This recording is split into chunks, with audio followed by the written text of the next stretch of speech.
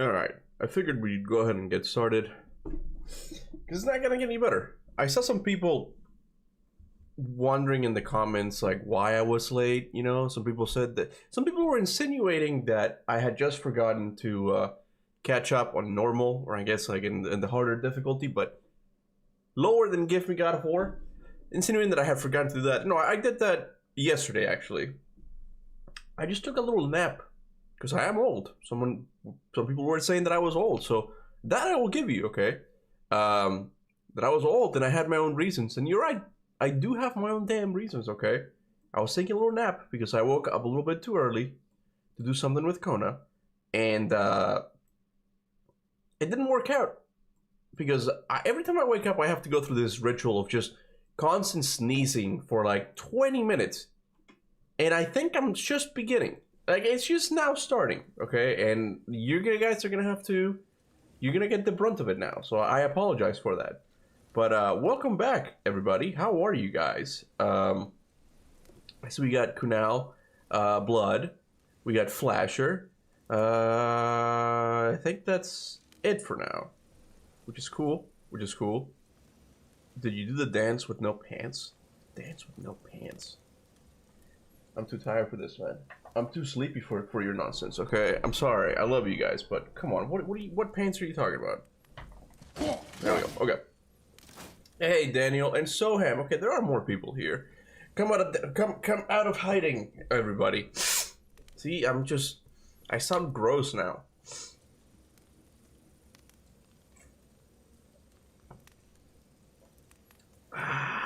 Okay. Hey, Nine Strike. Kuba, do you need to do some exercise before your body actually ages beyond your years? Yeah, I start streaming and my cat starts meowing, man. Yeah, I got some news recently from the doctor that I do have to, like, start exercising more and stuff. And we were gonna do that today in the morning. That's why we initially woke up. But my wife had a pretty crappy night at her job, and we just decided to treat ourselves by going to Waffle House. So we're very bad at this stuff, okay? So this is where we left off. Now it's on an easier difficulty. Welcome to I typically just find these games a lot easier now, not just the Norse games. I'll tell you in a bit. The light. Let's watch the cutscene I can again. barely see it. Something's wrong. See that column of light on the horizon? It's housed in the heart of a Is the ring. webcam weird? What? We'll find what we need there. No. I can't tell. Not yet. What's happening? To restore the Bifrost magic, you must step into the light. But be very careful not to get caught.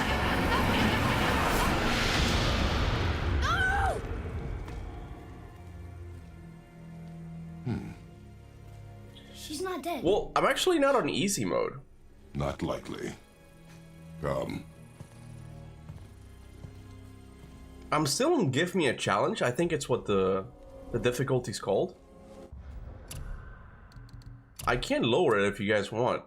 I have gotten so much better at games like in recent years Stay by me. that It's nothing. these games are now very easy to me. Like, I was also playing God of War 2 on normal because I had to re-record all of my footage again because it was crap, the one I had for years. And now that I have an emu, I'm like, I'm gonna just do it on the emu. It looks a lot better anyway. Killed it. Look up there. And I'm playing on normal, and I find it so easy now. Like, I have to play at least on like a challenge of some kind because it's like I just won't have any fun. Focus. But yeah, we went to Waffle House, but no, we will start working out again. We gotta, because we are getting old. So, and I want to be here for as many God of Wars as I can, you know? Something about an eternal war for the light. But the whole sneezing thing... If both sides need it, why not just share it? The camera. You will find it a common cause for war. The whole sneezing thing has been happening for years now. Like, it's just normal at this point.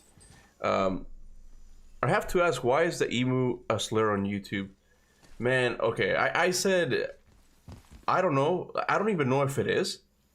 But, one time I said the word... They keep murdering the light. Xbox Game Pass. And YouTube thought that I was trying to give it away for F-R-I... No, F-R-E-E. F-R-I. And I had to, like... they took down the live stream. So, like, ever since then, I'm kind of worried at the insinuation of anything being F-R-I-E-E. I keep saying F-I-E-E, okay? And, I don't know. I honestly don't know. That's the thing that really sucks about YouTube, that you don't really know what the rules are sometimes. Like, they're not very clear. Who's pooping back there?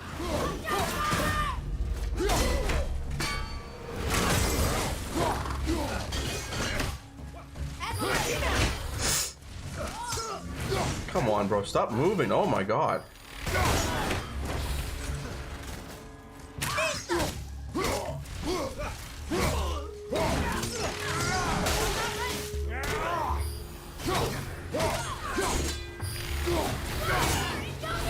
They're not hard. They just have this, like, fucking evade.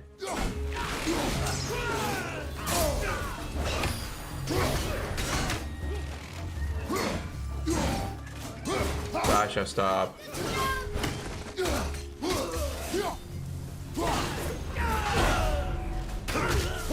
There we go. We talked about you on Monday stream, Kuba. Me and Rainsu played a good chunk. More will come. Of a game. I'd like to suggest to you too. I mean, go for it, man. Like, you keep suggesting games, so I can't really keep up at the speed I'm playing games.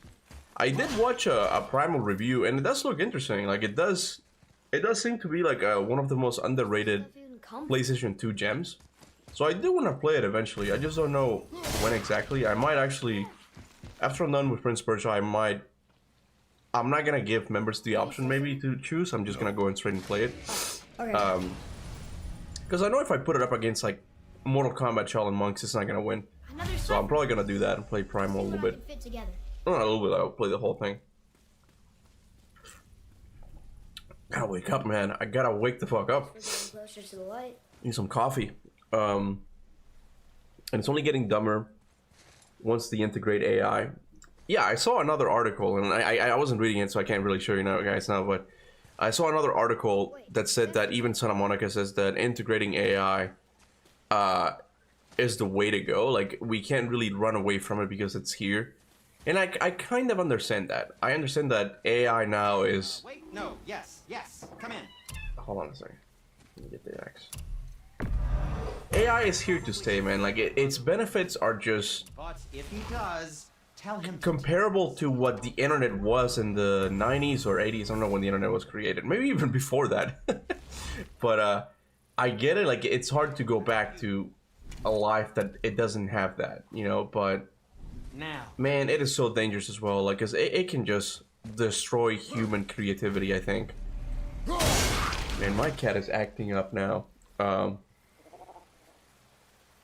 many times did you finish a story and how many times did you do 100%?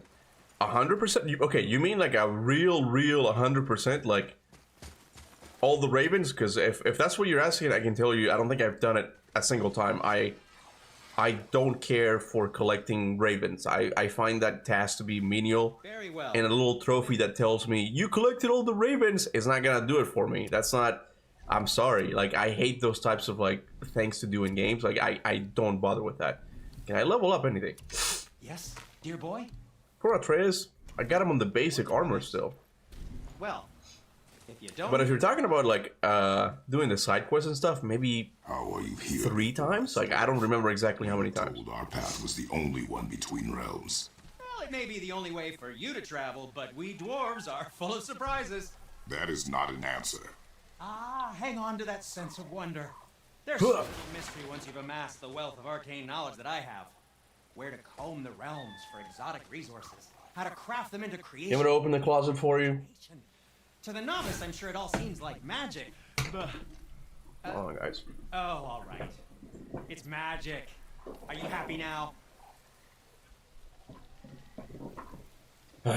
These cats, man. I open the closet and she doesn't even go in. I don't understand her sometimes. AI is like the evils of Pandora box. Once they're out, you can't put it back in.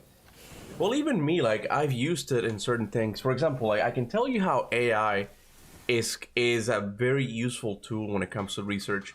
It's not how people are using it in school these days, where it's like, write an essay for me. I think that's wrong. Like, you're not learning anything. That's just a really bad way of doing things, okay?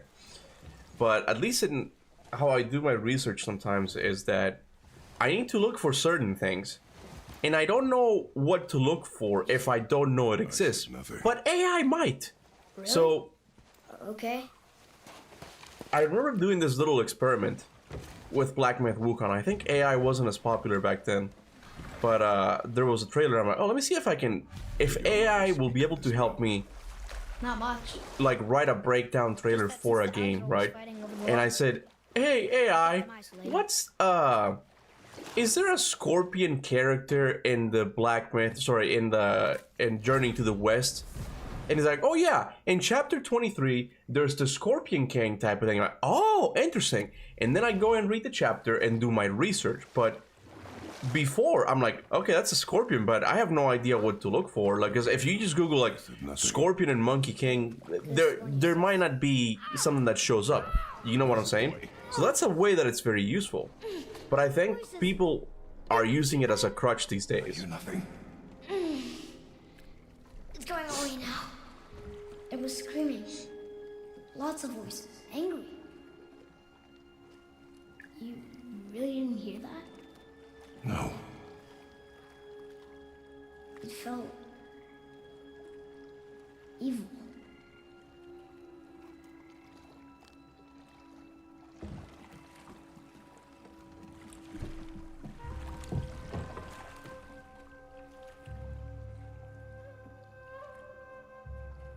By the way, the evil in Pandora's Box is in God of War Valhalla. How so? Most people who don't know Primal, well, most people don't know Primal, but those who do all unanimously, I don't know if I'm saying that right. I agree, it really deserves much more attention than it got. Yeah, I read in the comments of that review that the issue was how PlayStation marketed the game.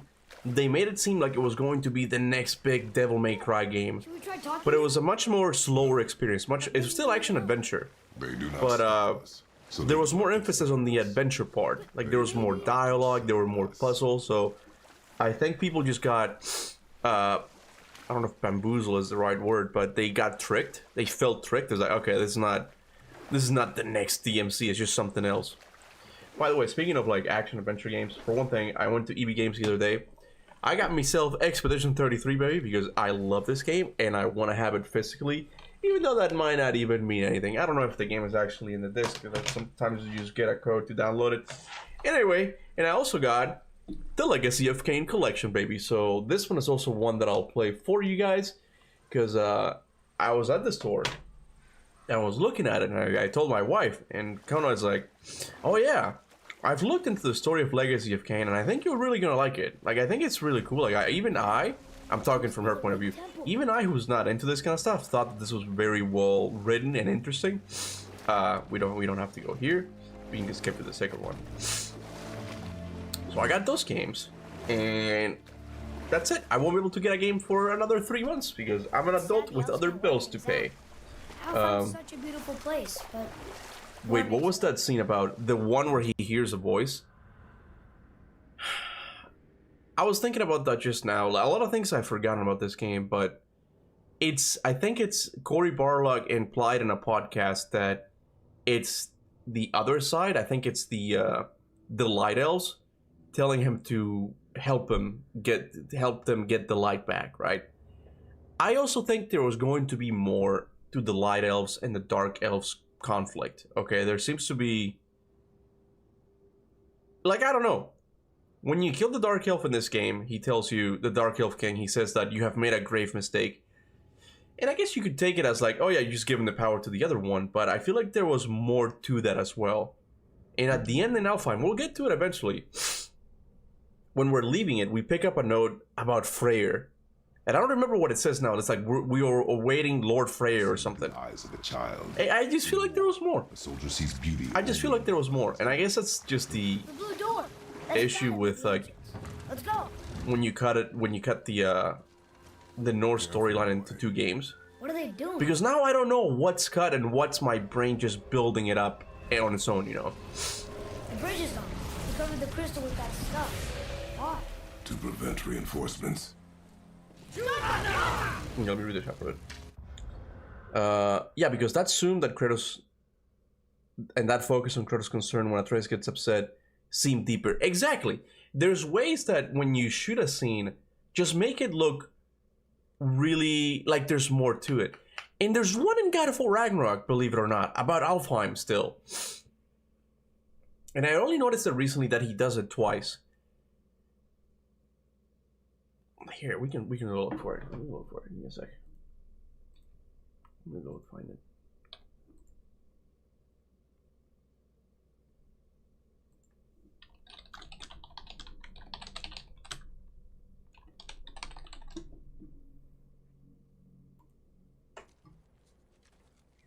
I can't. Let me see if I find it, because I know it's in Alfheim, but... I think I'm being stupid. I think. Okay. So the first one happens here. Oh wait, hold on, I forgot the chat box. There we go. This is the first one. Kratos gets drawn to the light, oddly. Let me get the chat on my phone, because now I can't see it. Man, my cat is being super annoying right now. I love her, but god damn it. Okay, so this is the first one. They go into Alfheim, and Kratos hears something. Most likely Faye, right? Like, it's just odd. Like, this just happens randomly. Because he did go into the light in God of War 2018.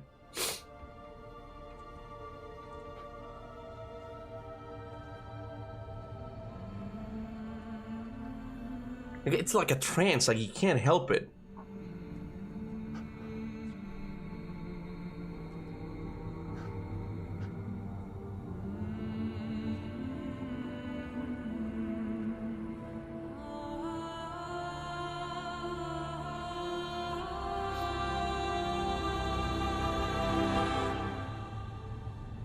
What are you doing?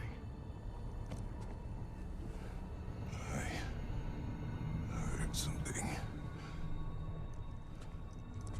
Father, she's... Okay, side shot. My god, baby, come on. Not now. Hold on, we'll skip a little bit. Because this is not really the part. Here you can see, you can argue that, oh, it's just him remembering his wife. He feels nostalgic for the good old times, right? You can argue that, right? It's like a moth to a flame. Good analogy. Good analogy, dude. I see YouTube change this whole thing again. But check this part out. Check this part out. And listen to the music.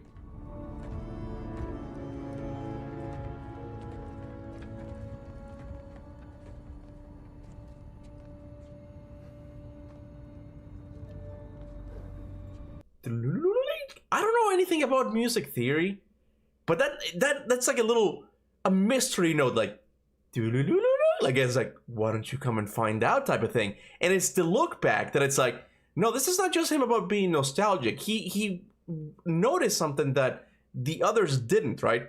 And it happened again. And I only noticed this when I started to replay God of War Ragnarok a couple of weeks back. Like, it happened after, I think it's somewhere here. Path leads to countless deaths, unimaginable pain and suffering. I'll show you guys. Hold on. Let me see. Hold on, we'll talk about it in a bit, guys. Hold on. Let me just show you the scenes first. Because it happens again, because now he's looking at the... Oh, sir. At the River of Souls, I forgot what it's called, the Vortex of Souls, that kind of feeds into the light of Alfheim. Look.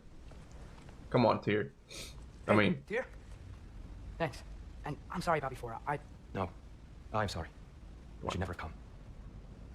We shouldn't linger. Look, I think it happens here again.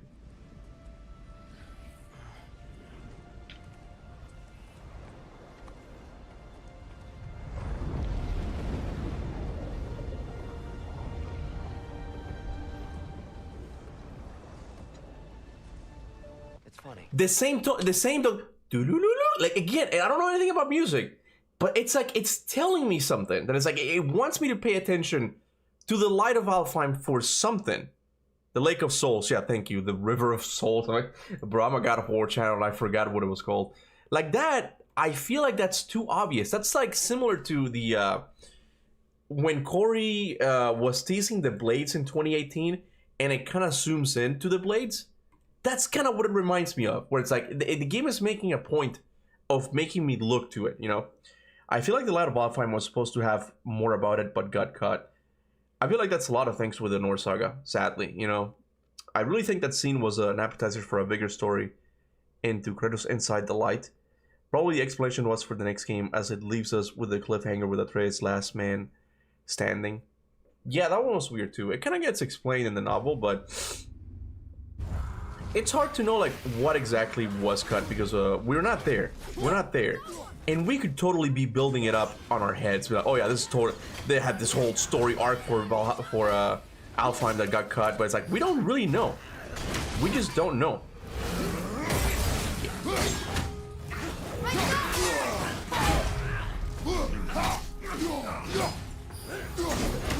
I'm gonna actually switch it to normal just so it's easier. Wait, what do I have it on? Do I have it on PS5? Yeah, good, okay. I think the light is like a drug. Once you commute with it, you'll keep coming back. Oh, definitely. Even Brock, the way he talks about the light is very drug-like. With like, that light of Alfheim is good shit. You know, like, there's that element for sure, right? But based on those two scenes I showed you, like, it just seems like there's more to it. There's more to it. Because technically, Faye is inside the light. Like, that's where she went after she died. So I don't know if they're teasing that Faye... Oh, man. I wonder if it's... Oh, man. This is what I'm telling you, like, I find this, like, thinking about these things really interesting. Because you get to really speculate a lot, right? But I wonder if that was them teasing a future Faye game or something that might have also been cut. Due to, like, I don't know... sentiments about like female characters changing in the gaming industry. That sounded really bad. But we're essentially, I don't know if Gamergate 2 is still going on as much. But there was a time that there was a pushback, you know, like with the whole Sweet Baby thing. So even though I think a Faye prequel game would work really well, I can understand why some people would be suspect about it, right? So I wonder if that was them kind of teasing that they might have been working on a Faye prequel game because for the longest time, like I think From down there? a Faye prequel game seemed very likely. I don't know if they never said anything, but it seemed very reasonable to expect something during that time, that era in the God of War series, you know, with Faye. The lack of God of War makes us theorize about the in-game music now, lol. We starving, bro. We be starving.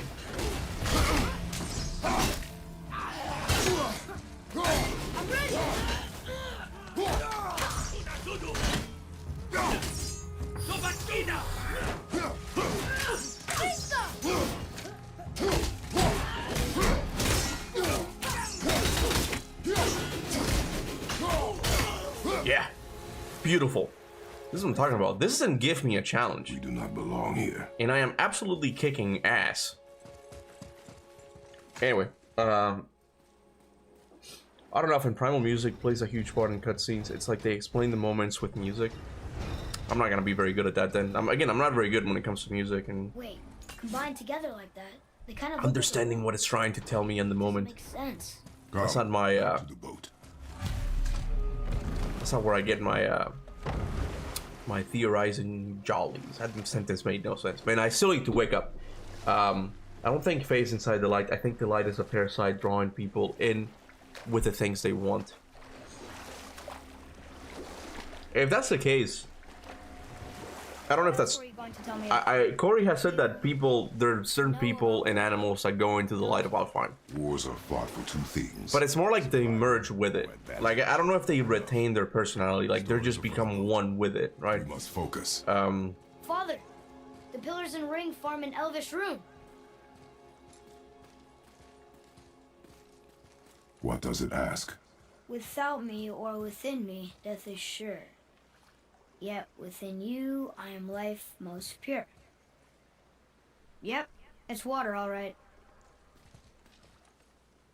The thing about Alfheim, it's happening again. Boy! It was the voices again, but different voices. Less angry. They were asking for help. We are here. Different voices. They sound less angry, but they're asking for help. See, that's interesting. That's interesting. What voices is he talking about there? Because that one sounds like the voices of the Light Elves. They're asking for help. I don't think he said they're asking for help in the previous one. This is what I'm talking about, man. For the light. God of War 2018, despite everything, it's still... You never care about anything. You have something to say. Maybe it's because it was like the game that set up the Norse saga. Luger. It'll always have this mystery feeling to it that no matter how many years pass, What's happening? whenever I play it, I just get drawn to it. And I'm like, oh, what are they talking about? What are they talking about? Like, it's so interesting, right? Schizo. Did my message deleted for? Father, Yes. Did it? the voices I heard. I don't know. I don't see it there. It's hard to make out, but way in the back of You can type it again. Mother. That is not possible. But I know what I heard. Atreus, enough. He looks different. Look at those. So he just said that one of the voices he heard is Faye, right? That can't be good. Okay. Lower the difficulty. We're gonna play it on normal because I'm here to talk to you guys. Give me a balanced experience. There we go. If we do get an Atreus spin-off game, how old do you want Atreus to be? Oh man, yeah, at least like late 20s or 30s, you know, like something like that. Like not too old. I don't want him to be like Kratos looking. But we gotta move away from the whole teenager look thing. Like that's just, I don't want him to be still a kid. I want him to be more mature. I've said this many times before, but I think that's a must when it comes to an Atreus game.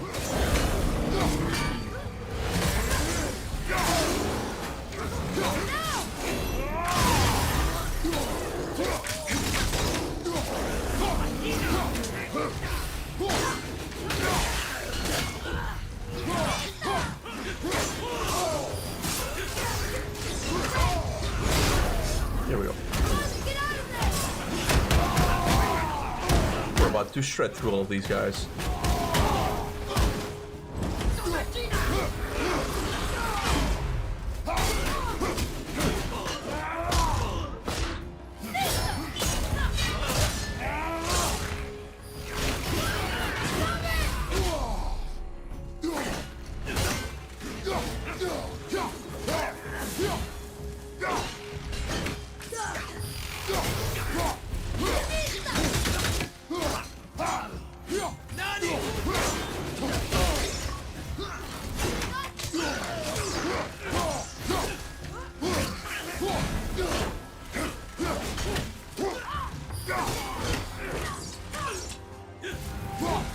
Stop moving! Oh my god. Punch you in the face. It's amazing that to me the Light of Alfheim is kind of similar to Valhalla. Souls of all kinds of creatures go there, and those who die in battle go to Valhalla. Yeah, there's like 3 different types of like afterlives in the Norse saga, right? There's Valhalla, there's Hell, and then there's Alfheim. And I could have sworn there was a similar one for Vanaheim as well, but I don't know if it made it into God of War. It might have gotten mentioned at one point, but I don't remember. But the thing about Alfheim, and I think I mentioned this before, is that we don't even have to go to God of War Ragnarok and what it cut and didn't cut to wonder what really was the story. Because even Cory Barlog said that originally the Alfheim level in 2018 was much longer. Tell me when. You can kill him. Okay, alright. Didn't want to grab him. Okay. Hope that was worth it. So it's the Alfheim thing. It's always been much longer, and I think a lot of things I'm forgetting now. But I could have sworn Corey said that the Lindworm was going to play a part of some kind. The Lindworm is the thing that collects the souls of the dead and brings them to the Lake of Souls. And I wonder if that was going to be like an additional boss fight or something. I know I can do this. There we go. The reason why Darwin says we all come from apes is because, why are we talking about evolution? Is because Africans are the original humans, pure ones, while other ones like the Europe, such as hybrids. What? Wait, is this like a racist comment? What the fuck did you say? The reason why Darwin says we all come from apes is because Africans are the original humans, pure ones, while others like from Europe and such are hybrids, Neanderthal plus apes. Weird, right? I'll be honest with you, I don't know enough about evolution to comment on it. I don't, believe it or not. Oh, that's a nice one. What was this? Yeah, I'm gonna go with Yahtzee's talent. Yeah. Believe it or not, biology is something that just doesn't interest me. Like in the sciences, it's cool and all that, but it doesn't really interest me. It doesn't interest me as much as physics does. The study of physics, I find it really interesting because it's so much more abstract. Oh, the theory of movement? It's like, what? We need a theory for that? I find it a lot more interesting. So I read that comment and I have no idea if it's correct or not. I don't know. Evolution is something that I'm like, it's okay. It's cool. It sounds cool that we came from monkeys, right? But it's not something that I research like constantly. Whereas physics and relativity, that's the stuff that I find really interesting, you know? So I can't comment on that, you know? I'll give you an example. At the very start, while characters explain about the two primal forces while describing order, it plays a theme of the entity of order. When he talks about chaos, it's a single drawn-out trombone note. Well, I think that's just normal scoring of music and stories. Hey, it's Bigfoot. He left a stain. He's plooged all over the wall. Doesn't make any sense. I think I'm beginning to finally wake up. I'm beginning to not be as nasally sounding anymore. So I feel better. I can talk more now. Let me do all this stuff. Let me get some shield combat here. Hold on a second. Hold on to sweep enemies. Yes. Stop it. Yes. Oh, yeah. Can I do the other one, though? Wait, we need to get this one. No, I don't have enough. Damn it. Okay. This is one of my favorite moves, man. Like, bonk, shopong. That's so God of War, man. That's so God of War. I'll never understand why they got rid of shield combat. It was one of the coolest additions in God of War 2018, man. I can't believe it. I can't believe it.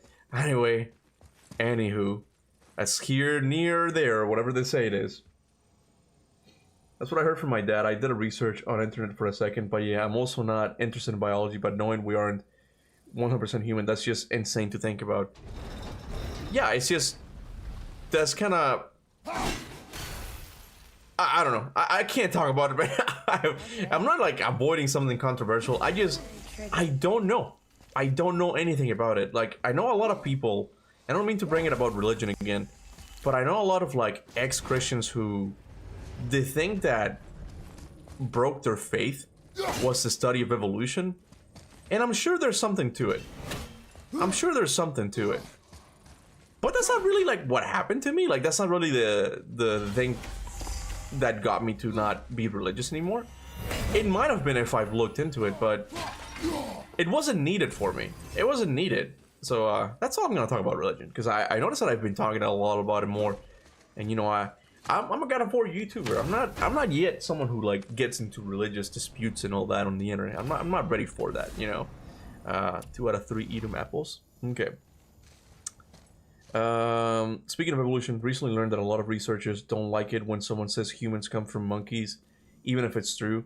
Talk about hubris. I think it's because it's it kind of create. That's something I do know. I think it creates a misconception that we came from literal monkeys, where in reality, we're a type of monkey. Like we don't. Will get us to the temple? The current monkeys today like have a connection to us, right? Because we're cousins or something. But it's not that we came from those monkeys, because then the question becomes like, how come we evolved but they didn't? It's because no, we were just a different type of monkey back then. And look, I'll be honest with you guys, I'll come completely clean about this, okay? Because again, I haven't done my research in this stuff, but evolution is one of those things that I find really, I'm not gonna say questionable, but I don't understand it. I find it really hard to believe that, and I go back and forth on this, I find it really hard to believe that we were the only ones who got to be this advanced. Given that the Earth has been here for millions of years, we were the only ones who created computers and PlayStations, right? Now, when you think about the time of the dinosaurs, man, they were here for what, 50 million years or something? We've been here for a fraction of that, just a tiny ass fraction, you know? And it's like, and I'm not gonna say that dinosaurs had computers and stuff, right? But it's like, I don't get it. How come we were the only ones? And I know that there are animals that are really advanced. Like there are, for example, this blows my mind. Crows can have like crazy, like problem-solving skills. Like they wanted to get, like they did this experiment where they put food in a let's just say a glass of water, but it wasn't enough water, so he couldn't reach in, right? So what the crow did was it started putting pebbles in the glass, and it raised the water, and it was able to get the food. I'm like, bro, me as an evolved monkey, I couldn't even come up with that solution. I don't even know how they did that, man. I find that outstanding. But I still find it odd that we were the only ones who were like, yeah, let's make computers, and this is the theory of gravity, and yeah, we're going to space now. Like, what's going on here? What's going on here? Like, I can't be the only one who finds that kind of odd, you know? But anyway, oh, let me get that thing down there. Let me get that. I can't see.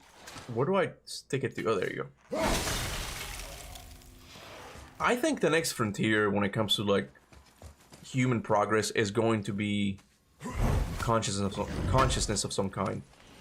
Like there's gonna be something weird about how we interact with the world, where this paradigm that we see as being like the material world and the mental, it's kind of an illusion. I think that's gonna end up breaking, and it's gonna be a lot more unified.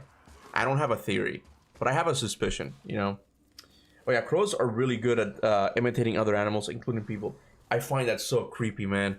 When they can just do the voice, like copy someone's voices without knowing what they're doing. It's like, what? What? Here's something else that's interesting in God of War 2018 that I just now remember because I know it's going to happen. Here we go. This is something interesting.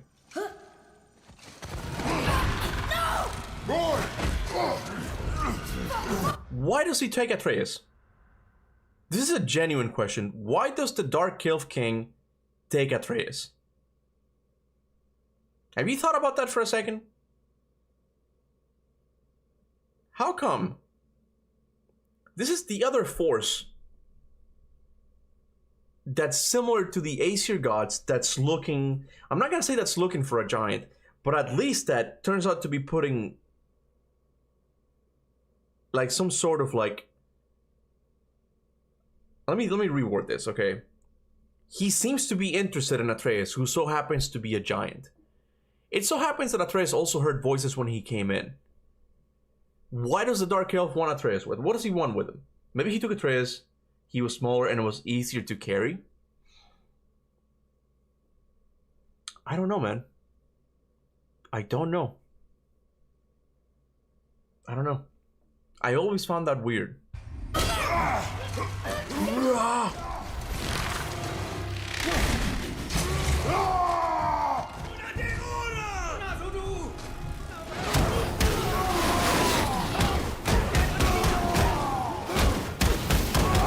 Alpine level is one of the most hated ones in God of War 2018 because I get that it does feel like a distraction, but I think it's one of my favorite ones. I really do like it. I like the the whole area in it. Like it's just it seems so to be so rich with lore, and I guess this whole other world that you get to explore for a bit. It's one of those like welcome distractions for me. Hold on, boy! Fight!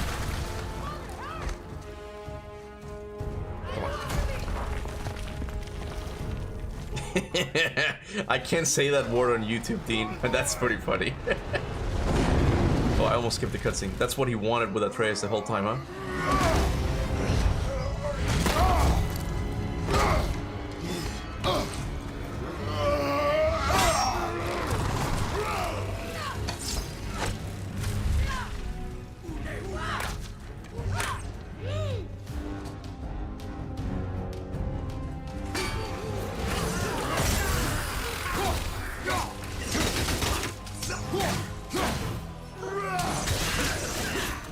I need to get Atreus a new armor, man. Like, he is still on basic, and it's not working out.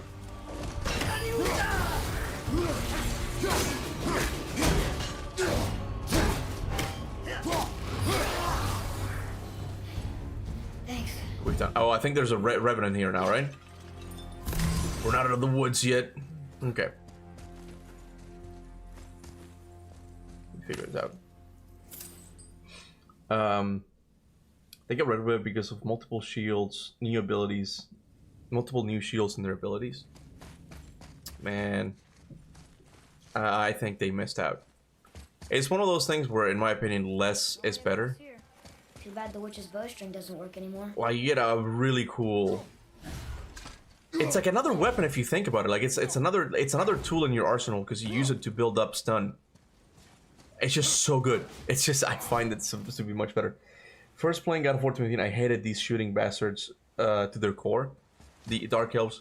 Yeah, the Dark Elves are one of those enemies that are really hated. And I do dislike how they're... Hey, you sure the witch is okay? I'd hate to think she died helping us. She knew what she was doing. Okay. Okay, that settles it. I do find it annoying that they're constantly evading you, so... You think you're gonna hit them, but then they just fly away. That I find kind of annoying, but... That's pretty much it. I have no other problems with them. What do I do here? Okay, well, it's not there, so we gotta go here. Oh, hey, Trippy. Yeah, I noticed that Cesti was playing Ninja Gaiden 4. Ugh. I've heard good things about it as well, but If we Man, cut I don't know. away, the bridge above us should reappear. Right. Expect resistance. Right. sometimes I think I'm a bit of a hypocrite because I say things like gameplay is the most important thing, and I do believe that, but I know that when it comes to like buying games, I also have to be somewhat interested, not really in the story, but mostly the world and what I'm doing in it. Like, if it doesn't look interesting to me, the mechanics could be really good. I'm like, I don't care. I just don't care. So I feel like sometimes I'm a bit of a hypocrite because I do say that gameplay's first, and it is. But I also have to be somewhat interested in the world. And when it comes to Ninja Gaiden 4, that's what's happening to me. I've never found, believe it or not, ninjas to be that interesting. Like, I don't find that appealing. And Ninja Gaiden makes it worse because it's kind of sci-fi as well. And it just doesn't look that interesting to me. I'm more of a fantasy guy. And I don't know. That's one of the reasons why I never clicked. And I look at Ninja Gaiden 4 now and it just looks so bland. The environments just seem so dark, so futuristic. Like, there's just nothing for me there, you know? So, I don't know. That's one of the reasons why I didn't get it. But I heard that it's good, so I don't know what to make of it.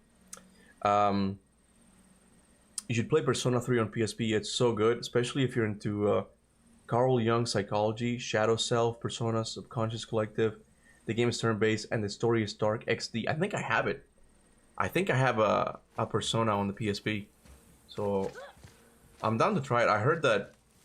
Not heard, like, I know that before Expedition 33, this was the turn-based in the modern era that was really good, right? So I'm willing to try it. I know there's not a parry or anything like that, but I'm interested in trying it. I'll give it a shot. And I do find the whole Carl Jung thing like really interesting, so Good call on that. You know me so well.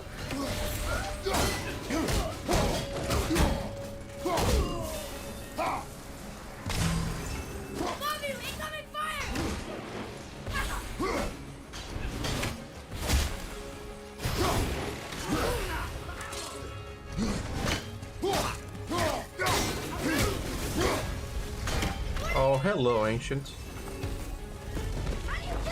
Ninja Gaiden 4 doesn't even look like other Ninja Gaiden games.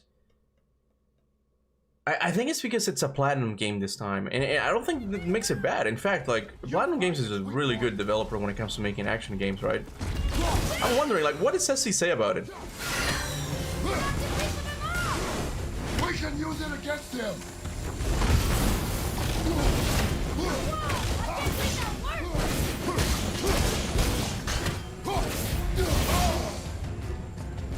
Oh, come on.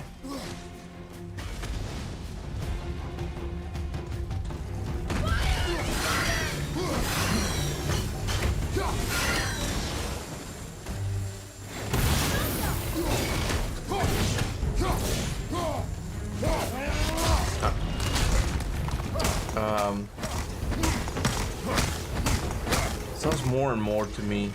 I didn't kill him? Oh, I thought I had him.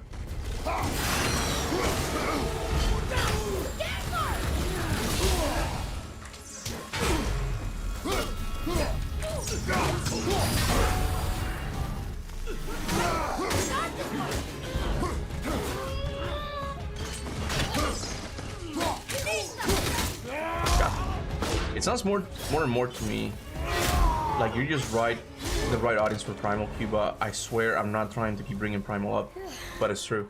Oh yeah, no, I agree. Again, in the review I watched, I try to keep it like spoiler minimal. Like I didn't really learn much of it. There it is. And it does look interesting. It does look interesting. But again, for me, it really is more of a sweet spot, okay? Because if you're just doing like a really cool and interesting world, but the gameplay is kind of boring, that might not keep me entertained. That might not keep me completely entertained, right? And that's my fear with this series right here, The Legacy of Kain. Because the world and the story and the character and the lore just seems, and the art style, everything seems so interesting. But when I look at the gameplay, my god, it looks rough and slow, and it looks like you're just doing the same thing over and over again. I am deeply worried about that, because if the game is not fun to replay, I can never get into the lore, man. Which one is this? Ah, this one's ass. Okay. On which difficulty is this? Seems to me it's on hard. No, I switched it back to normal, actually. Gameplay. Yeah, give me a balanced experience. Then it would be a give me story, but that's just heretical. I can't do that. I can't go that low. How low can I go? Normal. Normal is how low I can go. Does it seem like I'm struggling or something? Legacy of Kain is not gonna be smooth gameplay experience. It's old as hell. Yeah. I said it a couple streams back that I just naturally have... I have issues with playing PlayStation 1 games because they are so old, and even the ones that were considered good at the time, just they're old. Like all of those mechanics have evolved differently. Like they don't look anything like that.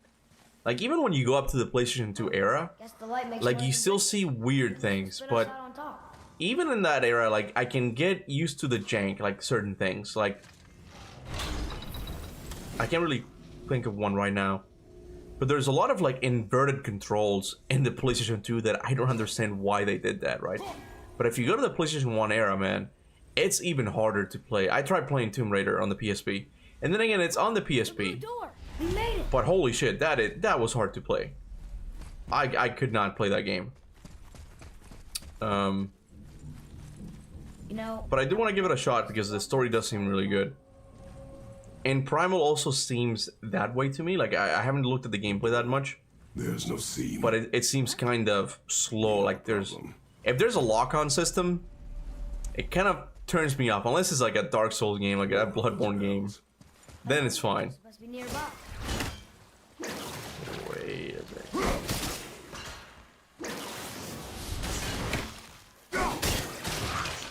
Got him. Okay. Let me get this thing. One there.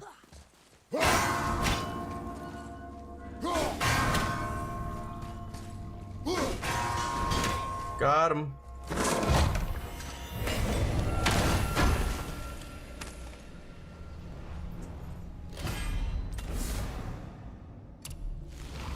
Okay. I always thought the walls here were so pretty. I like shiny walls. Look at that. It's so beautiful. Anyway.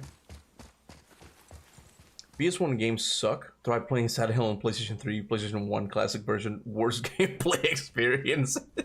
That's what I'm talking about. Like, it just comes to a point that even though those games were well received at a time, the mechanics are just too old. Like, they've evolved differently, and like they don't play as good anymore. It says mural again. Boy. This giant's a sorceress. Her name is Groa. Looks like she had visions. Did Odin tell her for her?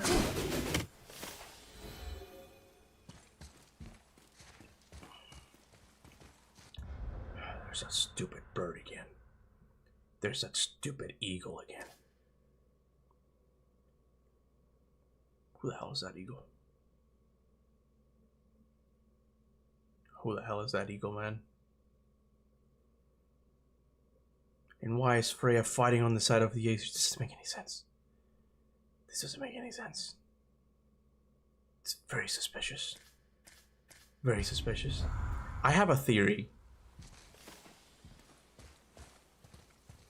I think I worked through this theory one time and realized that it wasn't true, but right now I'm forgetting why it didn't work out. I could use a distraction. But I had this theory, and it could be completely wrong. Again, once I finish the game, I'll tell you, like, if I notice something like, oh no, that kind of cancels the theory out. But I had this theory that Ragnarok in this game already happened. Like, we're given the impression, like, oh no, Fimbulwinter's starting. Say hello. Right? Where shall we begin? Oh, let me focus here. Yeah, sure, why not? I had this theory that Ragnarok in this world already happened. In 2018 already happened, right? Because there's certain clues that kind of give this away. For one thing, the big one is the giants are dead at the end of 2018. And when you zoom in, you see that they have weapons. Like, they have weapons, and there's blood splatter on the mountains. Those giants were in a battle. The only battle that the giants, you know, happen to go through in the Norse mythos is Ragnarok, okay? The second thing, when you meet Magni and Modi, when you kill Magni, what does Modi say?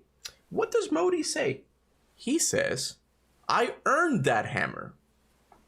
Pause, okay? He doesn't say, I will earn the hammer, okay? He says, I earned the hammer. Why does he say that? Why is it in the past tense? Why? What's up with that? Is it because it's over and, like, he's gonna be, like, compensated for his job working Ragnarok? There's a couple of things here and there. The other thing is that Mimir is the only one that tells you that, you know, Ragnarok is coming. But we know for a fact that Cory Barlog said in podcasts that you can't trust everything that Mimir says. When he speaks to the snake, he doesn't tell you everything. That's the other thing. The snake. I was listening to this the other day. He says he will earn it. No, he says, I earned that hammer. As if it's already done. Like, it's like he just needed to do this one last thing. This cleanup act of, like, getting the last giant, okay? He says, I earned that hammer. The other thing that I find interesting, when you wake up Jormungandr in this game and you talk to Freya, he says, oh yeah, the giant, the snake, no one understands him because he speaks an old tongue. An old tongue. when we know for a fact that Jormungandr came from the future. So what is that? You see what I'm saying? Like, what is that telling you? An old tongue? It's not that he's speaking from the future. It's just that he's so ancient that he speaks an old tongue. And then when we go to Jotunheim, all the giants are dead. And in Ragnarok is when Jormungandr supposedly goes back in time. That might be the part. That might be the part that doesn't make any sense. I'm seeing it now. I have to think about it. I have to think about it. If Ragnarok happened, then why did another Ragnarok come? That's the beauty of it. We see this in God of War Ragnarok. And I don't know if it ever gets brought up ever again. It's kind of mentioned. And it might be a residue. I'm just giving you guys like a little bit of a tease into a video that might come later in the future. This might be something that remained from the original story.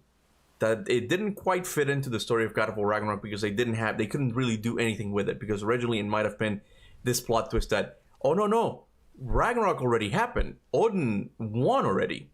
Because what does Odin say to Atreus in God of War Ragnarok? When he meets him, he says, I already averted Ragnarok. What does that mean? What does that mean? Another thing in 2018 is the tower.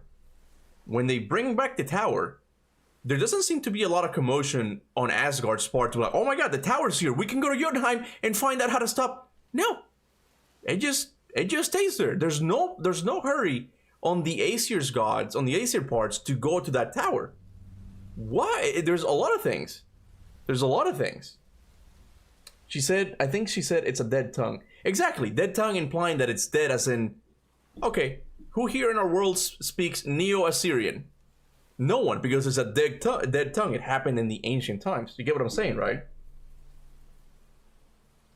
In the original Ragnarok prophecy, who will survive was foretold Magni and Modi were supposed to survive and would end up inheriting Mjolnir. Modi knew he and Magni would survive, but the prophecy was a lie. That could be an interpretation of it. Yeah. I think Modi just meant he earned it, as in he was good enough to receive it. So it was technically past tense because he believed he was a good enough for it. Maybe. But anyway, to answer God of War speedrun some news, like the theory is that I think I leveled this up twice. Fuck the wrist, man. The theory goes that the original plot was going to be that Odin already stopped Ragnarok. He won. He defeated the Titans, as we see in God of War in Jotunheim, right?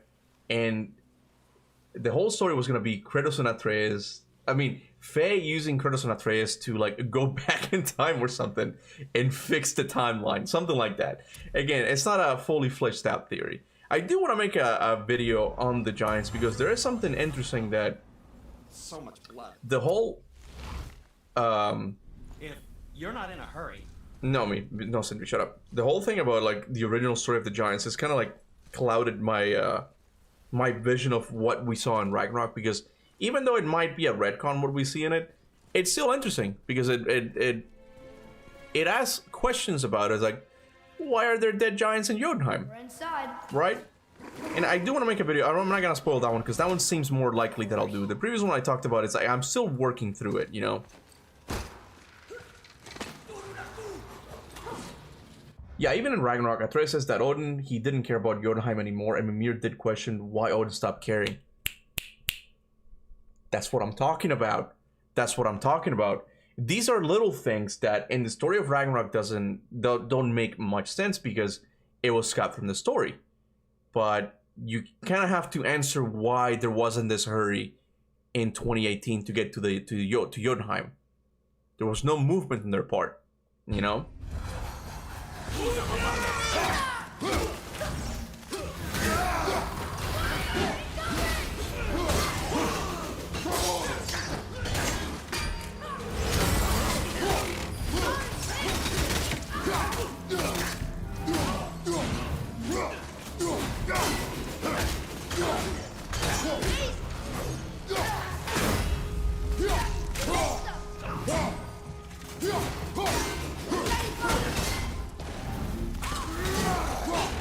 Damn.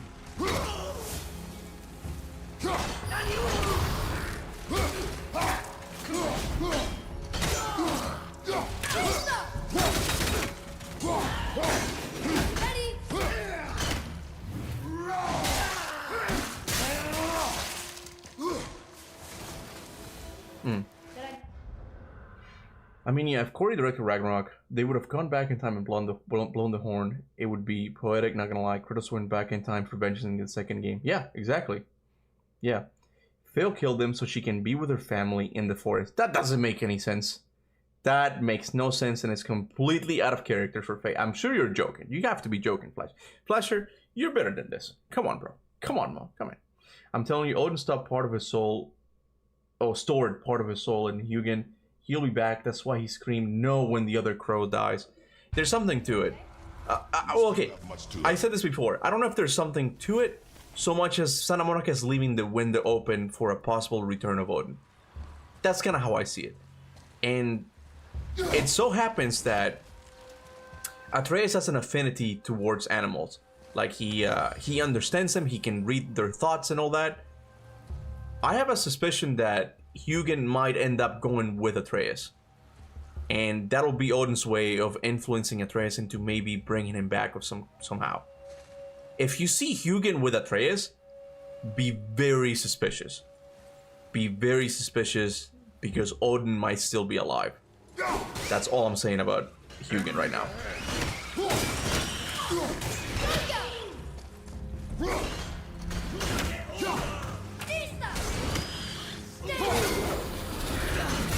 I'll be honest, like this revisiting of 2018 has been really nice because I've gotten like I don't know, it has reset that part of my brain that's like, yeah, do God of War theories. Like I've been able to talk more about it because like in a less rigorous way, just chilling with the members, you know, just talking, like shooting my ideas and stuff, even though I don't have like fully fleshed out theories. It's just like it's getting the juices flowing again. I like it. It's been nice, man. You gotta do one for the whole theory. The whole series. Giant souls and marbles was kind of lame explanation for the dead giants. It doesn't even explain it. It doesn't even explain it. Because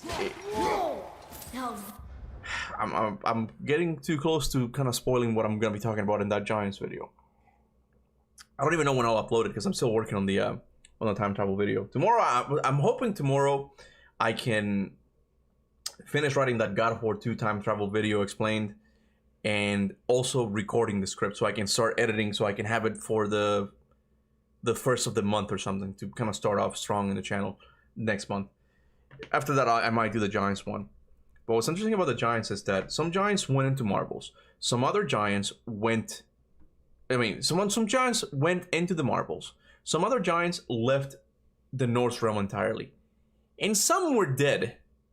Now, this whole time, I was making fun of this whole thing, the Giants being dead, because I understood it as like the Giants carried the dead bodies of the Giants from Midgard to Jotunheim so they could plant them in front of the realm or something, right? But they don't say any. Angry Bird doesn't say anything about that. There are just dead giants. And I'm gonna have to play more of God of War 2018, but I remember there being a mural or a triptych where when you opened it, it said something about giants not dying of old age. Something like that, right? Like, or very rarely do they die of old age. And still, it doesn't seem like those giants died of old age because they still have weapons, there's still blood splatter on the mountains. So what I'm saying is, like, what happened in Jotunheim? What happened in Jotunheim with the giants? And that's it. That's all I'm gonna say. That's all I'm gonna say. Amon Cabri, thank you so much, man. Appreciate it. Ragnarok in this game, not an event. Wait. Ragnarok in this game, not an event. It's a name of a character, you mean? I'm confused. Yeah, the whole like Ragnarok being a Surtur. I think that's something that God of War Ragnarok came up with. That's not something that was established in this game. Ragnarok in this game was an event. And I don't know why Ragnarok did that either. God of War Ragnarok did that, where they made Surtur the Ragnarok beast or something. I get it because he's integral in destroying Asgard, but that just seems that just kind of obfuscates. I can't say that word. Confuses things. I'm like, why did they make it that? Why did they make it so Surtur was Ragnarok itself? You know? I don't know. Good question. Good question. I honestly don't know. Say. Yes, sir. Ragnarok for me is a bit of a blind spot. I'm not gonna lie. Like I have to like play it more often. It's just Save the light. it's really hard for me to like Do a very good replay job. God of War Ragnarok, especially Ragnarok. 2018 is a little bit hard too, but Ragnarok is a whole other beast, man. But I feel like there's definitely something to that whole thing of Surtur being called Ragnarok. I don't know why that's the case. Hear me out. The giants got kidnapped by the higher plane of existence, and Atreus finds his way into the higher plane, but gets kidnapped himself, and Kratos has to go and save him. That I feel like, look, yeah, Luke. Okay. The thing about that, Luke, is that I noticed that a lot of us that are not writers, and I'm including myself in it. Okay, I'm not saying, boo, you're not a writer. That theory sucks, because I've made a similar theory that Atreus gets kidnapped by Seth from Egyptian mythology, right? I think that only comes from our inexperience to tell stories. The whole idea of like Atreus has to be like a damsel in distress that he has to be rescued. Ugh, look at that armor, it's so ugly. But I think... Wait, hold on, what did you say? The giants get kidnapped. And he also gets kidnapped himself. Okay, never mind. I thought you said only the giants, but no, he also gets kidnapped, right? The point is, I think Santa Monica is gonna do the Atreus story differently, or like I do think it'll be a little bit disrespectful, or well, what the hell was that for? Feeling, right? Where it's like this whole build-up for Atreus and he gets kidnapped like a little bitch, right? I don't think they're gonna do that. I don't know what will happen though. I don't know what will happen with Atreus, but they have to do something. They gotta do something. In actual Norse mythology, Surtur is the one who destroys Asgard. Fenrir kills Odin. Jormungandr kills Thor. In Ragnarok. Wait.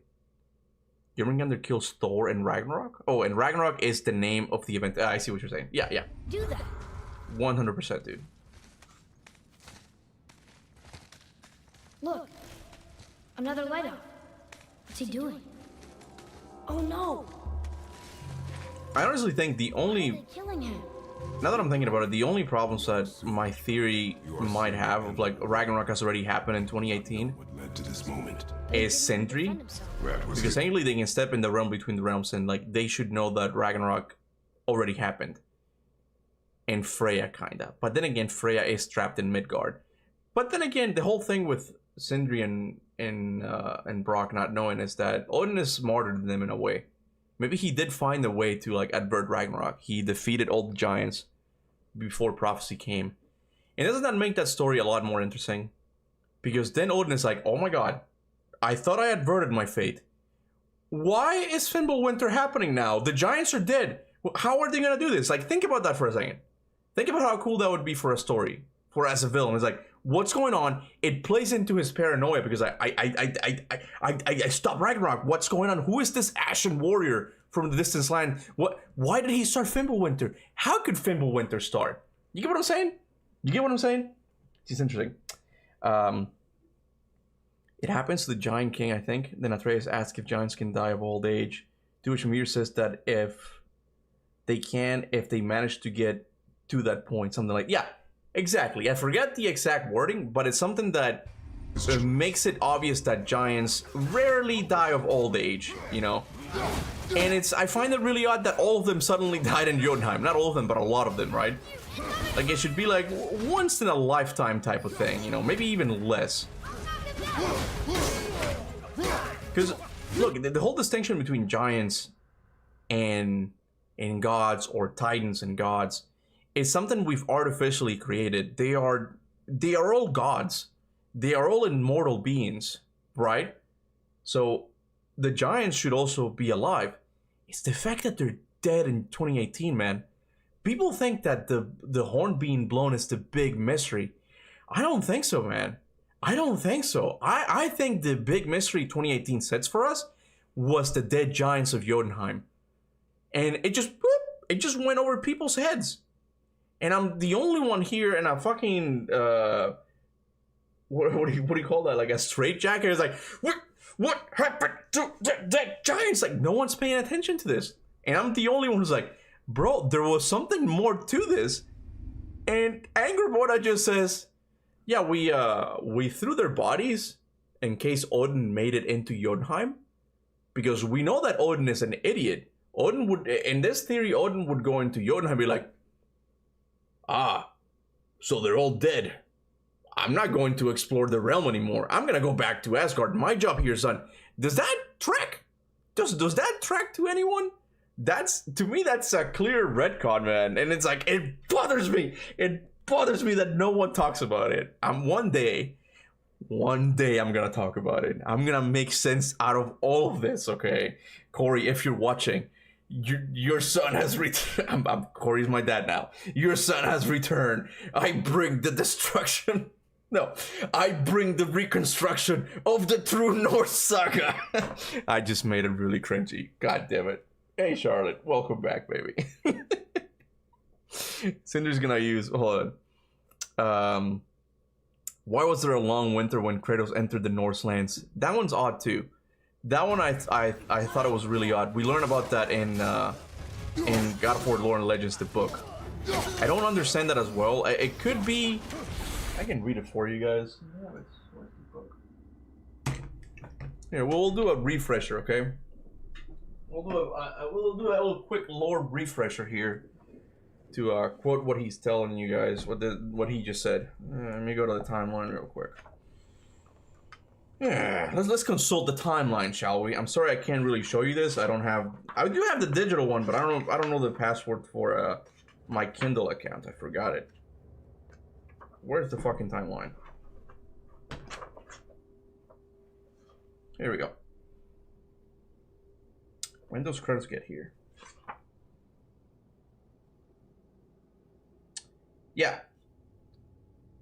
113 years before the events of 2018, Father arrives in the Northlands. For years, he lives alone, deep in the woods. He meets monsters and creatures, but avoids people. A long winter freezes the realms. I just realized this. Oh my god. Hold on a second. A long winter freezes the realms, which Odin fears to be Fimbulwinter, the frigid 3-year stretch that is said to precede Ragnarok. Anyway, I'm gonna keep reading. Then 113 years... Sorry, that was 115. This one's 113. The long winter eventually ends, to everyone's reliefs. So 2 years. It didn't quite make it to 3 years, right?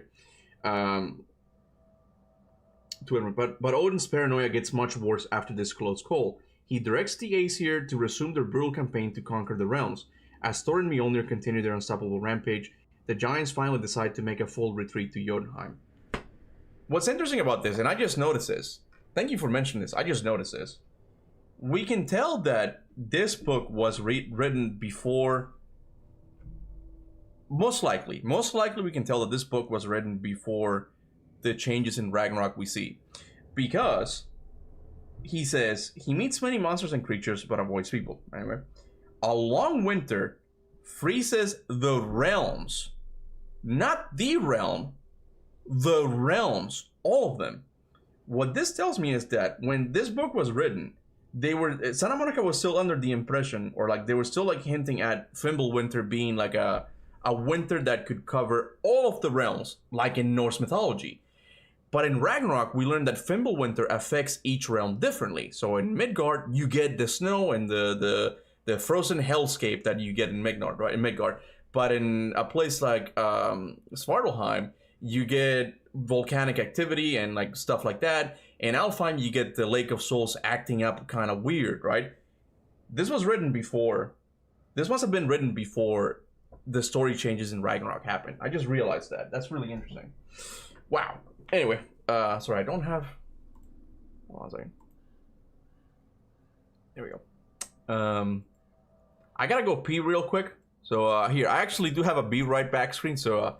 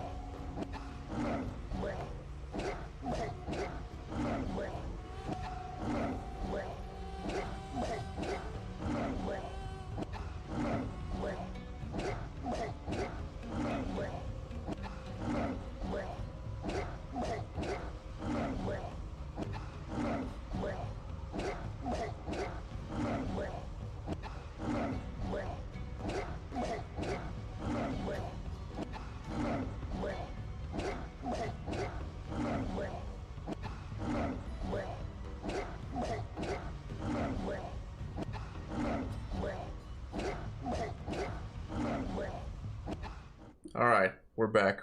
You'll never get to see Kratos kill that Minotaur, man. I got that when I was playing God of War 2 the other day. It was just the gargling noises that did it for me. I thought it was really funny.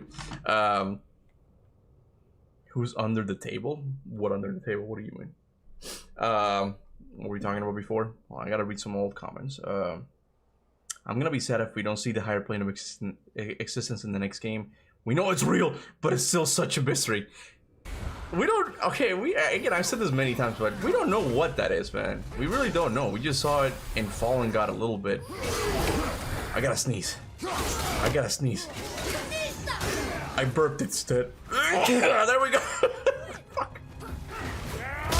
Oh, that was a quite the trip there.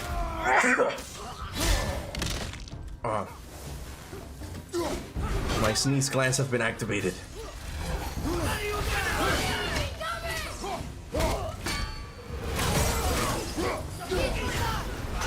Dark Elf.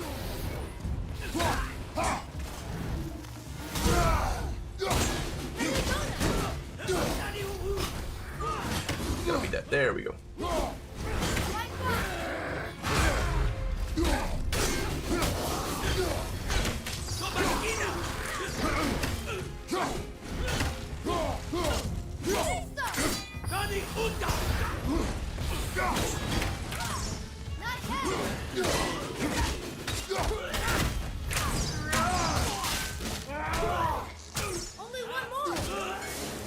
There we go. Okay. Let me get a chat on my computer again. Light is near. Look for a way inside. Where's my chat? What happened to it? Pop out chat. There we go.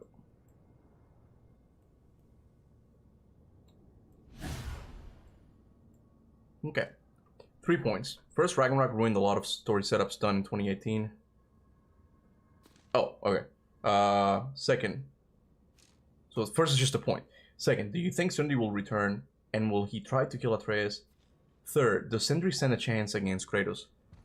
Honestly, Sindri is one of those things that I think Ragnarok did very well. I like that story, that character setup for him. And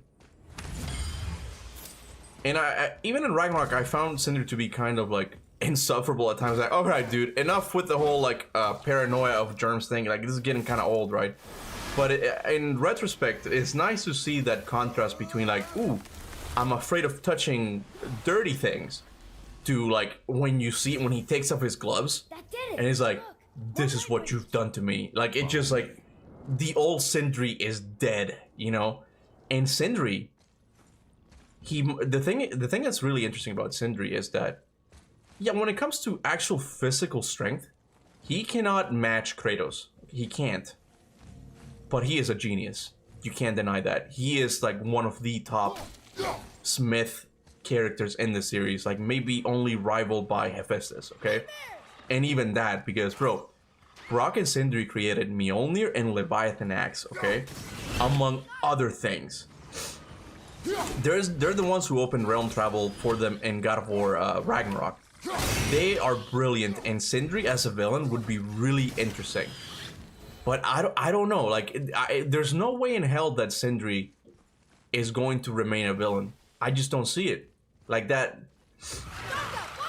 I'm okay with just having a completely tragic character who just never learns, like, never comes back to the way of goodness. But I don't know if Santa Monica will do that. I think Sindri's one of those characters that has to be redeemed, just like Freya was in Ragnarok, right? I just hope that this time they take their time with it. Don't rush him. I don't want him to become like friendly with Atreus all of a sudden, right? But I also don't know what's next for him. I don't know. Like, if anyone has any idea what you think Sindri's role might be, like, I'm all ears. I'm down to like read your comment, because why would Sindri leave the Norse realm? We know Atreus left it, but why would Sindri leave the Norse realm? Some people have said that maybe he will travel to Egypt to, I forgot, to go to the Duat and bring Brock back to life. But that is one thing in Ragnarok that's very final, where it's like, no, you can't bring Brock back. Like, he's missing too many soul pieces or something. I forgot how it goes exactly. But Brock is not coming back. So I don't know if like they're setting up Sindri for much later in the future, where they have to get back together or something. But I want to see him more. I want to see this. Sorry, this new version of Sindri. What is he gonna do? Is he good? I'm suddenly like hiccupy all of a sudden. Is he gonna pose a threat to Kratos, Atreus? What's going on here? You know, why aren't you guys becoming members? Do it, show the support. I know where you all live. You tell him, Daniel. You tell him. The fact that there's so much lore in the God of War cookbook of all things, I didn't find that many. Like I found a couple of things, like Tyr mentioning like a couple of gods he met like outside of the Norse realm. Oh, I forgot to heart the comment. My bad, Kunal. My bad, bro. Thank you for the super chat. I didn't even say that. You're the best, man. You're the best. Sounded really sarcastic, but I do mean it. Thank you. What was it? Oh, the cookbook. The cookbook. There's a couple of things about Tyr meeting other gods that are not Norse, and I found that interesting. But outside of that, I don't remember there being much lore. I'm gonna have to read it again. But it's mostly just recipes if you really think about it. You're restoring all the I really do want to do a cook show for you guys, but every time I think about setting up the computer downstairs, it's a headache, man. It's a headache and a half. Sindri's gonna be Lex Luthor in the next game. Yeah, something like that. Someone who doesn't really uses their physical strength, or he does have a little bit of power. He can step in the realm between realms, right? But he's someone who is more about like his ingenuity and what he can do with his brain. And it's gonna be interesting because we've never had a villain like that in the God of War series. Like they're not dumb. Odin is more cerebral, but Sindri is more like, I'm gonna create the perfect antidote to like take away Kratos' immortality or something like that. But I don't know if Sindri will go that route. I just don't think so. He's set up in a way that he's definitely like more messed up and willing to do other things, but I don't know if he will go that far.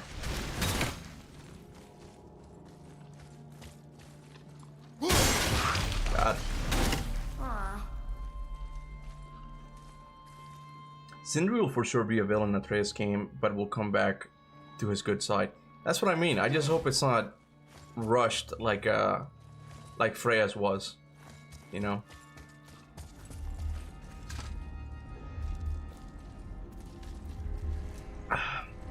It also says Tyr spoke with the Dark Elf King, the one we killed in 2018. Oh yeah, I remember something about that. Yeah, but even in that, it doesn't say anything else about the Dark Elf King, right?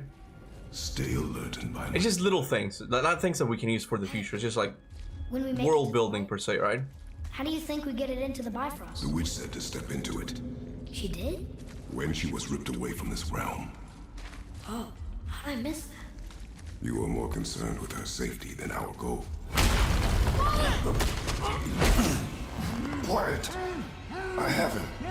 Your knife boy.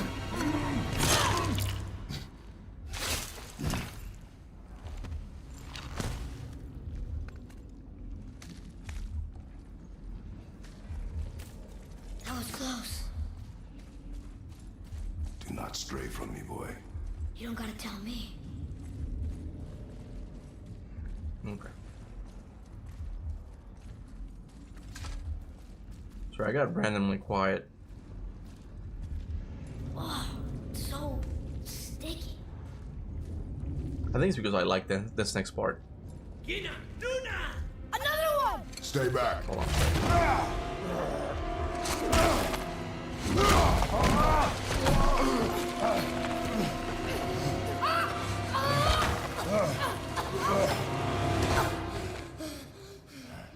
This is something else that's kind of weird in 2018. Yes. Not weird, but I think it kind of contradicts. Understand? Got it.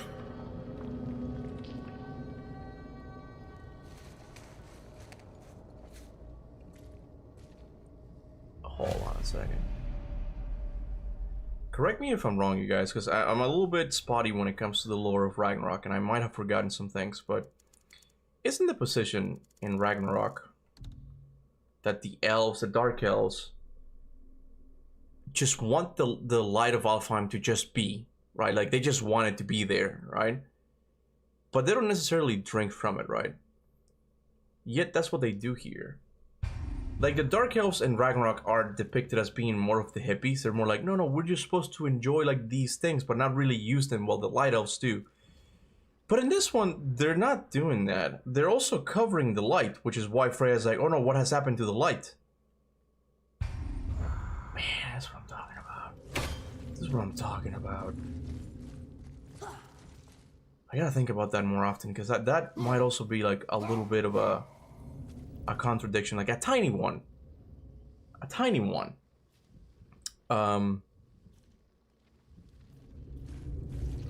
Cap, I know last week on stream when talking about Thrud, you asked if anyone knows any stories about a woman with a hammer in a mythology. Yeah, man, if you know it, go for it. I could use a theory video. You'll get credited. If you tell me like a good character and it kind of makes sense, like, oh my god, this might be Thrud, I'd be interested in that, you know? Oh, and there is Brigid, Celtic goddess of blacksmith, if I'm not mistaken. Well, I mean, okay, that's a hammer, but smithing, right? I don't think Thrud's gonna open up a shop in the Celtic realm to like make weapons, you know. Falls, be ready. There's a thing with Okay.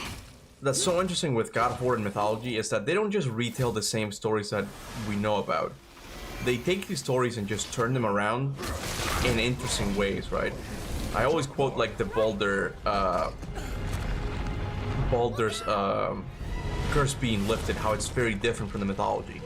It still happens, Stay behind me, but it's very different. Yes, sir. Okay, search Brigid and look at pictures. Oh, let's look up. Give me a sec. Brigid, you said? Brigid. Let me copy it. Brigid, Celtic mythology.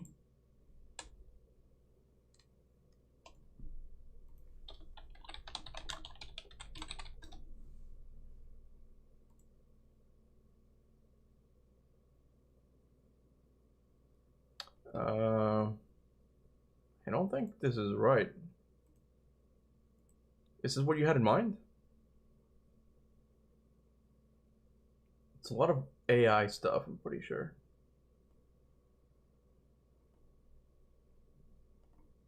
Yeah, let me see.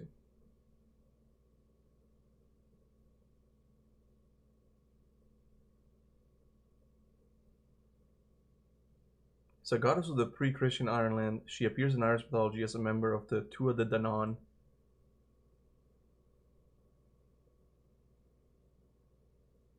The daughter of the Dagda and wife of Press, with whom she had a son named Rudan. Her sacred tree appears to have been birch, given some older symbolic related traditions. I mean, right off the bat, it doesn't seem like there's a connection. There could be a connection between her and Thrud, but if you have a theory on it, on how you think it could work, I'm all ears, man. Speaking about Freya, I really didn't like how fast she turned around from wanting Kratos dead to basically flirting with him. I don't think she was flirting with him, but flirting with him, and wasn't endearing to me. It felt weird, and I don't get this shipping. I think the shipping just happens naturally because people see like, oh, single female and single male character. Let's get this going, man. Let's get this going, right? I don't want it either. I think it'd be weird. I said this before, but yeah, in a normal world setting, I think it could happen. It was like, I'm horny. Press circle. You know, like it could totally happen. But I don't think it makes sense for Kratos, especially after we spent so much time with him, like thinking about Faye and their good times and stuff. Like, feel kind of weird, you know. But maybe they'll do it in a tasteful way if they're able to. Against superior numbers. Stay focused. But I do think like her transformation happened way too fast. I think it's similar to the Brock thing, where in the original second story, Brock's death might have been the end of it. Like they thought they had figured things out, and Brock would have died, right? And also, I think Freya at the end of the second game would have been like, "What am I doing? I messed things up. Odin is now in control or something." And then in the third game is when she would begin to turn. I think that's what might have happened with original Freya, that is.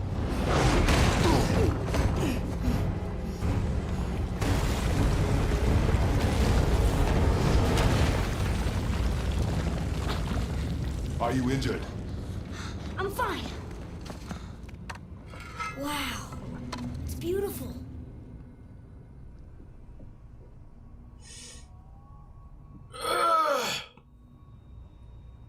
The light. It's making the whole temple reappear. It's the source of all of it. Wait. It's singing. I hear her. I hear her! I told you I heard her! Do you think she's in there? Ah! Hey, Charlotte. You're not getting my water. You're not drinking my water. That really hurt.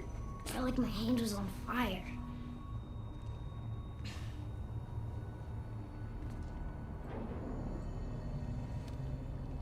Stay here. But I want to Stay here.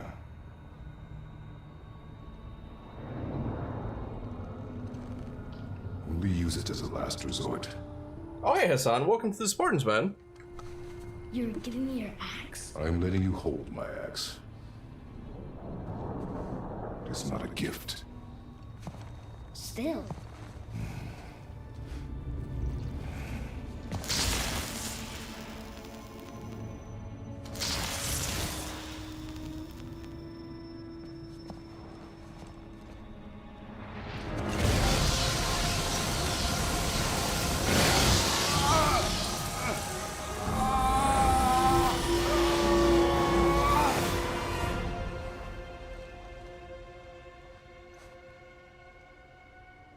What is this? Faye? This is so cool. Every time I play 2018, You have to come back. man, You left me here alone. Atreus? Alone with him. I think the act of ranking the series from worst to best is kind of futile sometimes. Because every time I play a God of War game, like a certain couple of them, there's like 3 of them that I'm like, nah, these will, I don't think I'll ever consider these to be my favorite ones in the series. But there's a couple of them that whenever I play them, I'm like, damn, this might be the best God of War game in the series, right? And it's kind of happening with me right now with 2018, where I'm like, I'm really enjoying this. I'm liking the pace. It's slow and all that, but the delivery of the lines, like what you're doing in the games, like, it's just so interesting, and I'm so captivated by it. It has issues. I'm not gonna lie, it has issues, but I can never pick a favorite game, because a couple of weeks ago I was playing Ghost of Sparta, and the same thing happened where I'm like, God damn, this PSP game might be my favorite God of War game in the series, and it happened with God of War 2 and God of War 3 and even God of War 1. It's like there's a good chunk of them that I'm like, these are all such good games that if anyone tells me 2018 is my favorite game, I'm like, I get it, man. I get it. You know, same with Ghost of Sparta, same with God of War 2, 3, 1. I get, those are like the main ones for me. Those were like the ones that are competing for the best in the series, right? But because now I'm like, oh yeah, Faye shows him the future here. Like, I like God of War 2018 for different reasons that I like other God of War games, but when it works, man. He always leaves. He's never here. He doesn't want me and he never will. It's just Corey's way of telling the story. Yeah, there's something special about it. And Corey also had the benefit of being the first one in the Norse saga. He got to set up, look at how many ravens there are.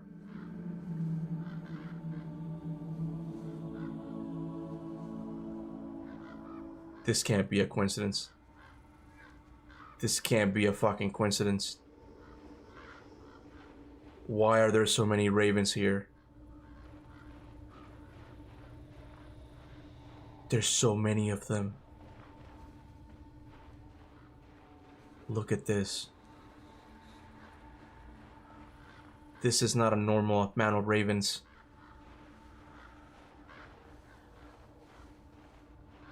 They don't fly away when you walk over them. Why am I just now noticing this? Am I tripping? Why is there so many ravens here? This is what I'm talking about. Corey has said this, man, in an interview, and this is what bothers me. Corey might be watching this right now and just laughing his ass off because it's what he wanted. It's what he wanted.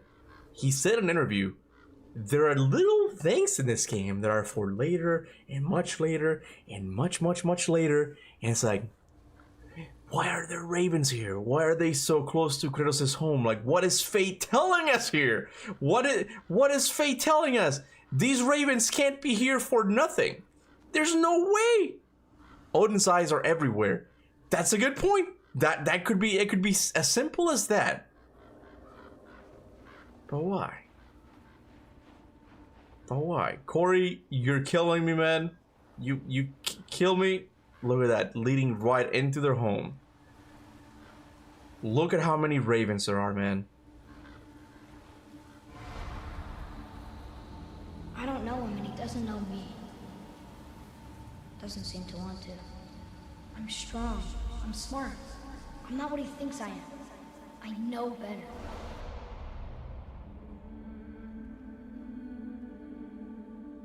Did I change? Talk to me. Wait. Did I change my mind a bit about Ragnarok? Yeah, I've come around on certain things. Even Odin, like even though I would have liked to see Corey's version of him. I think I've come around to be like, it's not that bad of a character. I mentioned earlier how I liked what they did with Sindri, especially at the end. There's a lot of things I do like about Ragnarok, man, but it's just the issue for me when it comes to the Norse games is that they had such emphasis on the story. How Corey set up like the rules for the Norse saga, that any deviation from that Doesn't teach me. is gonna be amplified for me, right? You hear me? And especially for me when I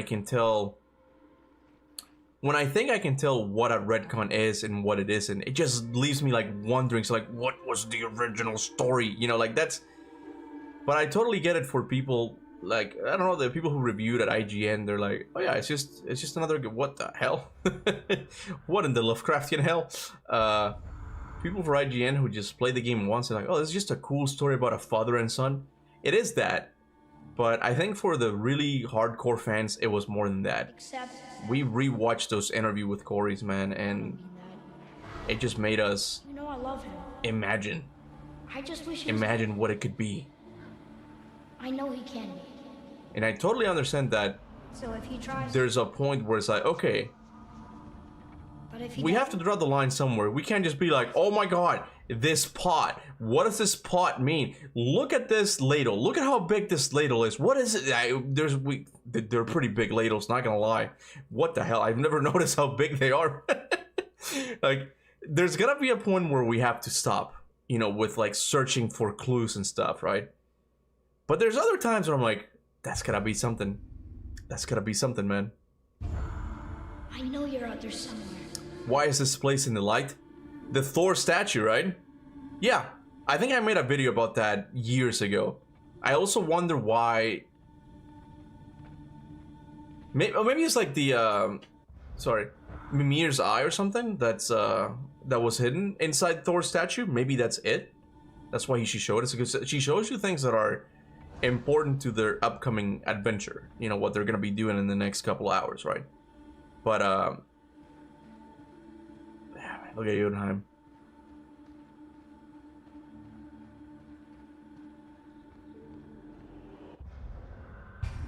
There's a light back there. Might still be the light while I climb. What the fuck? Hold on a second. Hold on a second. Give me a second. Oh, hey, Earfim. Thank you so much, man. Much later implies Norse Saga will be a focus point and will come back. Even things like Fenrir's kid, Corey's original story isn't lost. There might still be more. I'm hoping there is. It's just I don't know how they're gonna like tie it back. Not you. Tie back the Norse Saga to the Egyptian one. I'm not even an amateur writer. I'm not a writer at all, but someone who like is interested in these things. I don't see how they could connect the horn, for example, to Egypt. You know, I just don't see how they could do it. I don't mean that. You know I love you. Face telling you to kill all the ravens and do 100%? That's not gonna happen, man. There were 2 ravens up there. There were 2 ravens up there. God damn it, these fucking ravens are messing with me right now. Like, I'm just obsessing over them now, man. Oh my god, this game is taking over my life again. I'll try. I'm experiencing what I did when I played this game in 2018. I'm like, oh my god, there's so much more to this game. There's so much more. I don't know if you notice this, but here, let me get closer a little bit. I think there's a light.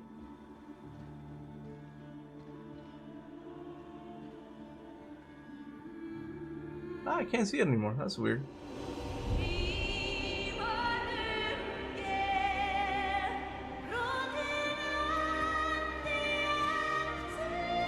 First time I noticed there are ravens.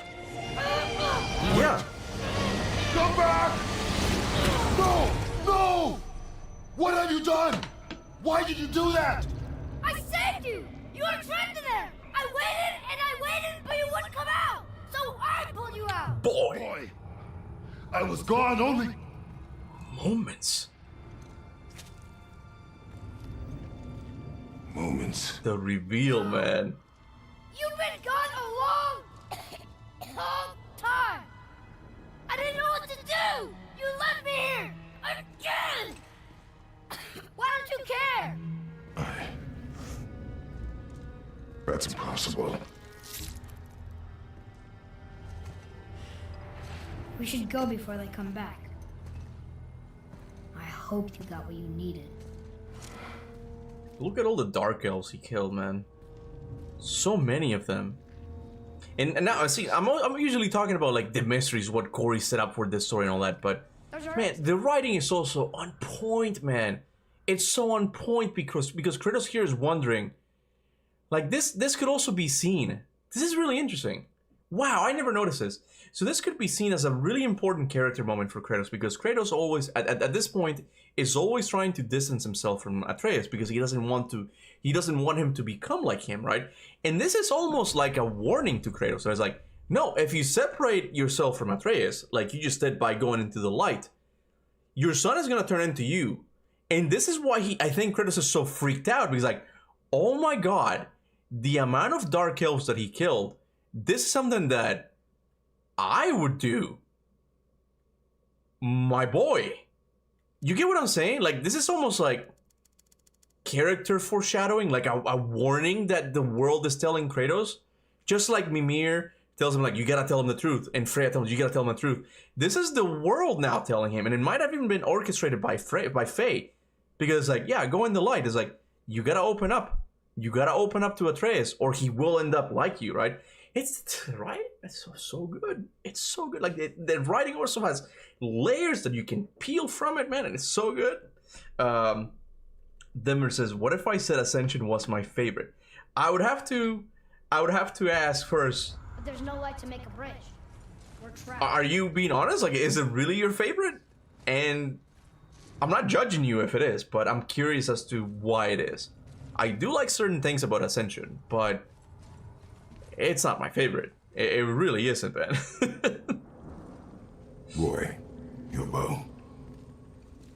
Hold it out.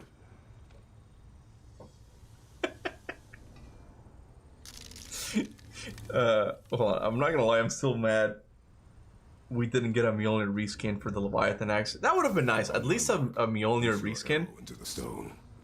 Well, I mean, I think, again, like, a big change with the Norse Saga is that it had to be... We can now make our way back. It had to be grounded. Like, as opposed to, like, the previous game where you had Tycoon Kratos or the fish armor, I'm forgetting the names now. They're not gonna have something super silly like that, right? And even though, like, a reskin of Mjolnir is not that silly, it's still kind of immersion breaking as to, like, how come Kratos has Mjolnir now? It doesn't make any sense, right? But I know a lot of fans were disappointed that you didn't get Mjolnir. That surprisingly is one of those things that didn't bother me about Ragnarok. Even I made a video before Ragnarok came out that I'm like, Mjolnir's not gonna be a weapon, you guys. For those of people who's like, oh, you're just mad because you didn't get your theories didn't come true. Like, some theories did come true, okay? Some theories did come true, and that was one of them, that the hammer was not gonna be used in Ragnarok. But I know a lot of people were disappointed with it, but I like the spear. The spear is one of those things that whenever I talk good about Ragnarok, is one of the things I bring up. I like the spear. Let me see. I gave you everything, my home, my friendship, my skill, my secrets, my treasures, and you just kept taking. And now look what I've got. Not even my family. Sindri, man. That's one of my favorite scenes in Ragnarok. It's really well done. Because it's one of those things that just really grabs your attention because like, oh my god, look, this is Sindri? The guy who's just been like yeah, not folksy, but just kind of like, yeah, don't touch me, I'm afraid of nerves. Like, you suddenly see this other side of the character. That was a well done, like, twist on the character, you know? I should start reading the chat on my computer, not on the phone. I'm gonna turn this off.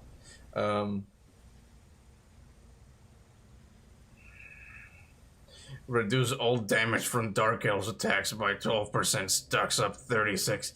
This is, whenever I think of RPGs in the Norse Saga, this is the one I always go to because it's so goddamn specific. I'm like, who the hell puts this thing on? Who the hell is gonna put this thing on? Like, are Dark Elves that much of a like a pain for people? There's like, and you need this little help to reduce the damage, and it stacks up 36% max. What does it even mean that stacks up? I honestly don't know. What in RPG terms, what does it mean to stack up? I'm really curious. I don't know RPG language that much. I got a little bit better with Expedition 33, but I'm still a novice when it comes to it, you know. On Kuba when he sees ravens. I've been replaying the Norse Saga, and I don't know why, but for some reason I just enjoy the story of Ragnarok more. Hey man, that's fine. If you like it, it's all good, man. It's all good. Kuba has gone schizo. He's seen ravens in his dreams now. It's gonna bother me, man. Look, I think the only way for me to move on from this, okay, is if I buckle down. Is that a phrase? I think that might be a phrase. If I like focus and become a well-renowned writer. Renowned? I can't even speak. How the hell am I gonna become a writer? I become a writer that can tell good stories and captivating characters and all that. And then I apply for Santa Monica Studios, okay? They give me the job because oh my god, we got this God of War guy who's now a writer. He loves the series, right? And Santa Monica that whole time is gonna think that I'm there to write a story. But I only wanna go there so I can sign an NDA and be like, alright, Corey, tell me what the original story was going to be. He tells me. And then I leave. I don't do my job. It sounds so bad. I'm never gonna get this job, this hypothetical job, even if I were to. I'm never gonna get it. So I get the job. And then I come back to YouTube. And I can be like, I have learned the ways. I know what the original story was going to be.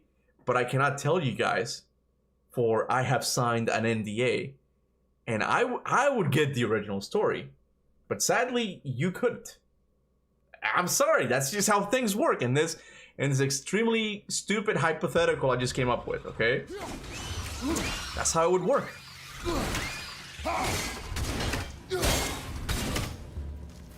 Come on, bring the other one. There you go.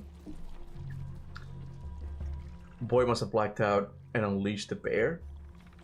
Yeah, I heard a theory about that somewhere. Because he didn't, that's a good point. He didn't remember Matt in Ragnarok. He's like, oh, what happened? When he turned into the bear? So I wonder if already, well, I mean, he didn't really have much control of it. Like, and he does like, get more ragey during his fight with Modi, and he doesn't turn into anything then. But maybe it's because it's just random. He doesn't know how to control it at this point. That would be interesting if that's what happened. You know, he turned into a bear and just killed all of them. I think this is where we have to go. I forgot. Yeah, we can't go back there. Hold on. Cuba starting pack. started pack upgraded. Higher plane of existence. Who blew the horn? And why the fuck are the ravens here for? Exactly, man. Exactly. We must know, brothers. We must know the truth. Oh, hold on. I want to read this. I'm kidding. I don't mind Ascension, but it's the weakest in the series for me. I like the art style, but the rage mode, etc. Oh, you like the art style? Oh no, but the rage mode, etc. sucks. God of War 3 and 2018 are my favorite. I've kind of come across the rage and in Ascension a little bit. It's one of my favorite things now. It doesn't work as well as I want it to because the camera sometimes is a pain in the ass, right? But I do like the fact that it's something that it takes skill. It's like, no, the longer you go without getting hit, the more you have like all of these expanded moves. I think that's a brilliant way to encourage like really smart play. I think it's a really cool and creative way to do it. But for me, it's mostly like I didn't like the villains. I didn't like the Furies. I'm like, all right. After killing the entire Pantheon, like they just seem very bland. And for a prequel, I feel like they could have, I don't know, have more characters that. Well, they could have more characters that would have been interesting to see in that time period, like Athena. Because at that point, Athena had not been like the god on Kratos' side. Like he hadn't even committed his life to the gods yet. Let me level up my my skills. I was like, Ares would have also been really interesting since he plays kind of an important role. Let me do Atreus' thing. There's a couple of things. I didn't like the change to the new climbing system. Like it actually, the crappy climbing system didn't start with 2018. It started with Ascension. And the cooldowns also started with Ascension. There's a lot of things that just like, you know, just made it really difficult to get behind. Let me get this one. This one's a must. Yeah, I think that's it. That's all I can afford for now. Stack up means you have more of these if it adds up. If it adds up as in what? What do you mean? I'm not gonna lie, I never liked Sindri that much. I always thought Brock was much better. Brock is definitely more entertaining. Like he's the uncle that just swears a lot, you know? So I can see that. And I didn't mind Sindri as much in 2018. I found them kind of to be a little bit too much in Ragnarok. Okay, I get it. You're not a hypochondriac. What is it? Man, the people who are afraid of germs. Germaphobe, right? But I do like how they ended up but I do like how they set up his story for the next time, you know. I want to see him as a villain for a little bit at least. It has a percentage of damage reduction. If you add more of them, it only stacks up to 30. Oh, I see. So I can add more of those things. So technically, I can have the Dark Elves be really easy to kill. I'll never understand it, man. I mean, I understand it now. What I mean is like I don't understand why. But anyway, we're not gonna get into that now.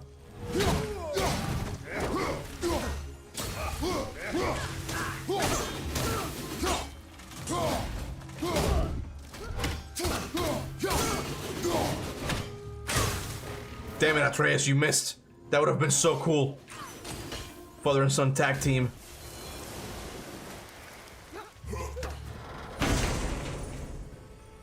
There we go. Which one's this one?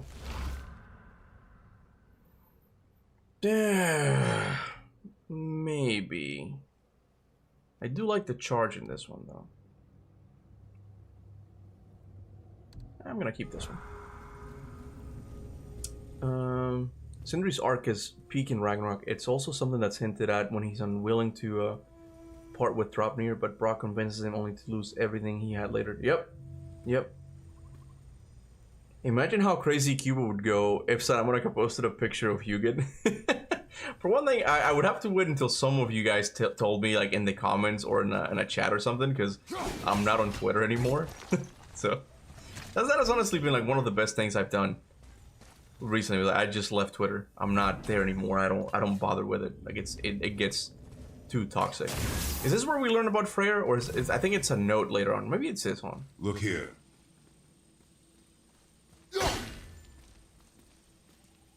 Right in the hall.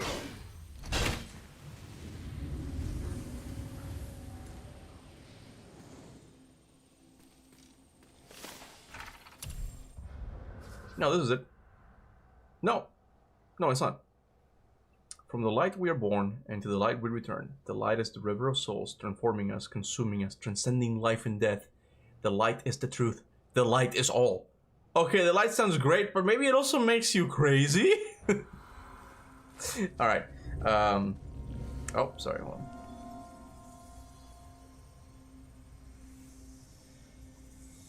So I gotta close up some things. My chat kind of went berserk. I could technically just have the pop-out chat. Oh, but I kind of want the other one stuff. Give me a sec, guys. Sorry, my computer's having issues with memory.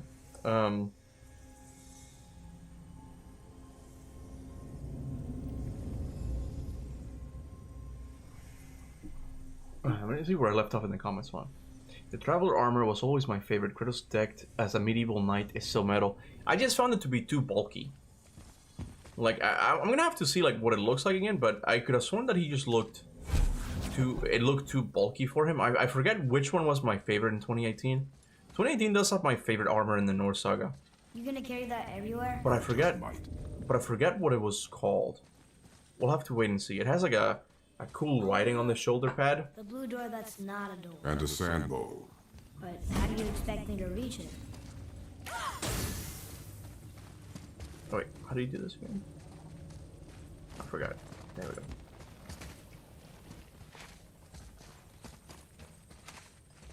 Anyway.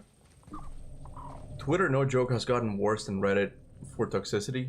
Oh, I'm sure it has, man. Like, look, that's kind of like the thing about internet. You can't really control it, but you can control yourself from it.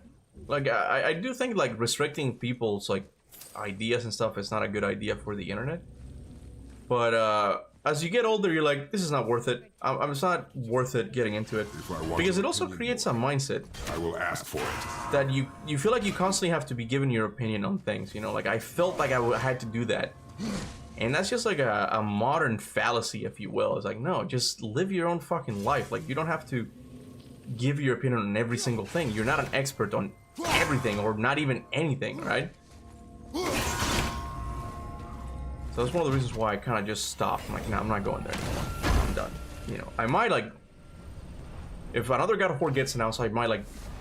I don't know. I'm not really sure where I'm going with the sense. Like, I might go there and then say like, oh yeah, check out my reaction or something, but... I don't know. Twitter for me is kind of like a biohazard place. I just go in there for a little bit if I need to go, but other than that, I don't go. Wait. Put it down. Put it down, boy. I forgot I have to do this. What if germophobia started when Brock died? Like, if we're going by the, I think it's called the Lost Pages podcast or something. I think his germophobia started... Well, in 2018, Sendu tells you that he visited a witch that essentially showed him a microscopic image of what it looked like at this... Not subatomic, but like really like minuscule scales. And he saw all of those germs like going about, right? But I think a much better... Well, I mean, that kind of makes sense because the germophobia is only something recent, right? But, in the Lost Legends podcast, I always took it to mean that his ickiness towards like dirty things happened when Brock died and he had to go into the Lake of Souls in Alfheim, and I forget how it goes, but he ends up in the Lake of Souls, right? I think he has to go and retrieve a part of his soul or something, right? Man, I'm forgetting the lore. He has to retrieve something, and then like a bunch of like dead people start like grabbing him and stuff, right? And that's when he began to like become really paranoid about like germs and stuff. That's how I always took it, but in 2018 he gives you another reason, you know.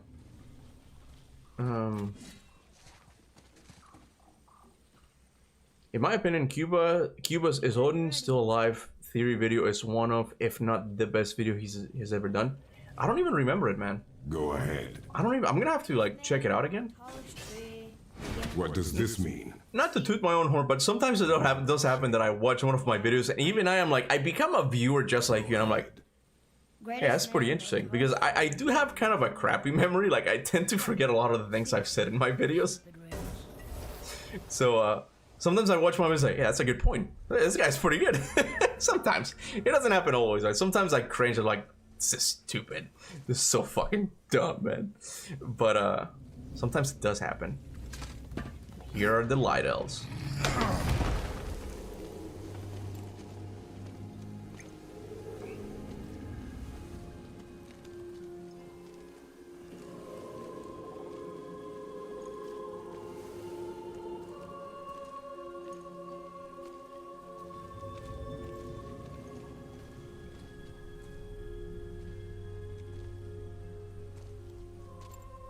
Oh, we're almost done with that, fine boys. You reckon the writers would have killed Brock if Corey didn't demand it? Oh no, I think Brock was gonna die regardless. I think the reason Corey gave Eric like those 3 rules is because like he knows he needed to have at least those 3 things in the Norse saga. I forget what it was. Brock has to die. Oh yeah, Brock has to die. Ragnarok needs to happen, and the boy needs to leave. Like those were things that It's still back at the other side of the lake. we can reconstruct. Back the way we came. I feel like the story of the original story Corey had in mind, and at least include those 3 things, because I think he knew that those were like big story moments, right? And I think Brock dying would have happened at the end of the second Do game, you see any other way? and then you would have gotten Then God of War Ragnarok. At least that's my theory.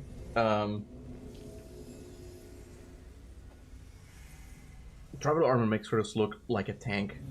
Yeah, he just looks too bulky. It's not my opinion, you know. I hope Aegis has a better style armor for Kratos, because I don't think the Viking style armors fit Kratos at all. I don't know. Look, the thing about armors in God of War in general, for the most part, is that Kratos' design is just meant to be seen without a shirt, man. Like it just looks good, like as a character. I mean, he also looks good. He's fit as hell. He looks good, just like because he stands out. Like it's a very video gamey design where it's like everything is kind of not muted, but it's not. Nothing is white with a red streak across. You know, like he just pops out. If you look at like PlayStation 2 artistic designs of protagonists, like they're very distinct. There's another one. I forgot what it was called. It's like another ninja game. And what was that game called? Was it? I think it was Shinobi something. It was a PlayStation 2 game about Shinobi, and he also has this red streak that just kind of flows from him. Like that looks good. You look at Heavenly Sword, you get that red hair with the white clothing she has. Like it's meant for like character, like for a video game, right? But when you put him in stuff like this, it's kind of hard to see because it's dark here. This one doesn't look bad. I don't think this one looks that bad. The problem becomes when you start putting too much on him and then you just cover him up and he just doesn't look very good. Okay, I gotta focus the stupid Revenant.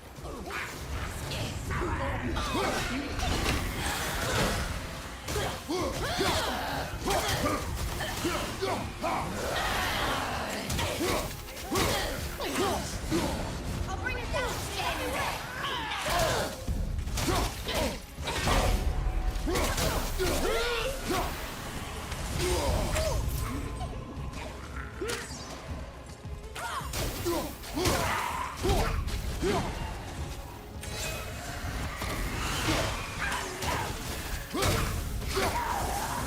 Got her. It would help. I forgot how this one goes, man. Let me see. Let me look at this puzzle here. I remember being. Wait, is it this one? This can't be it. There was something kind of confusing about one of them.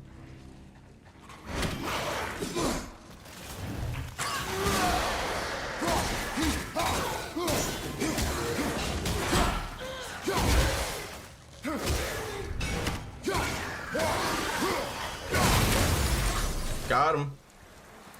There was another puzzle here that I remember not liking doing it again and again. But we might do it regardless.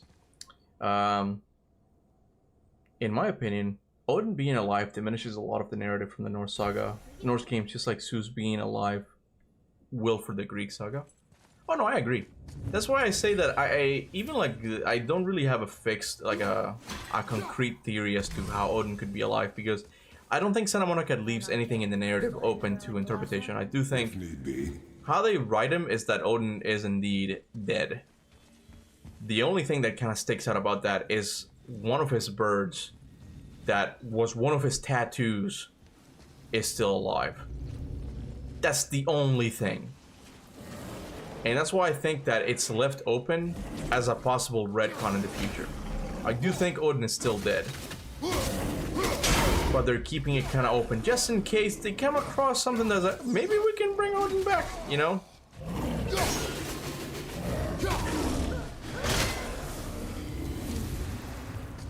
Okay. Let's see.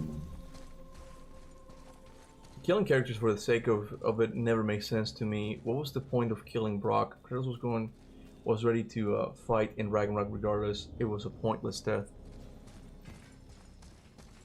I can't speak to that. I don't know. I think that's where the puzzle is, actually. I don't know why I looked physically as if I was there.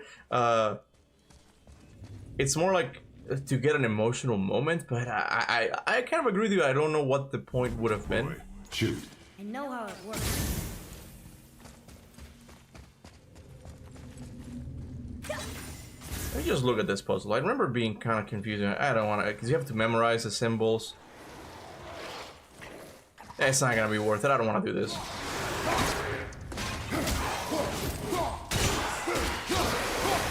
We're out of here, boy. Get your things. We're going. Okay.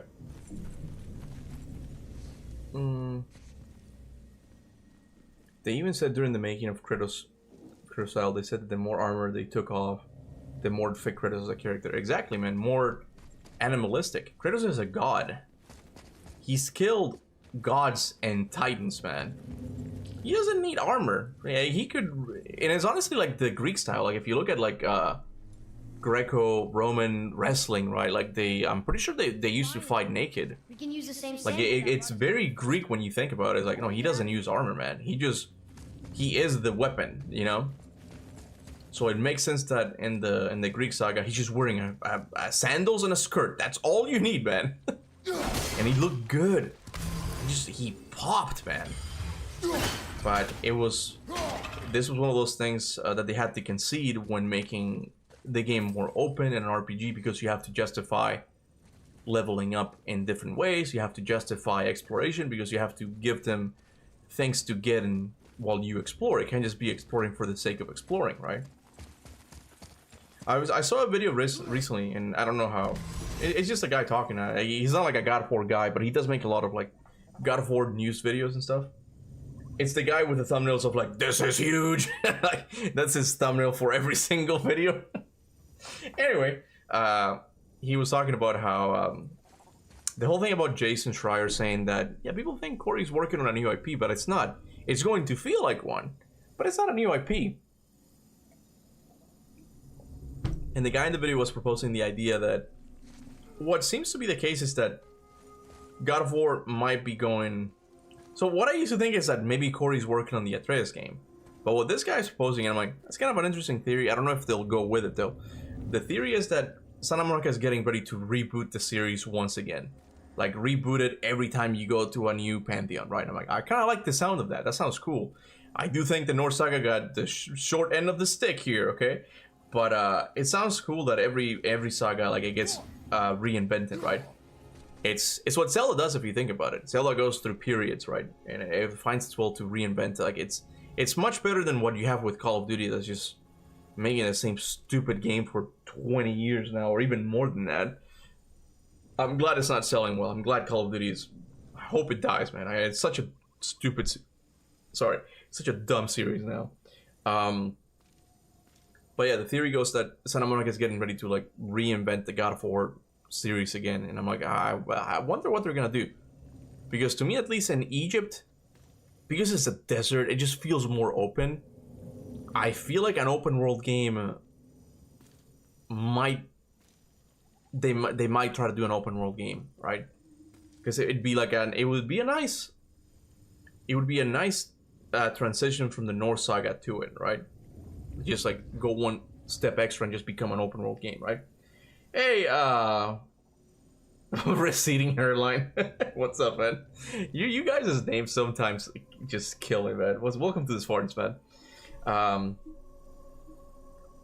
What was my theory?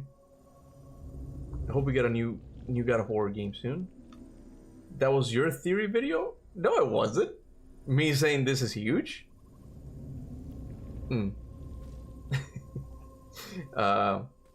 I also kind of want the subtle goatee from Fallen God back. It looked pretty good on Kratos, in my opinion. I think that the whole like era of like and between Norse Saga and God of War 3 like has a lot of potential too. That was a lot of years that we don't know what Kratos was doing. I think I did a video on it, like 5 time gaps in the God of War series. That's definitely the big one that people, even like fans who are more mainstream are aware of. Everybody knows like, what the hell happened? What was he doing? Because he was walking for hundreds of years, I'm pretty sure. That's a long time, man. That's another thing that I think they just kind of keep it open in case they want to tell a story in the future. But another one for me is when Kratos became a god in the Greek pantheon. He took the throne of Ares. What was he doing then? Because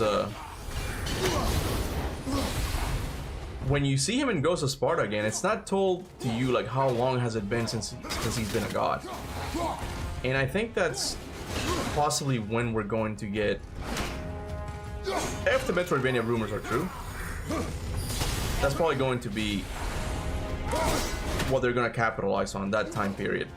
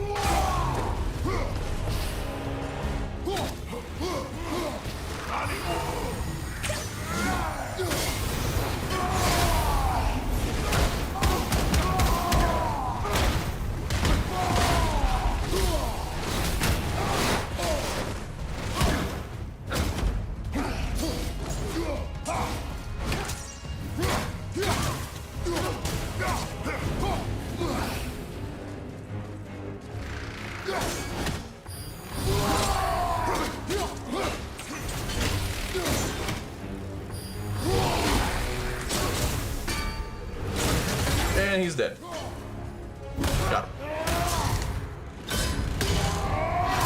him. Dude was probably going from brothel to brothel.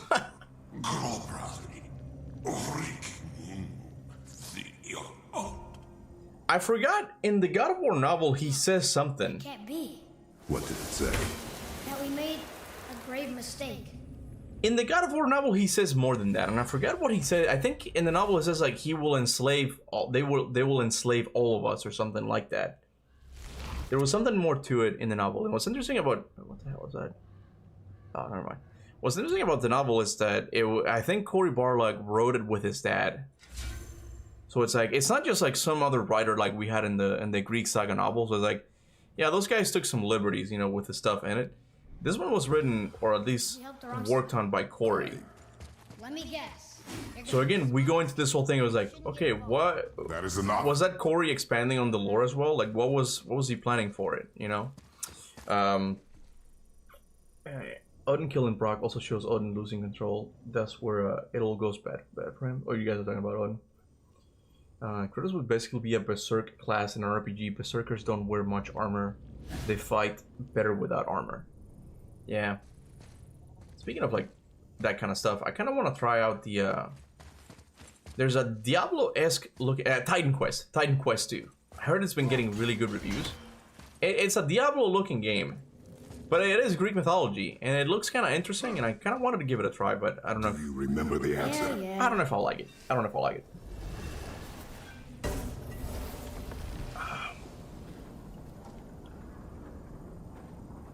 Boy, read this. Boy, what's that say? Only time you want to talk to me is when you need to. Do you want to tell me something? Kratos' naked armor with his dingly dangling swinging around with physics would be fire. If we're still alive, we would not be How here. big would it be? I know I've asked this before, but Atreus. how big do you think it is? Fine. You know, Aphrodite does say that, oh wow, the gods have truly blessed you, Kratos, or something like that. In what way? Was he blessed with stamina? He was. But what about girth? Anyway. Creating a TV series between Greek and Norse would be so cool, but they want to retell the same story in different mediums. Bro, you just reminded me. I was actually reading about this, like, before starting this. And I'm like, oh, that's... I mean, I've read it a couple days ago, but did you guys hear about the rumored God of War TV show? We're taking a little detour again, boys, okay? We're taking a little detour, okay? Give me a sec. Because this is really interesting. This is really interesting. So apparently, one guy who is kind of a reliable leaker when it comes to TV shows and movies. I looked him up on Twitter, and some people say that he's reliable sometimes, sometimes he isn't. But anyway, he has the scoop on the God of War TV series. Do I have the window right? Yeah, I do. I'm gonna skip to the important part, okay? I'm gonna skip to the important part, and that is like the casting call. Like what? And it's very interesting because if it's true, they're already kind of changing things. Okay, so let me get the chat on my phone real quick, just so I can see if anyone says anything that I need to read or something. Okay. All right. So here's the full list from the leak. This is like the casting call, what they're looking for in their characters, okay? And they're code named. So Kratos is Zion, okay? And it says, a male in his 40s to 60s, any ethnicity, a war-hardened muscular figure hunted by the loss and a violent past. After his wife's death, he's forced to raise his 10-year-old son through this, though he struggles to connect emotionally. The role demands comfort with intense physicality, hand-to-hand combat, and possible nudity. Excuse me, what? Possible nudity? It gets weirder than that, okay? Then we have the other character, codename Alexander, which people tend to think is Odin, and I also think it's Odin. If this is true, it says a white male in his 60s to 70s. Despite his unassuming appearance, Alexander is described as a manipulative and godlike patriarch obsessed with prophecy and control. He's powerful, cruel, and willing to sacrifice his own family for survival. This one is no problem. This one sounds like Odin, and this is actually kind of exciting, because if they're retelling God of War 2018, I want it to be a little bit different than what we got in the story. Like, just getting the same story from 2018 in the show, man, that is not interesting at all. It needs to do new things, and them adding like different gods from God of War Ragnarok into it, I'm down for that, okay? I'm down for that. Then we have Joshua, which is codename for Atreus, a boy aged 9 to 12, any ethnicity, intelligent, curious, and emotionally neglected. Joshua seeks his father's approvals in a cold, unforgiving world. The role includes physical combat and weapons training, 1 year series regular. So yeah, this seems to be like it's Atreus because it's 1 year series, like, and then in season 2 he's gonna be older. So that kind of makes sense, okay? Here's when it gets really weird, okay? Here's when it gets really weird. The next character is codenamed Glenn, and people seem to think it's Baldur. And it says, a white male in his 30s to 40s, handsome, sharp, and calculating. Glenn feels overshadowed by his brothers and carries his father's manipulative streak. The character requires comfort with combat, simulated sex, and nudity. Okay, so what's weird about this? There are things here that doesn't sound like Baldur, okay? Sharp and calculating, we could say that maybe that could be Baldur, okay? We could say that that could be Baldur. But then we see something that is completely different from God of War 2018. Glenn feels overshadowed by his younger brothers, and carries his father's manipulative streak. That part is Baldur, okay? But this part, Glenn feels overshadowed by his brothers. This doesn't sound like Baldur to me. Like, that's not something that we saw in God of War 2018, right? And the other part is that he's handsome. I don't think we would use Baldur as a paragon of handsomeness. I don't think we see that. Again, they could be just taking some liberties. Glenn is a little bit odd as a casting call. Not gonna lie, a little bit odd, like how they're like describing the character, okay? But it gets even weirder now with Phoebe, who people seem to think that it's going to be Sif, okay? Which is odd because you would expect it to be Freya, but it gets even weirder. It says, female, any ethnicity, age 30s to 40s, a beautiful woman from modest roots. Phoebe's life has changed for the better after marrying a powerful man, granting her access to resources that she never had. Despite her upbringing, she often feels like an outsider and must constantly prove herself to a family who doesn't fully accept her. She has 3 children. She has 3 children she loves dearly, but her husband's descent into self-hatred and alcoholism led to their emotional drift. Phoebe's quiet intelligence and diplomatic skills help her navigate a cruel world of gods, though she remains deeply suspicious of her father-in-law's motives, especially concerning her daughter, must be comfortable with simulated sex and nudity. Okay, so it might seem at first like we're gonna get to see a scene with Thor banging Sif, okay? But that's when it just gets weird, because there's elements here that seem to be taking inspiration from the character of Freya, but not all of them. For example, Phoebe's life has changed for the better after marrying a powerful man, granting her access to resources she never had. Despite her upbringing, she often feels like an outsider and must constantly prove herself to a family who doesn't fully accept her. Some elements of this sound like Freya, okay? Except the part of she married a man and he, by marrying him, like, it gave her access to, like, better resources.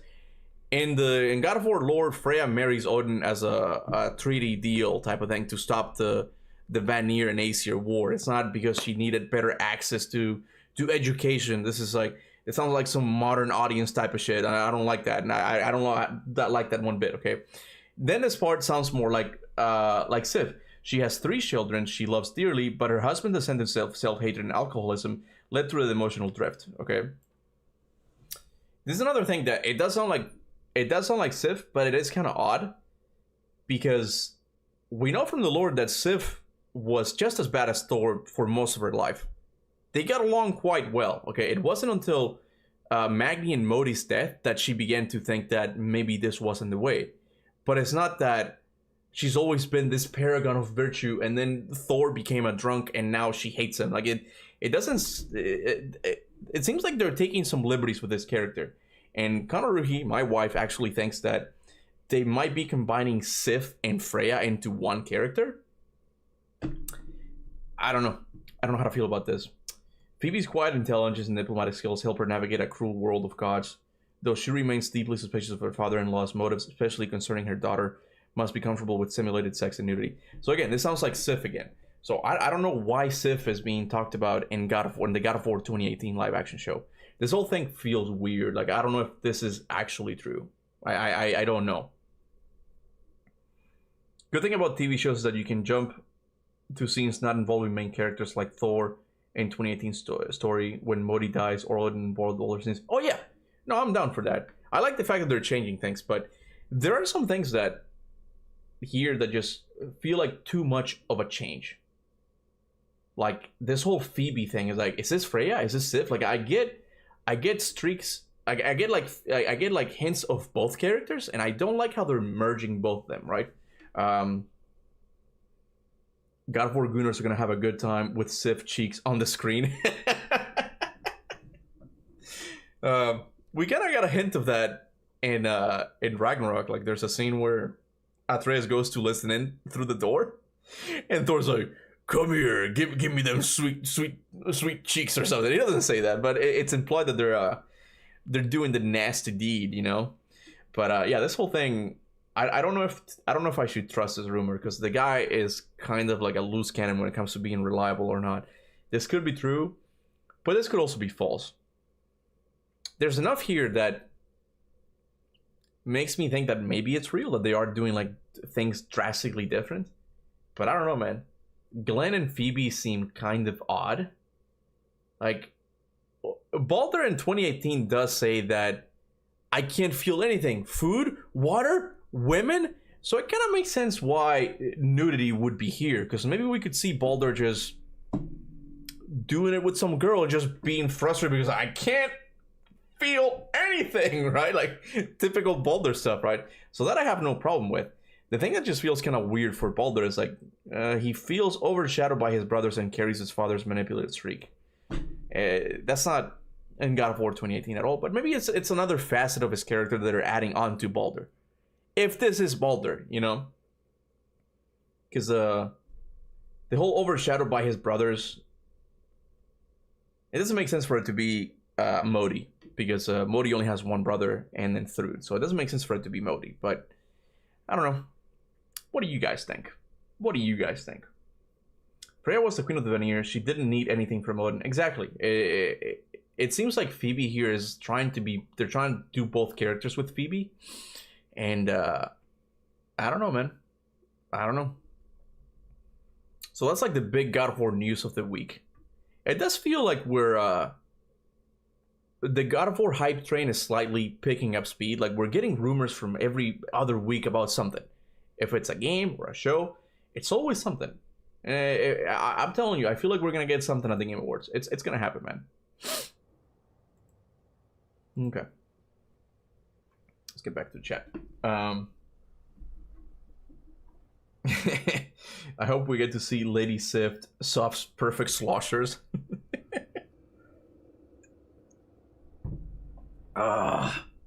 Man, my throat kind of hurts. Whenever I stream, I have noticed that my throat really hurts, and I always think, oh, I might be coming down with something. I'm like, no, I'm talking more than usual now, and my throat just like, you're old, stop talking. Modi has a different mom. Sindri says that. Yeah, I believe he says. Oh. Is it Sindri? It's not there. I don't know if it was Sindri or Mimir, but I remember something about that. Mind your tongue, boy! Until our journey is over, one of us must remain focused. Do not mistake my silence for lack of grief. Mourn how you wish. Leave me to my own.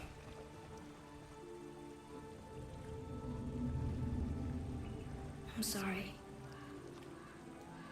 I didn't realize. No. Why would you? Baldur went insane because he couldn't goon.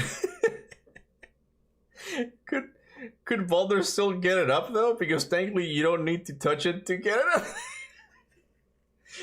Not really. Visual stimuli will do that to you as well, you know? It's so funny that I paused in this section. Kratos looks very disappointed at me. Look at his face like... What are you talking about, Kuba? What are you talking about? Do not know my ways. Oh, you're getting your new God of War controller today? The one with the red tattoo?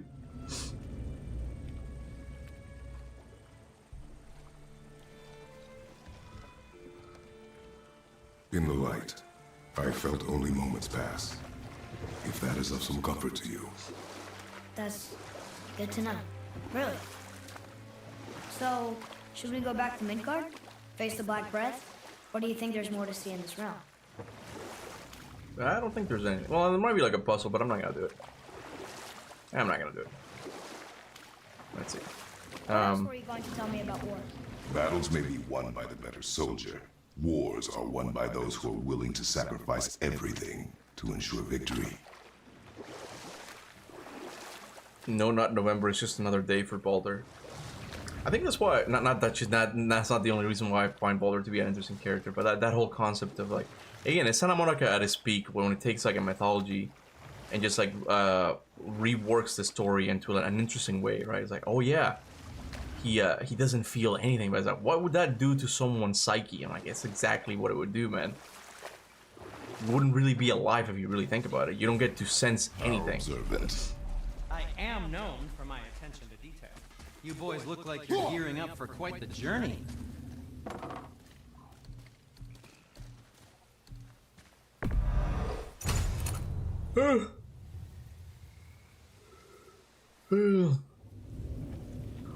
Man, the chat just got really thirsty all of a sudden. Well, I'll read that in a sec. Give me a second. Let me go back to the thing.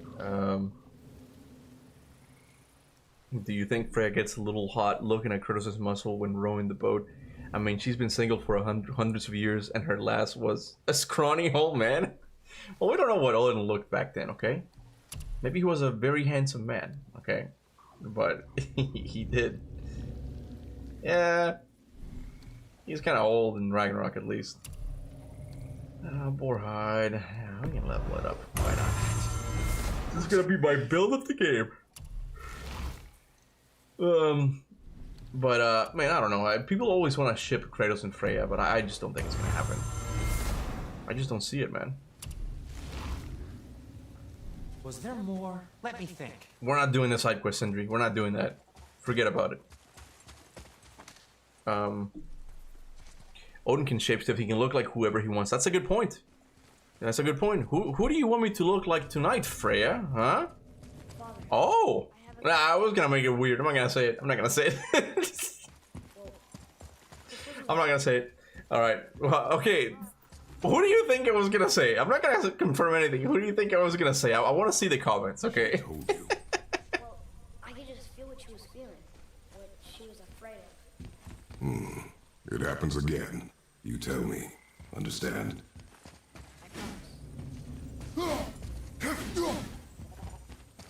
Polder.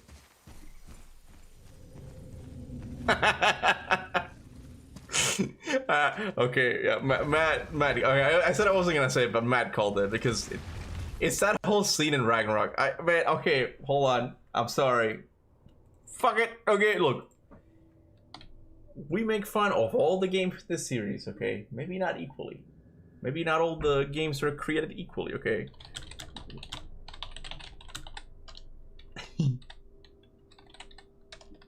Like, I don't know, maybe it's just me and my dirty mind, okay? But this scene just, to me, always seemed kind of weird.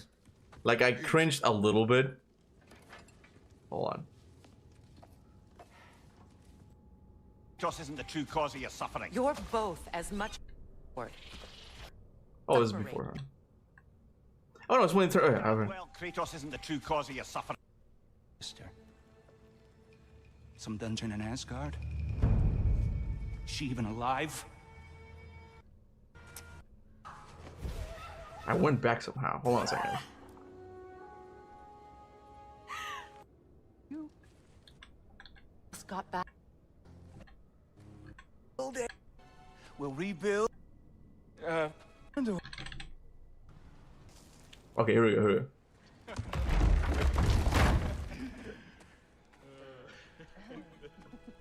Give me a sec, man. Give me a sec. No. Like, it's supposed to be an emotional moment between a brother and sister, but You returned to us at last.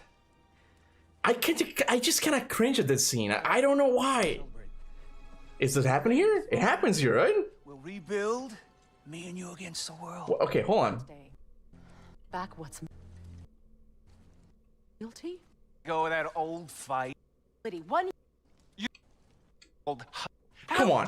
point that you said Do the thing, you two. you angry when I Do the thing. lifetimes. Like that you abandon you. I'm more. Oh, I've missed you so much. That's what I'm talking about. Maybe it's the chest touching, man. Like, it's the chest touching and like the near almost moaning thing. Like, it's just, I kind of cringe a little bit with this scene. Okay, maybe this is their culture. Maybe this is their culture where like they touch their chest and it's supposed to be really emotional. But maybe it's the years of playing too many mini games in the Greek Saga. I blame the Greek Saga for this. Okay, how about that? Okay, the Greek Saga ruined this moment in Ragnarok for me. Okay, how about that? Okay, it's like, Oh, I've missed you so much. it's too intimate. It's too intimate. It's like, oh, here, hold on, we're taking a detour. Okay, but this might even get me demonetized, but fuck it. Okay, I'll touch her chest. Okay, brother. Have you guys seen this ad? Brother and sister coffee commercial. Okay. This commercial. This goddamn commercial, man. Okay, hold on. Literally just replay this part. Full disappointed mom. Tell me. Just tell me. I gotta lower the audio. Must have the wrong house. Sister? Tell me if you think that this is giving brother and sister vibes. How about that? You tell me, okay? Real coffee. What? Wait, why are they on the bed? Oh, that's them waking up their parents. Okay, I got scared there for a sec. Really? Oh.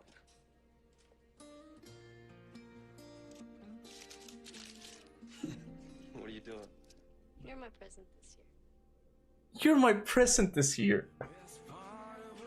Bro, it almost feels like if the mom and dad wouldn't have interrupted their little moment there, like something else was gonna happen, okay? No, bro, okay. You said you'll watch too much. No, okay, look, let's go to the comments. Okay, let's go to the comments and see what they say. Okay,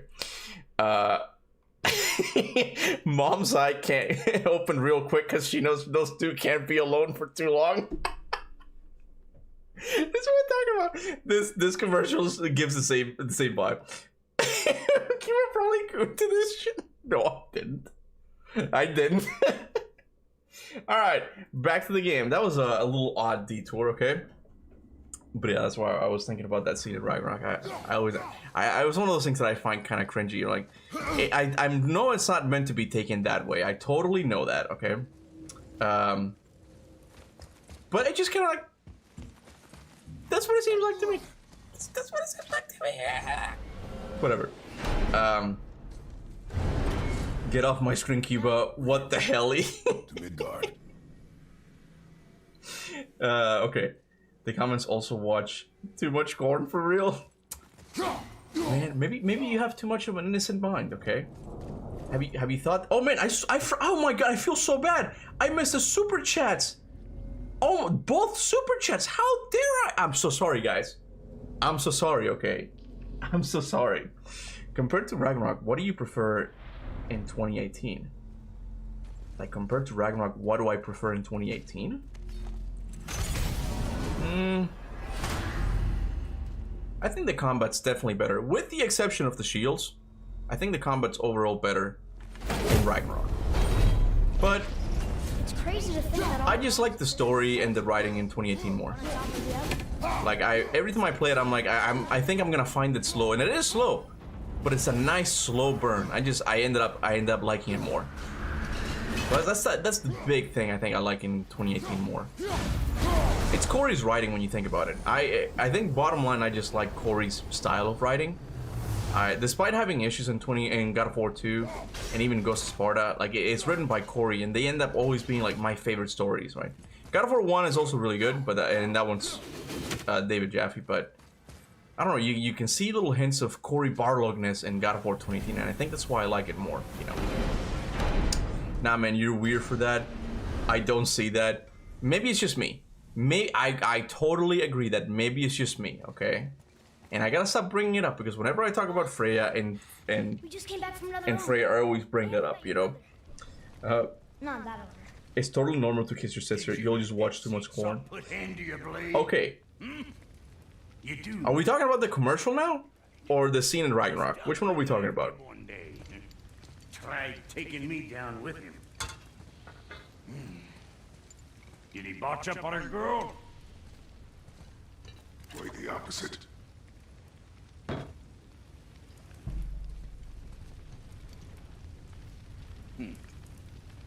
Yeah, even a blind pig farts up a truffle now and again. But you know what really counts? Consistency. Consistency. And I got that coming out of all of my parts. I think it's funny how they just do one little bunk. It's better. It's better. Okay. Good. Now when you're done gawking, I got a favor to ask. No. Now you're talking. Make you something. What can I level up? Can I level up any? Oh, fuck, I hate. Let me go back in. Hold on a second. So much for peace and quiet. This is the one that's my favorite armor in the Norse Saga. What is it called? It's the not this one, but like the second level. I forget what it was called though. I don't have enough money for it. That's it? Not kissing on the lips, but kissing on the forehead is seriously a normal thing. It might be like a culture thing, because I have a sister, and I don't think I've ever kissed her forehead. That just feels a little bit too intimate. I don't know. Like, I treat my sister almost like I treat my brother. Of course, minus the whole rough housing thing. You know, like when we're like fighting and stuff. I never did that with my sister. Of course. But we need to walk across the bridge to Vanaheim Town. I think for the longest time, like now we do, because we are Cuban, and like in Spanish culture, it's very normal to just, when you greet someone, it doesn't even have to be your family, you kiss them on the cheek, unless they're a dude. A dude and a dude are not gonna kiss themselves in the cheek. Okay, it's not gonna happen. Okay, I'm just telling. I'm not saying anything is wrong with that or that there is wrong with that. I'm just saying like that's just a fact. Dudes don't kiss on the cheek in Cuba. Okay. But even growing up, like I never really, my sister and I never kissed. We never got like. It's not that we didn't get along. We did, but it's more like we both were doing our own different things. Cause she had her things that she wanted to do, and I had my own things, you know. Bonk.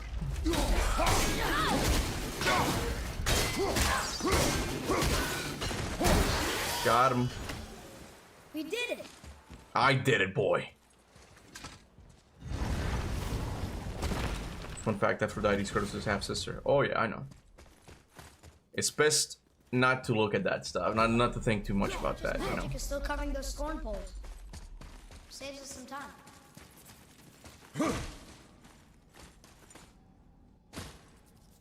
There's gotta be a way. Oh, there's this town. Bell. Let's see what the lore marker says here. Kratos did more a lot than kiss his sister in God of War 3. It's kind of crazy when you think about it. And Aphrodite was gonna have like more. Okay, that's going in the journal. That's one of the things that, similar to Ragnarok, that I kind of not mad, but I'm kind of sad that it was cut from the game in God of War 3. That Aphrodite, when you see her the second time, she was gonna betray Kratos in some way, and I'm sure Kratos was gonna kill her as well. Beware of seer and those who practice it. Their sorcery is insidious and ever-changing, and so are the souls who master it. The more power they summon, the less they are themselves. Is that how they turn into ravens?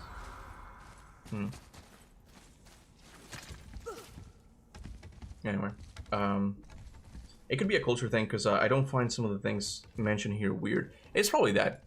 It's definitely probably that. Even when I said that in Cuba we kiss like strangers of the opposite sex and on the cheek, I feel like white people would find that weird. You know, that's way too personal. You know, like just a handshake or a hello would do just fine. You know. All right, now let's get of a place that may contain some useful treasure. Shut up, Sindri. Let's go.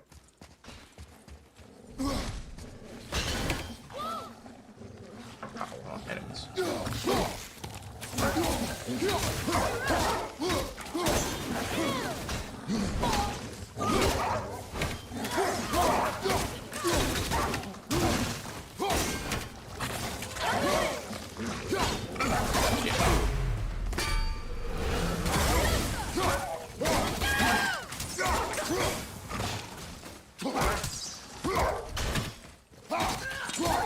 I might be able to level up. I'm gonna wait until I get to the Black Breath. Elevator. There we go. Faye was probably the first woman Kratos had been with who wasn't related. Yeah, Faye was definitely not related. Like, I never thought about that, but that's a good point. You might be right about that. Wouldn't be surprised if Son of Kratos and Aphrodite shows up in the future games. That's David Jaffe's idea. I think he was mostly joking, but it could be done. And there's a weird thing. Do you think I could carry her now? I forget how it goes, but I said no. There are female Kratos art designs in God of War Ascension, I believe.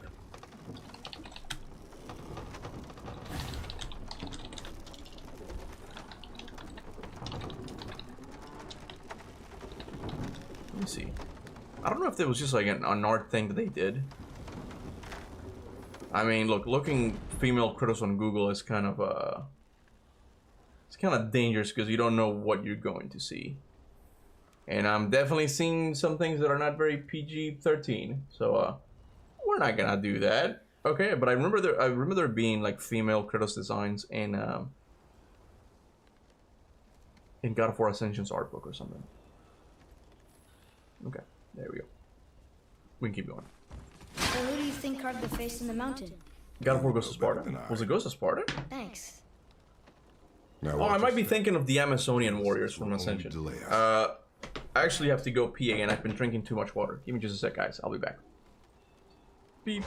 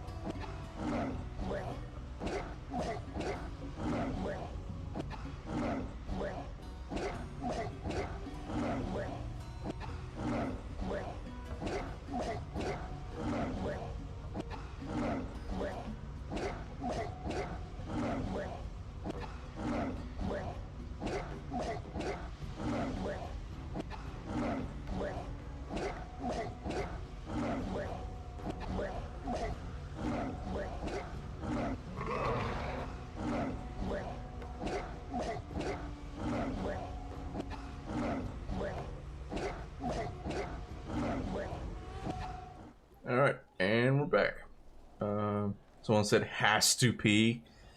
Bro, I ain't that quick. Okay, if that's what you're insinuating, I'm not that quick. Okay. It's impressive if you are. I'll give you that.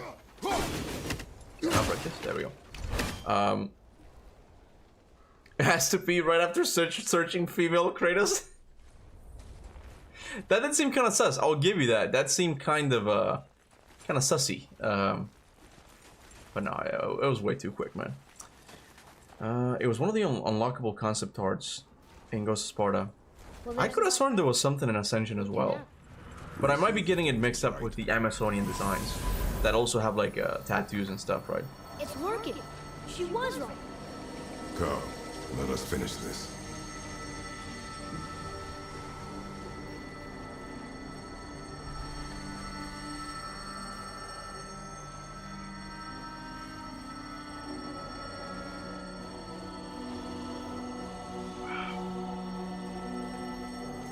I can read the chat in a bit. Okay. I joined the 30 club tomorrow. Hey man, I welcome you with open arms. Okay, get ready for squeaky ass knees and a lot of heartache. Okay, not heartache, just headaches. I was gonna say headaches instead. Everything is constantly breaking down. It's not just you. Everything around you. It's just. Anyway, I don't want to get too negative here. Okay, this guy got his perks, you know. You got your life figured out. Psych! You don't have that either! I'm kidding. I'm gonna stop, okay? I'm not gonna be the typical old guy who like, my life sucks type of thing. My life is pretty good. My life is decent right now, okay? A lot of that is to thank you guys, my awesome members. Please, if you're not a member, become one. So my life continues to be good. My back hurts already. Yeah. The thing that hurts for me is my knee sometimes. No one knows why. Perhaps they return to and even now, it could be because I'm streaming for longer these days. I wonder if the face in the mountain was But yeah, like whenever I stream now, my throat hurts, as in like you're speaking way too much. And just now I'm thinking like, is there a way to like bypass this? Can I like get something to like help with this? I don't think there is. I don't think there is. Keep it. When you're done peeing, do you shake it or swing it to dry off? Couple of shakes. Why are you asking me this? This is so specific, man. I like it when Kratos says let us. Man, that's a dad joke if I ever heard one. Okay. What about milk and honey?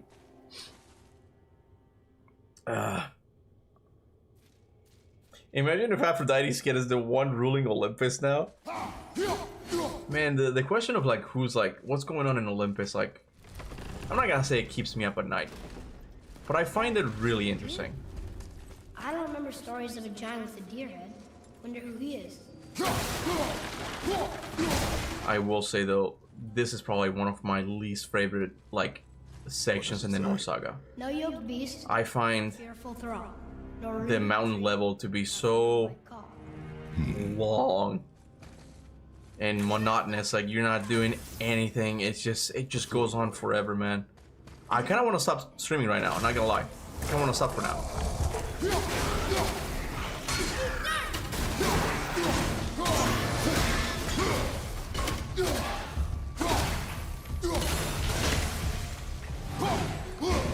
You level up.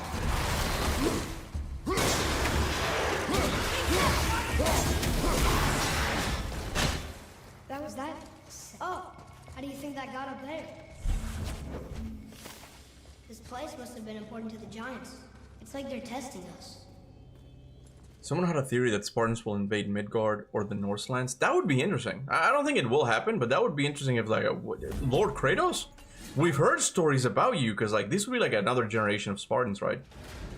But then again, I don't see how that could be possible, because just like Poseidon's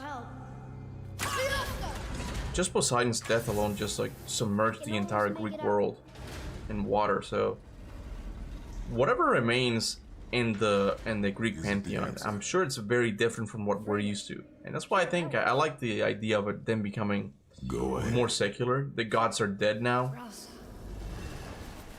You still have monsters and stuff you gotta take care of. What you doing?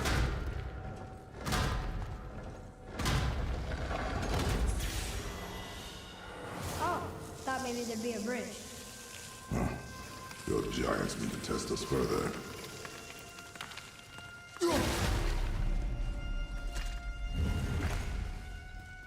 There's a crystal in that torch holder. Can I light it? That helps, right? These passages seem too small for giants. Not Spartans, I mean Greeks. Oh, okay. Oh, you're serious? I don't know. It'd be interesting to see like what happens with them. I forget it. There's a lot of loose ends in the God of War series, man. And I don't know like how they're gonna tie all of them up. I do know that God of War is probably gonna go on, going to live for a very, very long time. I'm sure of that. Okay, but just how they're gonna tie all of these things together. And that's the other thing. Like, even though it's like it's making a lot of money, like it feels like, given where we are now with the story, like it's gonna come to an end at one point. Don't you guys think that? Like, this can't go on. The show can't go on forever. I want it to.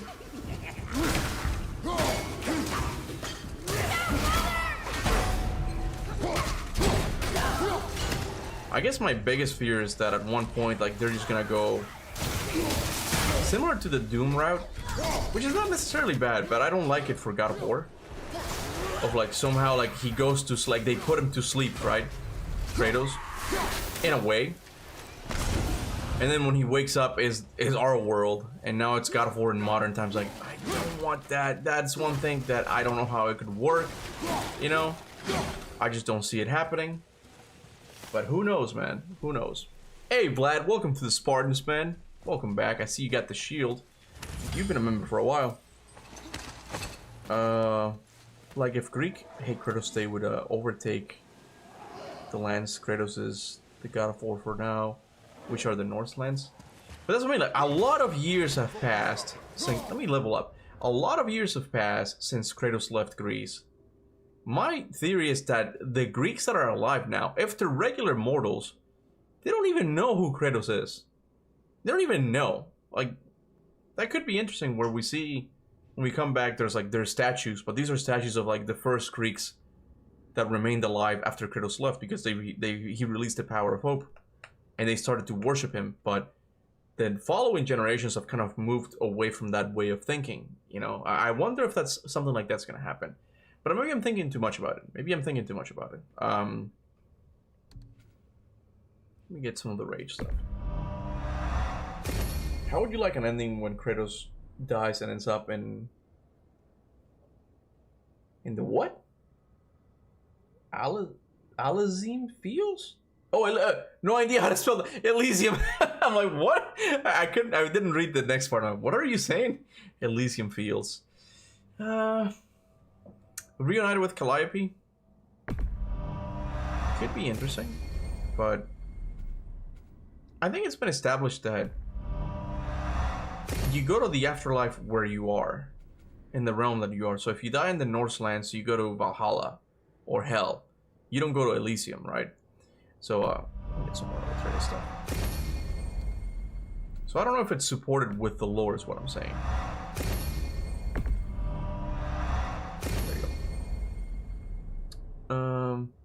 Kratos did not kill all of the Olympian gods. Apollo, Artemis, and a bunch more were still alive when he left.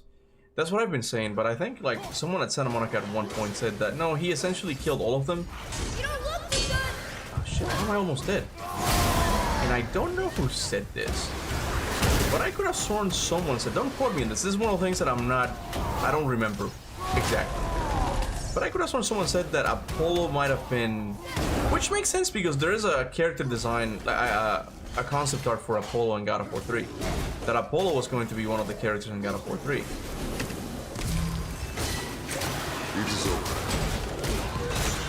So I like the idea of there being still gods. I've often said this, that my idea for the Greeks is, and again, I always tend to go darker stone in storytelling, okay? My idea for it is that now the humans are in power. The gods have lost their place of importance, and they're looked down by humans. And somehow humans have developed technology so much more advanced than before that they're able to imprison their gods, and they can use these gods to power their civilization now, right? Something like that. Something crazy like that. Like take Apollo, for example. He's somehow related to light. I know there's a difference between him and Helios, but let's just say with the common understanding that he's related to light or something. Like, they use him to power up the city, you know? And like now the Greek mortals are the bad guys in a way, and they're torturing the gods. I'm like, I like dark storytelling like that, man. I love it, you know? I still wonder what Athena and Elysium Field murals means. Yeah, that one's odd. That one's really odd. That was in God of War 3, and I think it was my wife who discovered it. Like, I made a video afterwards. But we were playing around in photo mode while playing God of War 3, and she noticed that there was a mural of Athena. And it was green Athena, the one in God of War 3. And she was standing in front of the pillar of the world. I'm like, why is that? Why was she there? So I totally get that. These gods are hardly godlike sometimes. In my description of them, They look like... yeah, I also like the idea that, you know, gods' powers are... Gods are only as powerful as the worshippers they have. And that's an idea that was shared like by the books of the original trilogy. Not the trilogy, like, so God of War 1 and 2 novels. At one point they say something like that it's like, oh no, like the gods are only powerful because they have a lot of worshippers who pray to them, right? If you don't have any humans praying to them, they're no longer powerful. And I like that idea. And that's how the gods become weak, right? I think Jaffe said that at one point as well. He's supposed to watch the entrance to Yunnan while the giants sleep. Is he still there? I do not know.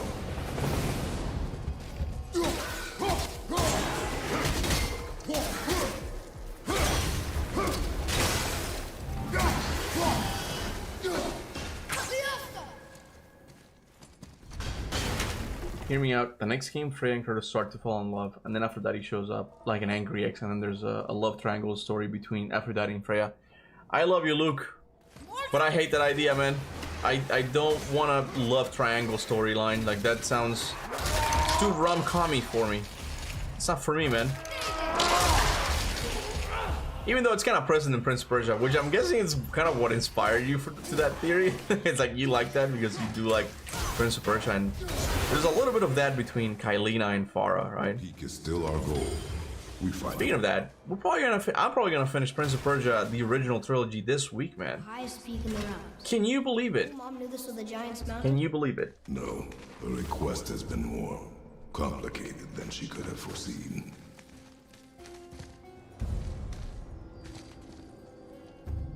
If Apollo's bow is fire, maybe he can heat the mortals' home or something like that. How we talk about it, not just like, even like me, he powers up the city. It sounds too silly, right? But I do like that idea of like they're now using the gods, you know. Make it really dark, man. I think like Dark Souls stories have really influenced me a lot in my thinking when it comes to storytelling, because those are type of things that you would find in Souls-like games. Eyes open. And I find it really interesting. Let me get that little box. You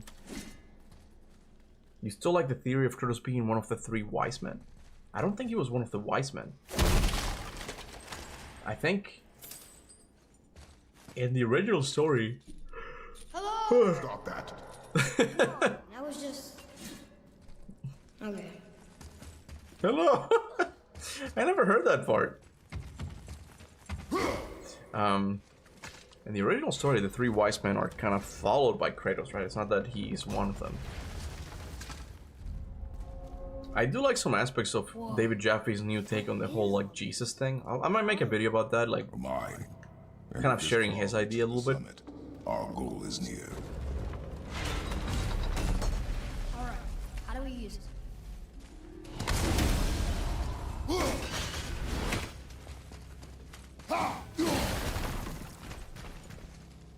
Matt Sofo said that he can see Kratos and Freya together, but in Valhalla I did see their dialogue as a bit flirty. I can't see your sister brother thing, but that in Valhalla was a bit odd to me. What I might have to... Valhalla is another one that I'm definitely gonna have to replay, but what was it in Valhalla that made you think that they were flirting with each other? I don't remember it now. Maybe it's there, and I just don't remember it. I think I see how this works. The claws on one side. Despite me liking Valhalla, I haven't played a lot of it. Maybe like I played it twice or 3 times, but no more than that.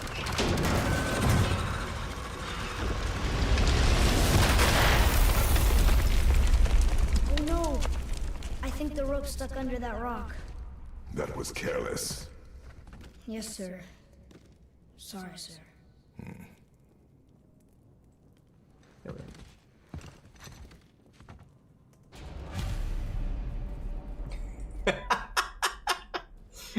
What is... let me read that.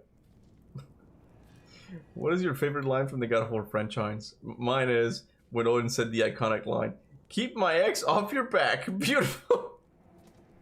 Definitely not that one. Stop. Man, I can't really think of one right now. I do... okay. Find our way up through there. To give the devil its due, okay? I do like the Kratos' line during the Baldur fight. I mean, when he kills him, right? The cycle ends here, we must be better. Believe it or not, is one of my favorite lines because it's just... it brings back that line from the Greek saga. It kind of marries the two. But now it's because it's a different Kratos, who's saying it in a different context, you know? It's not saying the cycle ends here as in like, I don't want you to take my power. It's like, we have to be better. Like, it's just, it shows like an important character growth moment for Kratos, you know? And how he broke the cycle of like fathers killing their sons. I love that line. It's probably my favorite ones, but also the one with the getting the blades moment. I know, but I am your monster no longer. Like, out of context, it doesn't seem make a lot of sense, but it's such a good delivery as well. Well, that's not going anywhere.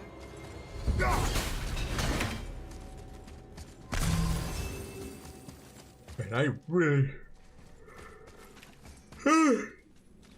really don't like this level. I am getting that sense that people complain about the God of War 2018, that it's a lot of like your prince is another castle type of thing, where it's like the plot doesn't seem to move at all. Like, you're just going like, gonna go and do this, now I'm gonna go do that. Like, it's just nothing really happens. Like, it's just the character growth, which is good. But man, this section in the cave, I find it so boring. Hey, we can level up the quiver. If all Olympus will deny me my vengeance, then all of Olympus will die. I have lived in the shadow of the gods for far too long. The time of the gods has come to an end. That's a classic. Yeah, that's a classic. I can't... There's a lot of Greek lines that I'm forgetting, but yeah, I love that one. I mean, even something as simple as like, Zeus, your son has returned. I bring the destruction of Olympus. My delivery sucked, but that's a good one as well. So, you sticking around for grains of wisdom? Listen here, you little shit. Okay, let's keep going.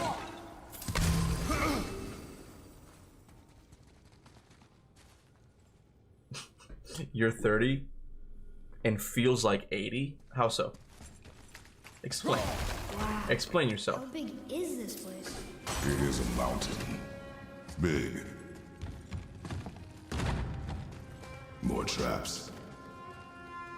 There's a tunnel, but you won't fit. Take it. Okay.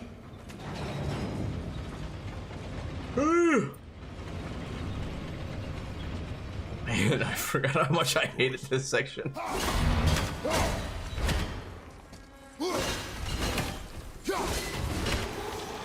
Like, to me, the next part, when it starts to really get good, is when you go visit Thamur. That, on the other hand, is one of my favorite sections in the game. Probably the whole series. Probably my favorite level in the Norse Saga. How about that? That's probably my favorite level in the Norse Saga. One thing, there's a giant in the background. It looks very cool.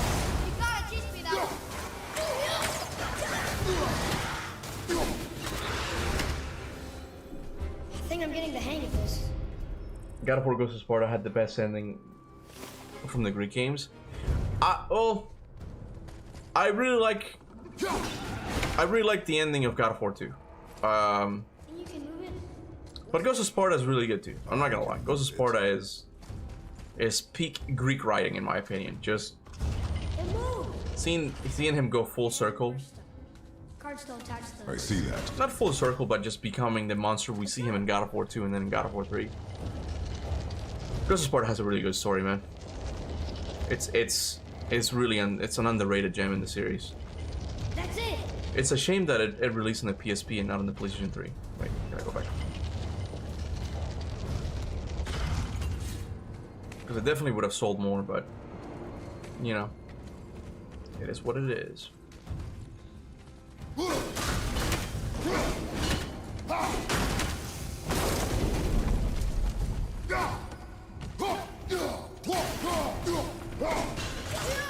Okay. I want to see you reacting to its ending. Which one? Ghost of Sparta? Bless you, you know Ghost of Sparta, one of my favorite games in the series. That reaction is kind of pointless, man. What is that going to accomplish? I've seen that ending so many times, man.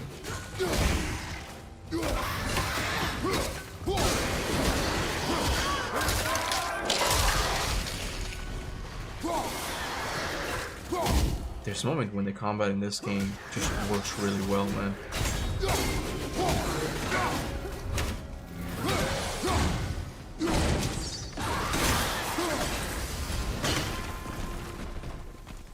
Alright. I will say the time travel in these games, even where within, doesn't make much sense unless you consider multiple times dimensions due to grandfather paradox. I do want writers to explore that. I actually don't think that's the case in God of War 2. I'm kind of excited about this video because I think I'm gonna be the one to finally explain time travel in God of War 2 properly.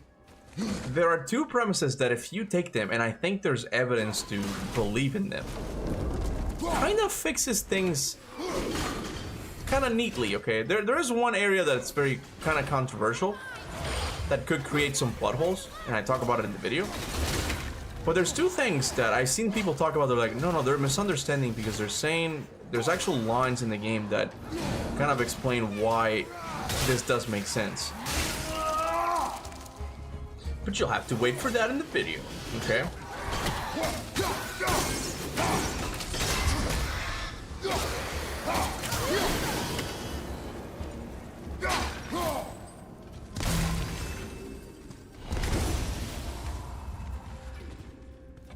Can you react to a guy predicting that Tyr is Odin in disguise?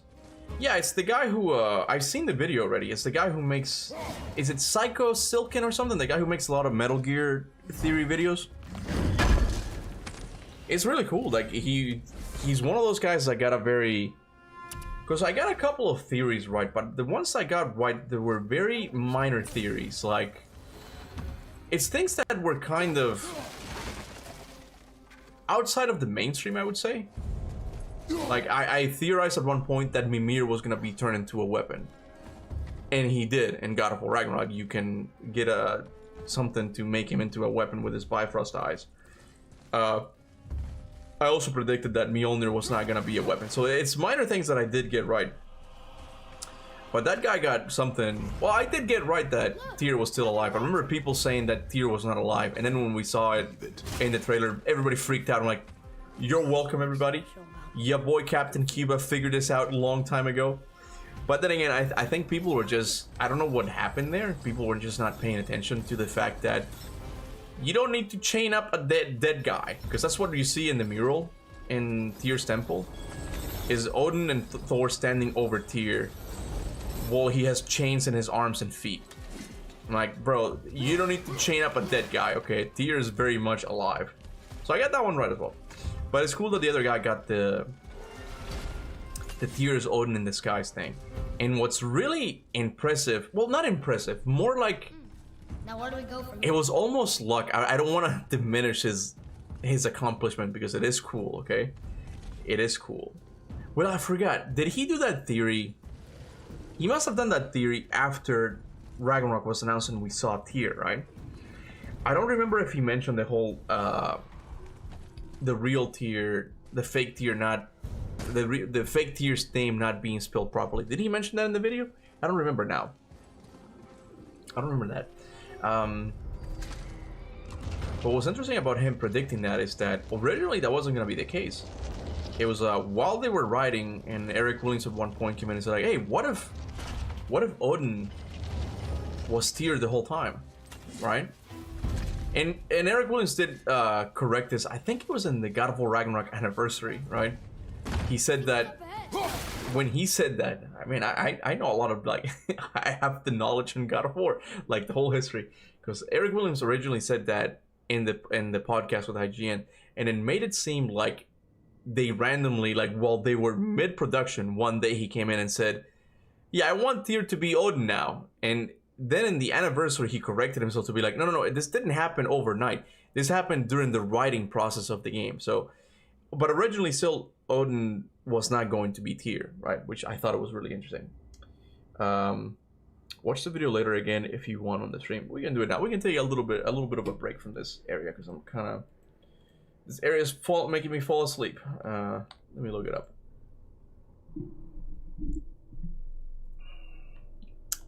Tyr is Odin. Theory.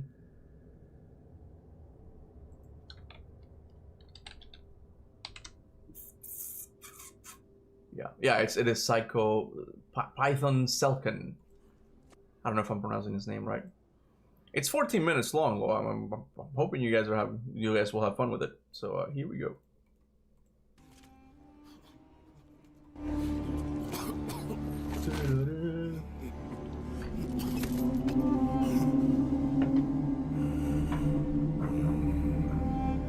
I know he does a lot of cool, like, Metal Gear theories. As Kratos transitioned from Greek mythology all the way to Norse mythology, fans of the God of War franchise who might not have been aware of the history behind these mythologies may have noticed some of the very interesting parallels between these pantheons just by playing the games, such as the presence of the Greek gods and the Titans, in comparison to the Aesir gods and the Giants, the realms of the dead, Helheim, and the Underworld, and of course Mount Olympus, in comparison to Asgard. Another parallel which not many people might be aware of is the fact that the king of the Olympian gods, Zeus, and the allfather of the Aesir gods, Odin, are both known to share a very similar trait, that of deceiving people or even other gods in the form of disguises and even shape-shifting. In their respective mythologies, both of these gods have numerous stories in which they used disguises to manipulate their targets. An act which we have also seen. Imagine Eric saw that video and changed it all. No, I don't think so. I think at one point they said that they look at God of War content for sure because it's the fans, you know, but they don't let it influence their story, which I like. I like that. That's a good idea. Performing throughout previous games in the series. In God of War lore, this trait is something Atreus himself would inherit from his grandfather, Zeus, eventually becoming the cunning trickster we all know from Norse mythology, Loki. Can I turn into an animal? Can you turn into an animal? How's it going, guys? It's Python Selkin here, and today we'll be talking about an interesting theory we briefly introduced in our previous analysis for God of War Ragnarok, in which we expressed our suspicions as to why we think there could be more to Tyr's rescue than we're being led to believe, which could lead to a possible betrayal from the Norse God of War himself, Tyr. We highly suggest watching our previous theory video for a better understanding of what we're going to talk about today. Say whatever you want, but Odin's design was on point. Oh no, I agree. I like it. I think overall the art style is really good in the Norse Saga. I have no problem with it. What's the guy's name? Raf Rossetti. He's on point, man. He's the artist, man. He tortures me, you know. Every day, brother. Odin himself sees to it personally, and believe me, there is no end to his creativity. I like his style of editing. He's not saying much. He's just kind of like showing like things and letting you put it together. I'm gonna take a note of that. Not copy him, but it's an interesting way of doing it, you know. Irfan, thank you so much, man. Eric said that he showed clues in the 2021 trailer. Yeah, I don't know if Python here mentions them though. That's the thing. I don't know if he saw the clues, like the name being slightly misspelled. I don't even know if there's subtitles in the trailer. That doesn't make any sense. She tells us the Allfather, Odin, was willing to pay any price to gain wisdom and all-seeing knowledge on everything that was happening. What if all of Kuba's theories were 100% right, but because he predicted the whole game, he had to change them all? You're about to witness a humble moment here, okay? that can't possibly be right, because I change my mind a lot of the times in my theories. There were theories that I reworked. Like, there are theories that just don't make any sense. I might see like something there, but I don't quite nail the landing, right? And it's like a lot of them just contradict theories. I had a theory that I forgot it. Didn't I say that at one point Atreus might have like an evil brother or something, like a counterpart? I don't remember. I'm like, that's stupid. That's fucking dumb. Around him. So not all of them. Maybe some of them, but not all of them. We'll learn from these tales, no sacrifice is too great for wisdom. Odin's strong desire even drove him to sacrifice himself by hanging from the Tree of Life, during which he saw visions and received wisdom he couldn't gain from anywhere else. And if that wasn't enough, he also sacrificed one of his eyes in exchange for mental and intellectual powers that were unmatched by any god, with the eye being seen as poetic symbolism for perception.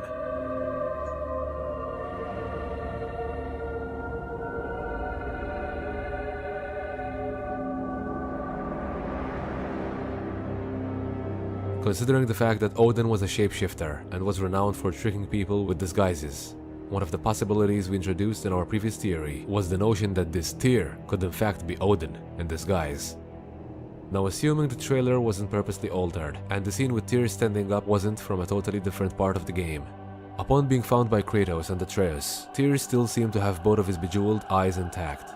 This is something we instantly thought was suspicious, for the fact that Mimir, whilst imprisoned, apart from torturing him for the next century, Odin purposely plucked out one of his bejeweled eyes to keep him from traveling to other realms. Not to mention that Mimir was already bound to an indestructible tree, making his chance of escaping little to none.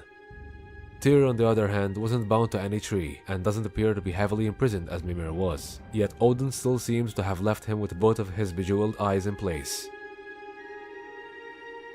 His eyes, they are jewels, like yours. Odin plucked out my other eye precisely to keep me from traveling. Considering how clever the Allfather is said to be, this surely isn't something he would underestimate, unless there was some trickery behind Tyr's rescue. Well, the thing is that even when you meet the real Tyr, he still has both eyes, though. He wouldn't know this because the game had not released by that point, but it's a good point. Like, why didn't Odin take away one of Tyr's eyes, you know? Why did that happen? And can I say that is actually like one of my favorite things in Ragnarok. One of my favorite... God of War is not known for side missions, but one of my favorite side missions, of the very few it has to be the rescuing Tyr one, because you don't really know what's going on, and you're in this prison and you're seeing all the... It's one of my favorite things in God of War Ragnarok. I think God of War Ragnarok has a lot of things that are really good, but to me, like, they're not unified as like a whole experience. That's kind of my main issue. But there's a lot of things that's just really good. Because that whole level has that puzzle where you have to keep bringing down the level. It's actually like a kind of fun puzzle, if you ask me. This video's editing makes it seem like he's talking about an urban scary legend. Yeah, I like the style. Odin is extremely clever, you see. Nearly as clever as he thinks he is. And he's a collector of prophecies. If it's about the future, he adds it to his collection. Helps him style himself as all-seeing and all-knowing. But of course, the idea is control. Control of the future, control of his fate.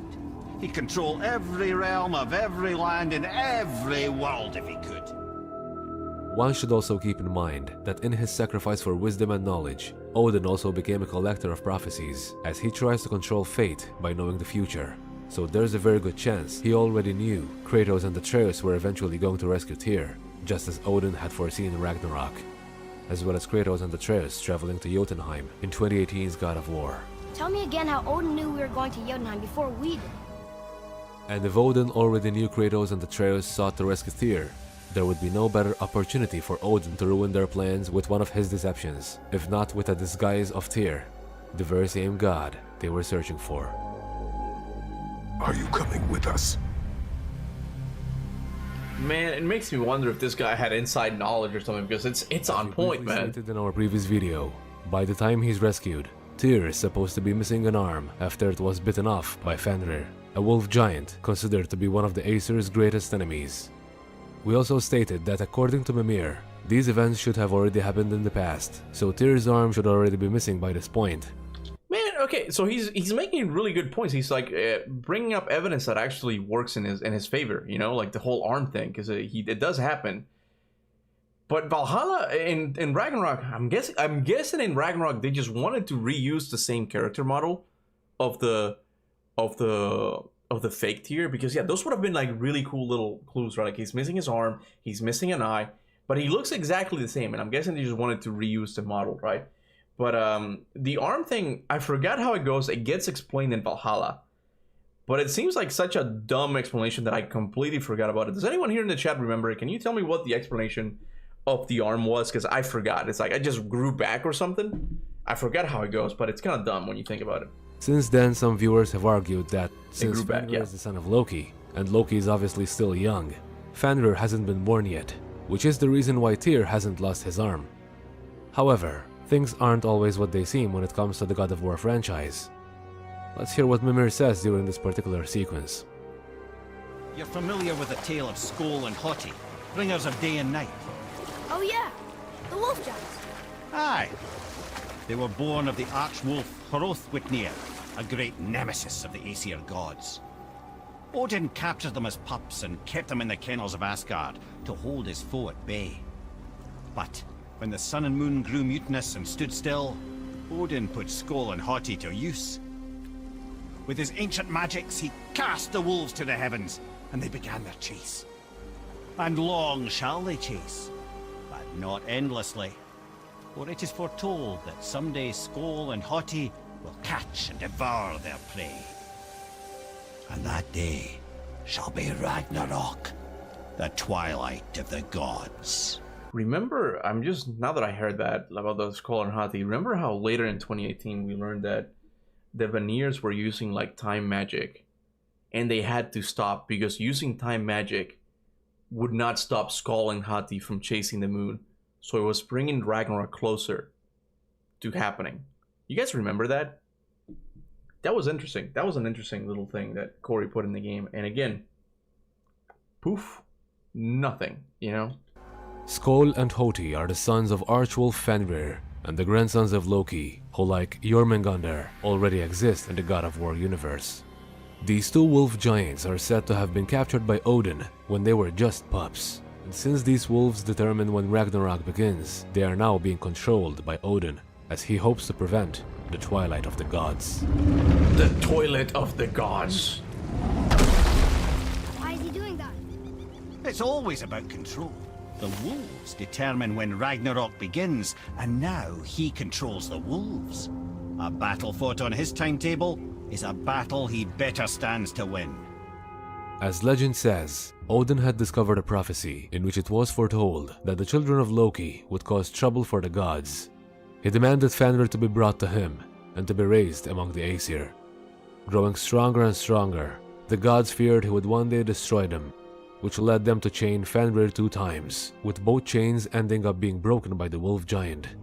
Well, you can see a raven flying away after Atreus shows you his drawing in that temple in Midgard. His drawing? What are you talking about? Which one, Dean? Which game? Temple in Midgard 2018 or Ragnarok? Which game are you talking about? So Fenrir's kid will be involved with time travel too because the 2 wolves are his son. Fenrir's kids will be involved with time travel too because the 2 wolves are his sons. How are you coming to that conclusion? I'm just curious. How are you coming to the conclusion that they would have been involved in time travel? Because it is interesting that we do technically see those wolves in the novel. They're the ones who bring, with Fenrir, the original Fenrir that is, not the one we got in Ragnarok, they're the ones who bring Kratos to Scandinavia according to the novel.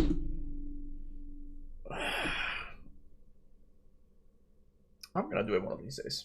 I'm gonna do it. I'm gonna put, because I'm now noticing something else of that theory I mentioned when I started, of that whole thing that in 2018 we get clues that Ragnarok might have already happened or something, right? And I just heard in this video, and I was reminded of it, that yeah, in the original story, in God of War 2018, we learned that Odin has Skoll and Hati, and has Skoll and Hati under his command. And also, Freya taught Odin magic. What if Freya taught Odin time magic, the one that was stopping time and would allow Skull and Hati to catch the sun and the moon. Because again, a battle fought on his timetable is a battle he stands to win. This is what I'm talking about. What if in 2018 Ragnarok already happened? What? There's something here. There's something here, okay? Skull and Hati are the sons of Fenrir in Norse mythology. Yeah, in God of War, they're the sons of Hrolfwithnir or something like that. There's 3 wolves, I think. The Twilight of the Gods. Didn't Athena say that exact same in God of War 3? Yeah, I think Twilight is just kind of like the ending, right? Like, it's just like the sun setting, right? After those 2 attempts, Odin had the dwarves create a 3rd chain called Gleipnir, which was made out of 6 impossible ingredients, 2 of which being a cat's footstep and bird's spit. How are Brock and Sindri supposed to build with whatever they are? Don't count the dwarves out, lad. They're right pricks, but they're resourceful. They once made an unbreakable chain out of little more than a cat's footstep and bird spit. That doesn't even make sense. Further to what Mimir mentions, this unbreakable chain is the one that was purposely created by the dwarfs to hold Fenrir. Being the only way for the animal to let itself be chained, the Norse god of war, Tyr, was the only one who offered to sacrifice his arm while chaining Fenrir with the 3rd and last chain, which pretty much confirms that the Tyr we've seen in the trailer should in fact be missing an arm when he is found by Kratos and Atreus. Are there 2 Fenrirs then? No, so... Here, I actually have that somewhere. Give me a sec. Bruno actually talked about this. Is it Hold on. Is it Future God of War videos? No, that's not it. Hold on a second, guys. Obscure God of War knowledge. Bruno talked about it somewhere. This might not be it. Man, I have this somewhere.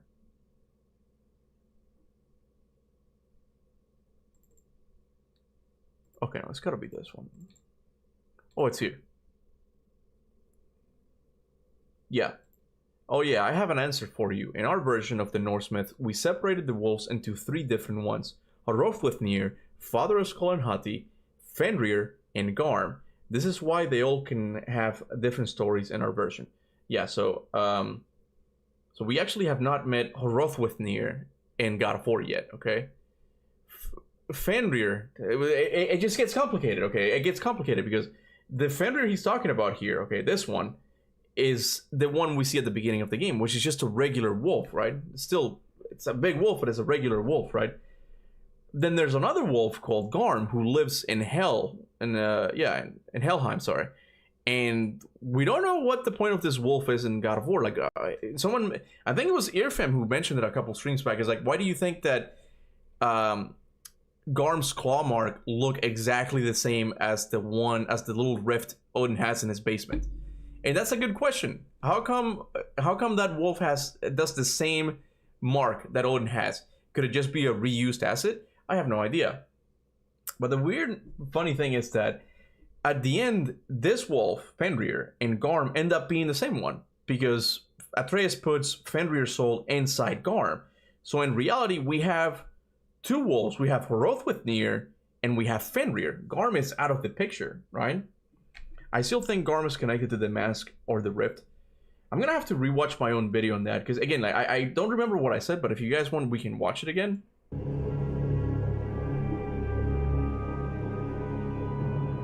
Unlike Zeus, from what we've seen in Norse mythology, Odin's disguises aren't particularly flawless, since he is mostly depicted with a missing eye, even in his disguised appearance, being unable to hide his iconic characteristic despite assuming someone else's appearance, which could make his disguise pretty distinguishable for those aware of Odin's deceptive abilities. Appearances can be deceiving, Kratos. If Odin disguised himself as Tyr to deceive Kratos and Atreus, Tyr having one of his eyes missing would be a dead giveaway that is probably Odin pulling tricks on them, especially if Kratos and Atreus are once again in the company of a particular head. Mimir, who has a vast knowledge on Odin's history and secrets. The only way he could pull off a perfect disguise in front of Kratos, Atreus, and Mimir would be for Odin to wear Tyr's bejeweled eyes himself. which would explain the reason why, despite his apparent confinement, the Tyr we see in the trailer still has both of his bejeweled eyes, possibly meant to hide the little imperfection Odin has in his disguise. Oh, sorry, I did not read it. That of missing an eye himself. It's also... You can see a raven flying away after Atreus shows you his drawing in that temple in Midgard. Okay. In Ragnarok, his drawings from all the shrines he visited shows Tyr imprisoned, and then they figure out he might be in Svartalfheim. And when you can move Kratos again after that cutscene, you can see a raven flying away. Oh, I never noticed that. Okay, we'll eventually get to that when we get to Ragnarok, but that's a good eye, like a good catch, you know. What if in 2018 Ragnarok already happened, but after Atreus got sick, the timeline got switched to a new one, which is when the horn was blown. You would have to like explain that to me further. I'm not sure how Atreus getting sick changes the timeline to another one. I don't understand it. I'm sorry.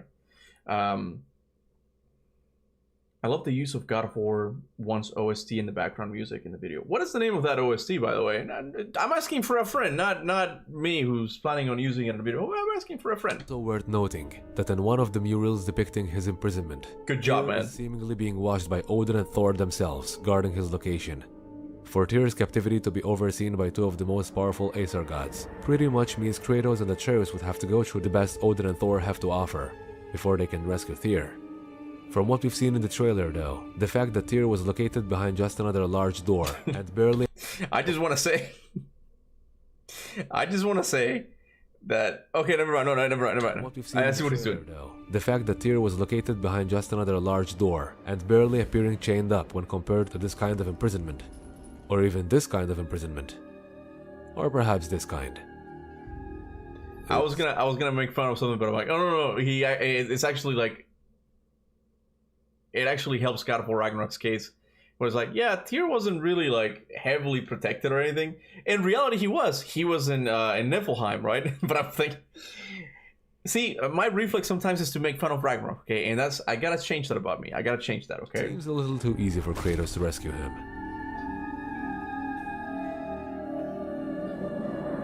Let's not forget, this is a god who was accused of collaborating with the Aesir's arch enemies, the Giants. If it were up to another king of the gods, Zeus, we definitely know how he punished those who betrayed him. Who has placed you in this torment? Zeus. My only crime was helping mankind. When I took the fires of Olympus to the mortals, Zeus considered it a betrayal. As punishment, he made me mortal and condemned me to be savagely consumed every day by this cursed blood.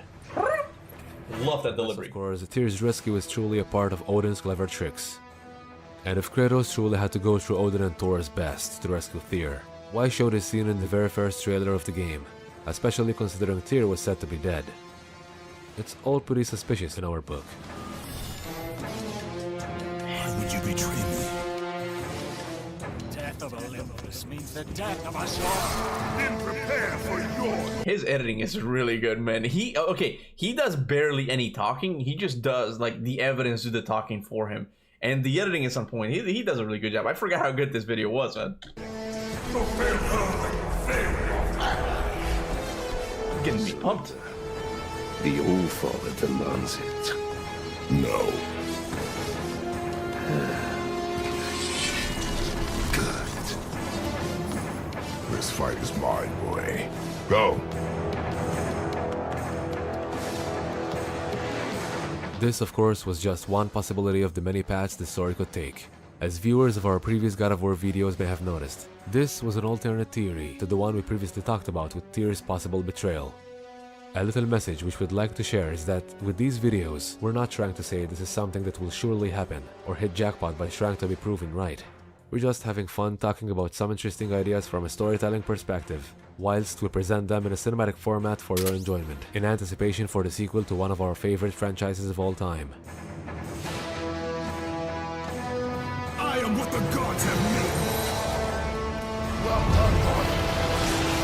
made. With that being said, What are your thoughts on everything you've seen in this video? Could Kratos and Atreus truly have fallen for one of Odin's tricks? Man, he called it. This version of Tyr actually be the Allfather himself? It's just weird. He called it, but for the wrong reasons. Okay, no, not that they're wrong as in like he didn't reason them properly. He did. His reasoning is on point. The thing is that Santa Monica did not do all of these things. Like when you meet the real Tyr, that's not what you see anyway. So did I leave a like? I mean, I have not liked it yet. So here, I'll leave a like and even comment.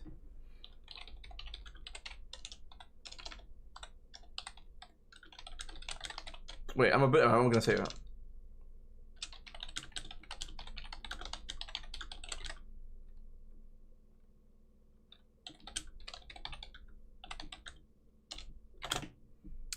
One.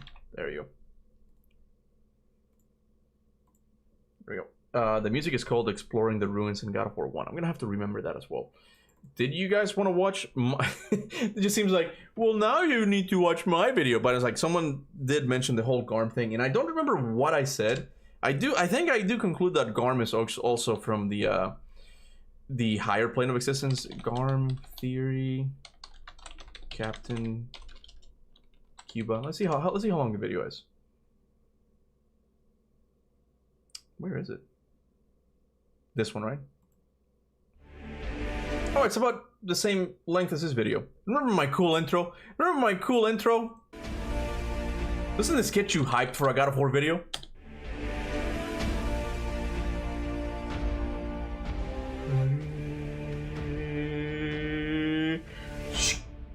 It's amazing, bro. The guy who animated that for me is awesome. Hey, how's it going, guys? Kaptain Kuba here, and welcome to another guy. I don't think I can do this, man. This is too cringy. I don't like hearing my voice. I can't do this, man. I can't do this. God of War video. Today I thought we could finally move on from the topic of the higher plane of existence and talk about some equally important characters that were introduced in God of War Ragnarok. And believe me, I'm dying to talk to you guys about Hildisvini. However, that sounds sarcastic, but I really do mean it, because I ended up making the whole thing about like Hildisvini being the next ruler of Hell and stuff.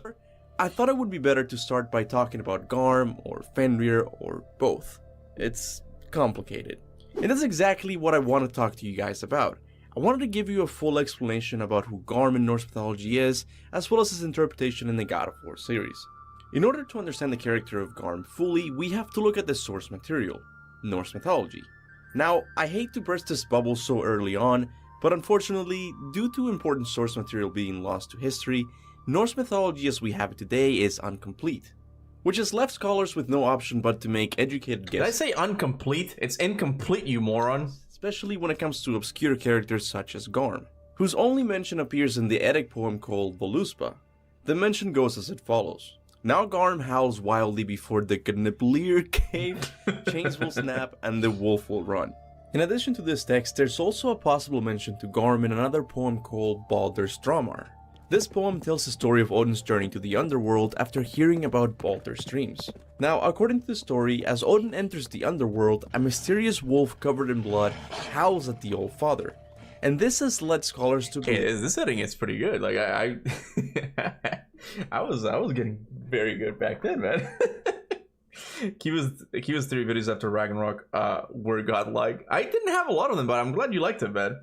I don't know who this guy is, but he sounds a lot more handsome than the other YouTuber. Yeah, who is this guy, huh? This mention of Garm foreshadows Odin's death by Fenrir during Ragnarok, which means both Garm and Fenrir are the same character. And this scholarly take was something Santa Monica was inspired by when making God of War Ragnarok, as both Fenrir and Garm end up being the same character. Well, kinda. You see, the Fenrir we see at the beginning of the game is just a regular-sized wolf who Kratos and Atreus found. Atreus named him Fenrir because he thought it was a cool Norse name. However, when Fenrir became too sick and the time came for Kratos and Atreus to say goodbye, something happened.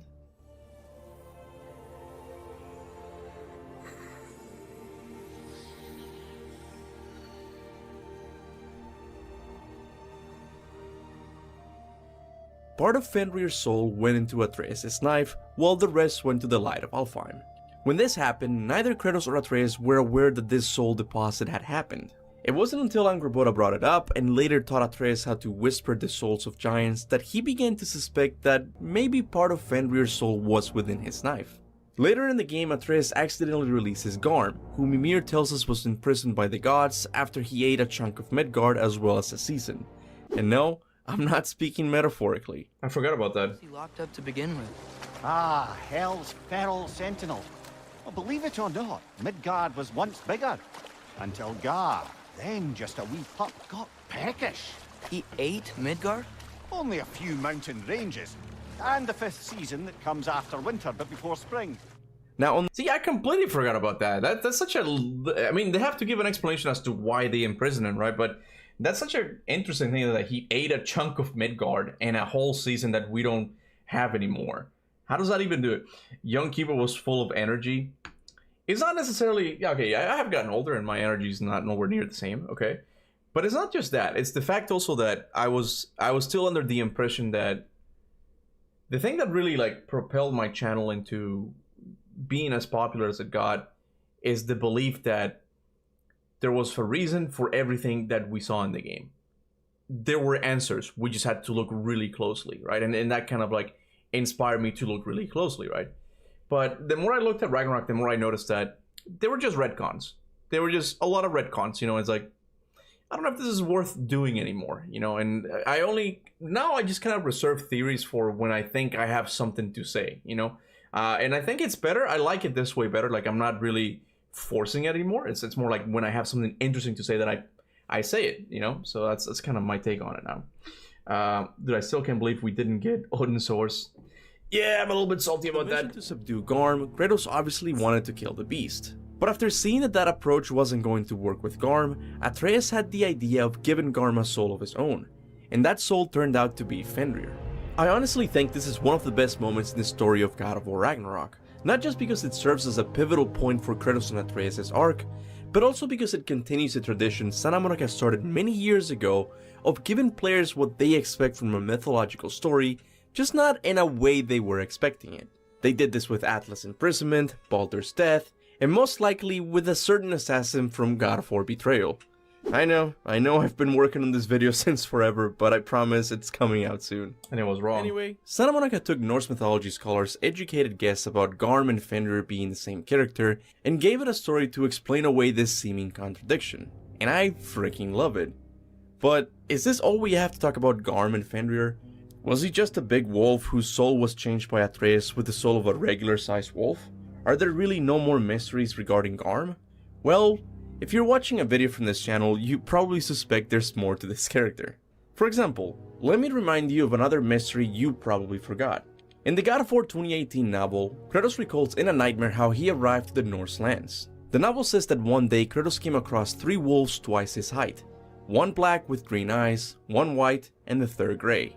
Behind them was a mysterious hooded woman who commanded the Black Wolf to violently drag Kratos to the Norse lands. Now later in the novel it's revealed that 2 of these wolves were Skoll and Hati. But who was the third wolf? The one that dragged... Hey, I'm still streaming. Yeah, I know. What's up? I'm just saying hi. How's it going? You can't sleep? No.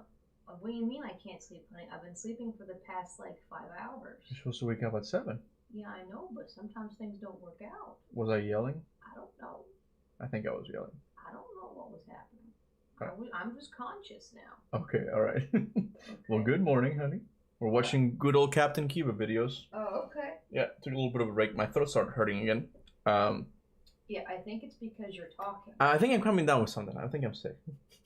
I told him that it's like, I think, yeah, it's me talking. It just kind of... You need to drink more water. Yeah, can you get me some when you get a chance?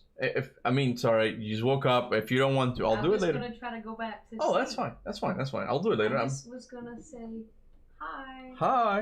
And then I'm going to try to go back sleeping. Okay, honey. How's the stream going? It's going good. Yeah. We're having fun. Yeah. Okay. Are we having fun, people? We're having fun. Anyway. Yeah. You've already shot them in that case. I've already shot them. You have to trigger Such a weird gun. What is it? Yeah, what is that? I don't know. The little the cock thing. Not the cock, but I know the hammer, but I don't know the name of it anyway. Yeah. Anyway, okay, that was it. Okay. I derailed the stream. No, you're fine, honey. It's okay. Have fun, everybody. All right. Well, wake you up at 7. I was gonna ask, do you want fried rice or you want regular rice and chicken like tonight? For dinner or for my lunch? Both. Say it again? Fried rice or the breaded chicken with rice and carrots that I make? Just fried rice? Yeah. Probably just the fried rice. Okay, there you go. Good night, honey. Yeah. Garm was basically unkillable, so they basically brainwashed him into being a lap wolf. Essentially, yeah. In my work, I have a colleague who believes in Norse religion. It's really interesting to talk about God of War with him. Yeah, I think there was I had a member a while back. I'll get you some water. Oh, thank you. I was gonna get you some water. Thank you, honey. His name was Publius or something. It always sounds like I say pubes, but I think he said, "Oh yeah, I'm a modern day pagan." I'm like, that's so interesting. That's so interesting. Why must we only have like 3 or 4 religions? Why not open it up? Huh? That's Kuba's hot take for the day, you know. And let's see. Kratos to Scandinavia. Back then, we used to think the wolf responsible for bringing Kratos to the Norse land was Fenrir. But Fenrir wasn't even born back then. So, was the wolf Garm all along? No, that can't be, because Mimir makes a reference to Skoll and Hati's father in God of War 2018, and he doesn't refer to him as Garm. You're familiar with the tale of Skoll and Hati, bringers of day and night? Oh yeah, the wolf giants. Aye. They were born of the arch-wolf Hrothwitnir, a great nemesis of the Aesir gods. So hold on a second, Mimir. Are you telling me there's 2 giant mythological wolves in the Norse pantheon? One named Hrothwitnir and another Garm?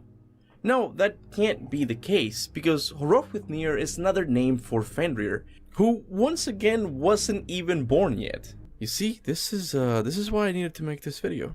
Alright, so let's see how we can untangle this mess. First of all, no, I don't think there are 2 giant mythological wolves in the Norse pantheon. Wrong, because Bruno Velasquez says that there are. Okay. I think the wolf named Hrothwitnir is the same character as Garm. I come to this conclusion because the name Hrothwitnir truly is another name for Fenrir, and Garm embodied the character of Fenrir long before Atreus put the soul of his dead wolf in him. I know where this theory is going now. I remember it now. I'm gonna say that Hrothwitnir became corrupted by the higher plane of existence, and that's how we get Garm, and that's when he ate a part of Midgard in one of the seasons. That's what I'm gonna say in this video, isn't it? Huh? Hrothwitnir. Stupid Norse names that have more to make any sense. Boromir. She might be. I don't know, honey. I'll get her later. Don't worry. I'm tired now. Okay. Good night, honey. Thank you for the water. Yeah. Hug your wife. I can't. She's. What? No, someone said hug your wife, but I'm like, I can't. She's not wearing any pants right now, okay? And she doesn't. I'm sure I don't want her to come in the frame, and she doesn't want to come either, okay? That makes it like you're not pretty. You are pretty, okay? I love you. Good night. Good night. All right. I'm telling you, 2018 takes place in a different timeline in Ragnarok. Something changed, and someone put them in a different timeline. I don't know what you mean by that. For example, in God of War Ragnarok, Mimir tells Kratos and Atreus the tale of how the gods captured Garm. And you will notice it sounds very similar to how Fenrir was captured in Norse mythology. So, Mimir, how did they capture Garm in the first place? That was Tyr's doing. He lured the beast somewhere safe and kept it distracted by lending his own arm to be gently chewed. Once the chains were on and the gate to Helheim was opened, Garm bit Tyr's arm clean off in retribution. This means that long before Atreus gave Garm's Fenrir soul, Fenrir technically already existed in the form of Garm, which means we can safely say that Garm is Skoll and Hati's father. But if I'm going with this interpretation, then I'm gonna have to explain another mystery you probably thought of already. How is it possible that this rabid and dangerous wolf fathered these 2 peaceful wolves who just want to sleep all day? Was Garm always like this? Is it possible there was a time when Garm was as peaceful as his offspring? This certainly seems to be the case, as in the God of War 2018 novel, he seems to follow commands from the mysterious woman very well, almost like she trained him. Another piece of evidence supporting this theory can be found in his eyes. As Atreus said during their mission, Garm doesn't have a soul, and this concept was conveyed to the player by giving Garm grey eyes, something that had been established earlier in the story as a symptom that points to a lack of soul. What's wrong with it? I can't feel anything. There's nothing to feel. Gryla whispered its soul away. So if this ox-looking thing has grey eyes because Gryla whispered its soul away, then we have to ask ourselves, who took Garm's soul? Was it Odin? Athena? The most conservative answer would be Gryla, because we have first-hand knowledge that that's exactly what she does. But the thing is, a future revelation that Gryla took Garm's soul would not really move the plot in any way. That's why I think it has to be someone more important in the story of the God of War series. But who? Well, what if I tell you that the person who stole Garm's soul was none other than the Demiurge? You really thought this wasn't gonna be about the higher plane of existence? You people in the lower plane of existence are just so gullible, man. Look, I've already made 2 videos explaining what I think the higher plane of existence is, so I'm not gonna do it again. What was up with my hair back then? Lower plane of Look at that existence. fucking hair. I was really going full Viking back then, man. Look at both the wolves sleeping and look adorable. They're just so gullible, man. Look, I've already made 2 videos explaining what I think the higher plane of existence is, so I'm not gonna do it again. I recommend watching this video first if you want to buy into this theory fully. Yeah, watch that video, guys. If you don't want to do that, I'll briefly explain it here. According to the previous theory, the Demiurge was the evil being responsible for creating the God of War universe. But in this theory, there's another being who's more powerful than the Demiurge. It's actually not short, you have a ponytail. Yeah, the creation of the it's world, almost like a mohawk thing, right? Like someone said, yeah, I forgot mohawk Kuba. Yeah, I shaved most of my head and just had like a long hair in the back. And sent pieces of himself to the world below in order to counteract the effects of the Demiurge. To the Greek realm, the monad gave hope, and to the Norse realm, he gave what I like to call the Mask of Knowledge. It's possible the monad sent other pieces of himself to other mythologies, but at the moment, it's too early to tell. Now, the goal for the Demiurge is to obtain these powers in order to become more powerful. So first, he appeared to Kratos in the form of Athena in order to trick him into giving him the power of hope. While in the Norse realm, he appeared to Odin in the form of a rift that promised him ultimate knowledge if he was successful in retrieving the mask. This is why both Athena from God of War 3 and the Rift share the same color. They're the Demiurge in disguise. Now, what does any of this have to do with Garm? Well, do you remember how Garm was introduced in the story? What was Atreus doing in Helheim? He was following the mask directions that were supposed to take him to another piece of the mask. I'm getting to this point in this theory that I'm like, this dude is convincing me. This Captain Kuba dude is convincing me. Because I had forgotten all about this. I'm like, I know for a fact that the theory is wrong, okay? I know for a fact. Bruno says it here. But I'm like, I like this guy's take more, okay? He sounds familiar. Like, I've known him my whole life. But I like his take. Because I'm like, yeah, the mask definitely leads Atreus to Garm. And then there are little claw marks, just like the rift. But oddly enough, the mask only took him to where... Let's go back a little bit. What was Atreus doing in Helheim? He was following the mask directions that were supposed to take him to another piece of the mask.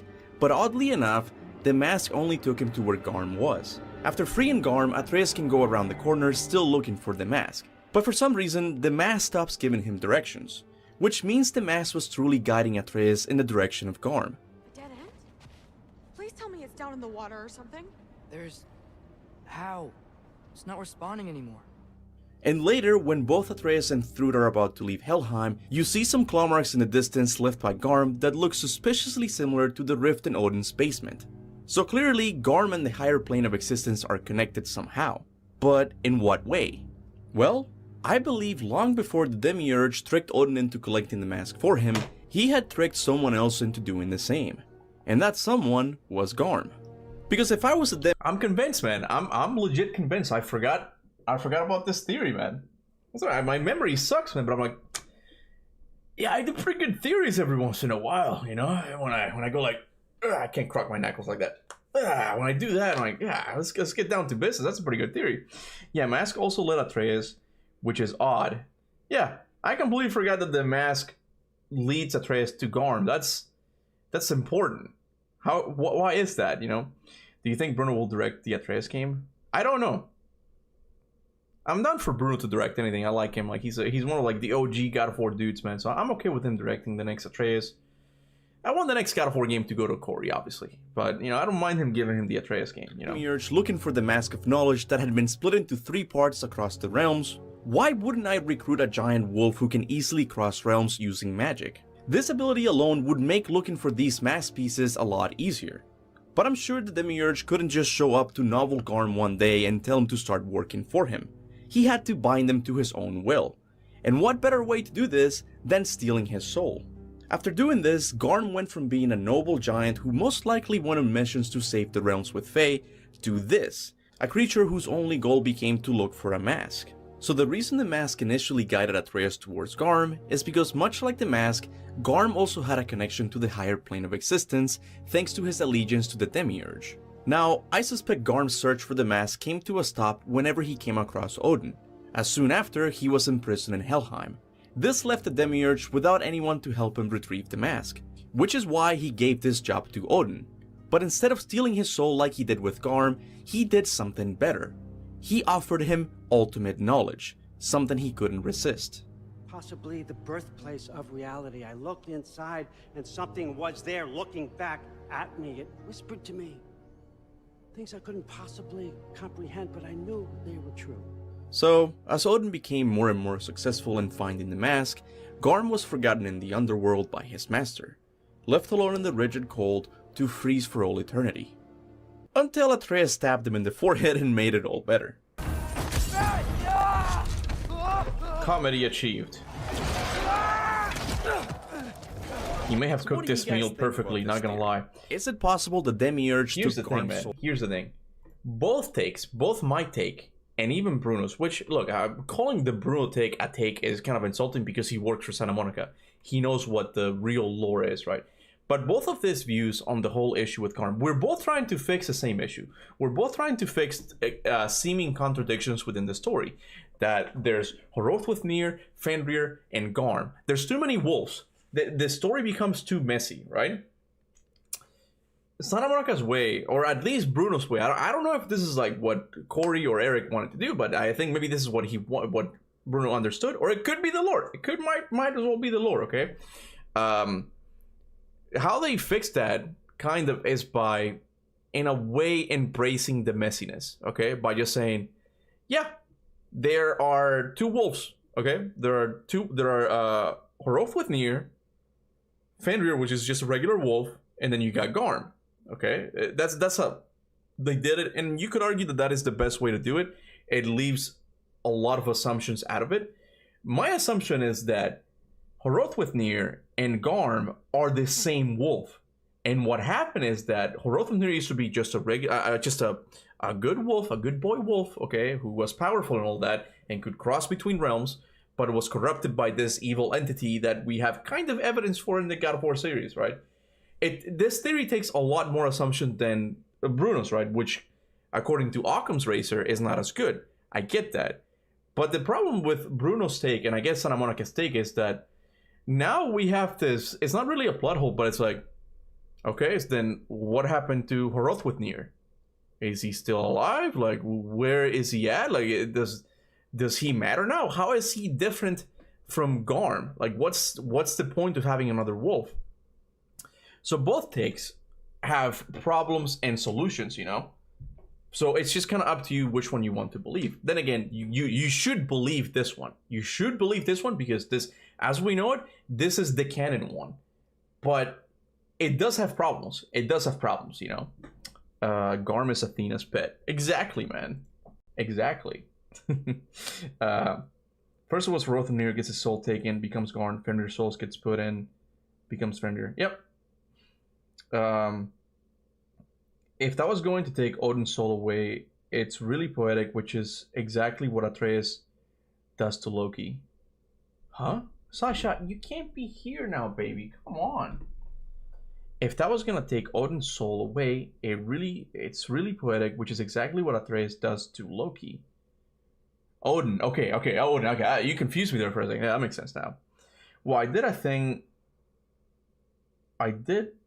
like Santa Monica in my alternate universe, all the different names of the devil, Satan, Lucifer, Baphomet, I've never heard that one, are actually different angels who fell together. You should play Darksiders. You might like Darksiders. It kind of takes that approach to... it's very loosely based on on Christian stories and stuff like that. So you might like that one. It's a pretty good game. And what color is the mask and Garm Realm Tears? The same color as Athena and the Chaos Beast eyes from the Fallen God. Yeah. The for me that's one of my favorite theories. I forget. I don't know which one it is. Captain Kuba. Is it the higher plane of existence? Athena. I think it's this one. Not that one. I think it's this one where I talk about the Chaos Beast. I'm like, yeah, this is one of my favorite ones because I had never noticed the green color and the Ice Beast, and they so happen to get there when Kratos arrives, you know. So yeah, this is one of my favorite theories. There's a lot there. There's a lot to unpack there. Okay, so what time is it? How long have we been streaming for? 4:30. We can probably play for 1 more hour. Yeah, we'll do for a little bit more. Back to God of War. That was a nice little break, you know, from the monotonous level in the mountain. But again, like this series of just not series, but like replaying God of War 2018 has been nice because I get to like re-experience all of these theories with you guys again. I get my my theory juices flowing. That sounds gross, but they be flowing right into your mouths, baby. I'll shut up, man. I don't know when to stop sometimes. Okay, yeah. We'll probably get to Mimir and then we'll call it. Well, we might just get to the dragon. I don't know exactly. I think we gotta move this thing, right? Yeah. That looks heavy. No way. There we go. If the next God of War is a soft reboot, what will the gameplay style be? I think that they might try to turn it into an open world. I don't know about the combat. I think the combat, even the Norse saga that changed a lot of things, it has still a lot of the God of War identity in it. You know, like the playing with your food is what they call it. Like that has to remain in whatever they do. I think that's quintessentially God of War like. You know, like you can add RPG stuff if you want. I don't like it, but you can have it in. But as long as you keep the juggling enemies, we're gonna be good.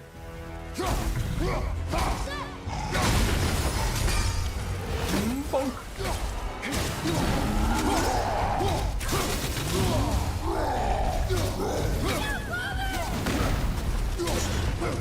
Why is he purple now? What the hell happened to him?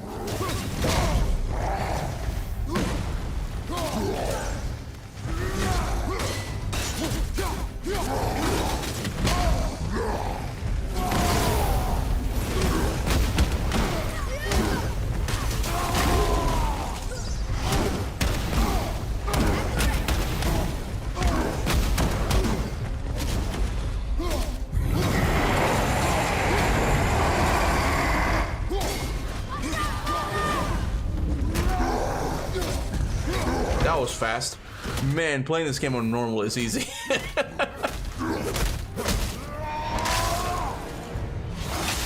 we go. I still consider Ragnarok and 2018 as open world games. I don't know how they're not open world. Yes, they take time to open up, but that's that aside. Whoa, that was close. Yeah, that's the main difference, I guess, that it takes a lot longer. I'm kind of with you. I've changed my mind on that a little bit. I do think that Ragnarok more than 2018. 2018, you can still make a case that it's not really an open world game. It's more of a semi-open game. And I know it's a kind of a pedantic difference, but it is a bit of a difference, okay? But Ragnarok, since you have like so many realms and all that stuff, it makes more sense for it to be called an open world game. I have no problem because it has a lot of quests, side quests as well. Whereas God of War 2018, you can probably count them in one hand how many quest lines there are, you know? So that's why I say that it wouldn't surprise me at all if the next game, if the next God of War game Santa Monica announces is going to be an open world game.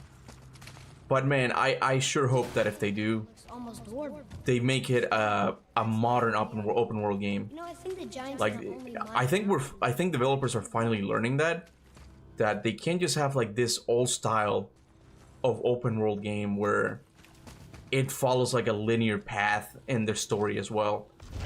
you gotta make something like Breath of the Wild. You gotta make it like Elden Ring, like really open from the start, man.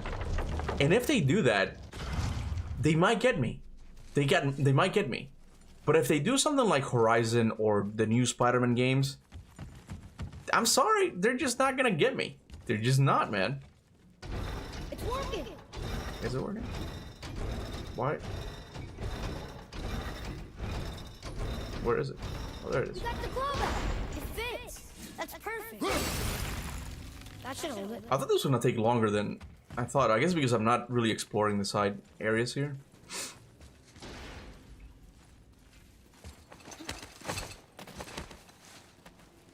Here we go. Have you seen the video where modders pulled the camera back in Ragnarok? It looks so good. Give me the title of the video. I don't remember seeing that, but give me the title. I'll check it out later. Something feels strange up there. We're heading into danger. Do not concern yourself with what might be. Focus on what is, and be vigilant. Kratos is talking to me at this point. Don't focus on what might be. Focus on what is. I'm like, no. I want what might be.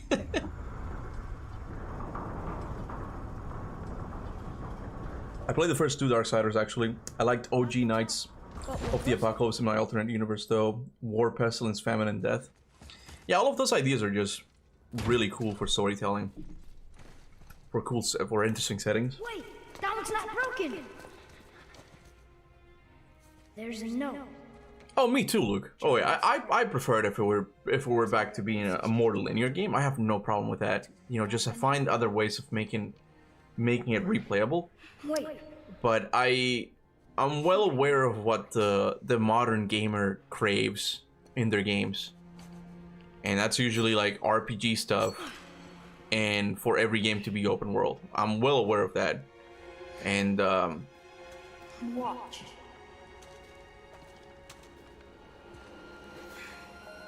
but in between getting a game like God of War Ragnarok, like design wise, and a fully open world game like Elden Ring or Breath of the Wild, I tend to go like with the one that fully commits to the openness of it, you know.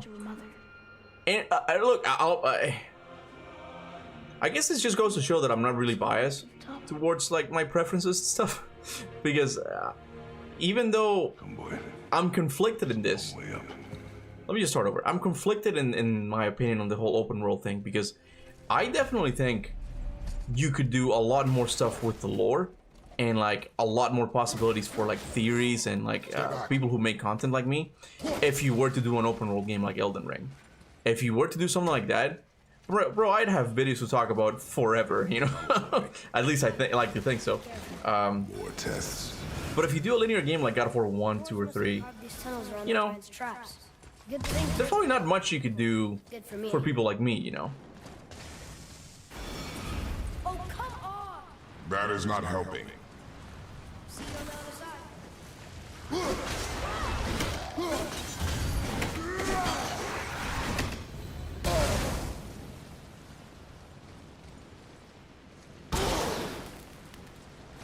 Is it just me, or are there definitely more traps like these in 2018 than in Ragnarok?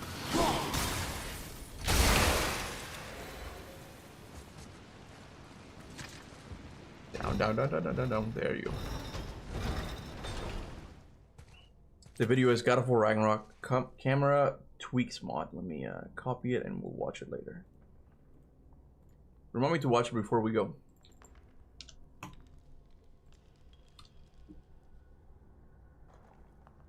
Oh, that was a year ago. Oh man, that's a full hour long video. Let me skip to gameplay. I'm not seeing any gameplay now. Hold on. Is it just the cutscenes? How am I not hitting any gameplay yet? Oh, there we go. Kill. At least it didn't suffer. But it is something. Oh shit, yeah. Here, we can watch it for a sec. So this is what the camera being pulled out would look like.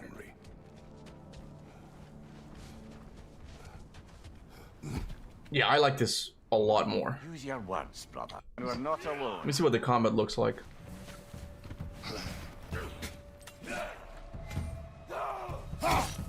Oh man, yeah.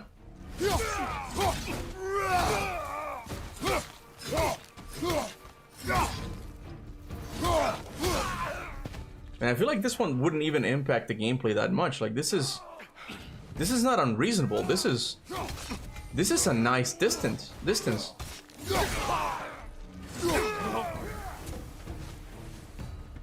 Like it doesn't feel nearly as claustrophobic.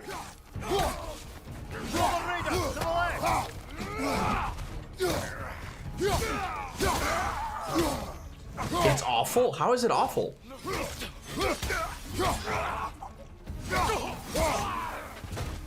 I think... Well, okay, Fletcher, why do you say it's awful? It's better with the blades. Let me see when he pulls out the blades. When does he bring out the blades? It's gonna be after. Yeah, after the Thor fight. Right?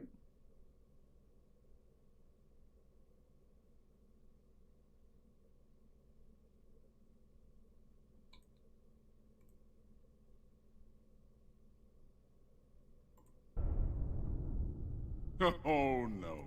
I say when we're done. I'm not leaving till I see the real you. This one's not even that different. I'm pretty sure like this is the same camera from the game.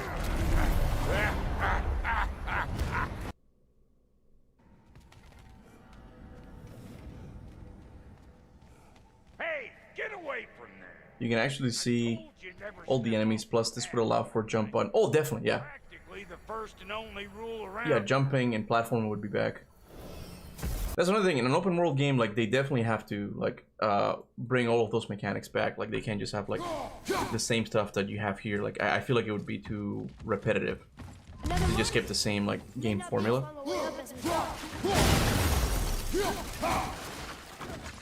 Anyway.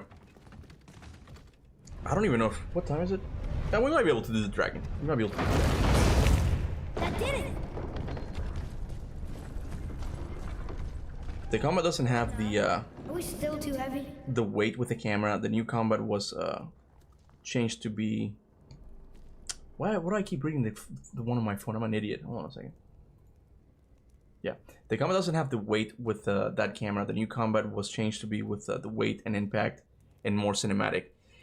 I think the problem comes in with the last part you said, the cinematic part, because I don't get the argument with the weight thing. When we get to the summit. You can still feel the weight, and that's always what's made God of War a good game, you know. But not the only thing. One of the things is that yeah, it feels weighty, it feels responsive. Like God of War has always had that, you know, even with the camera far away.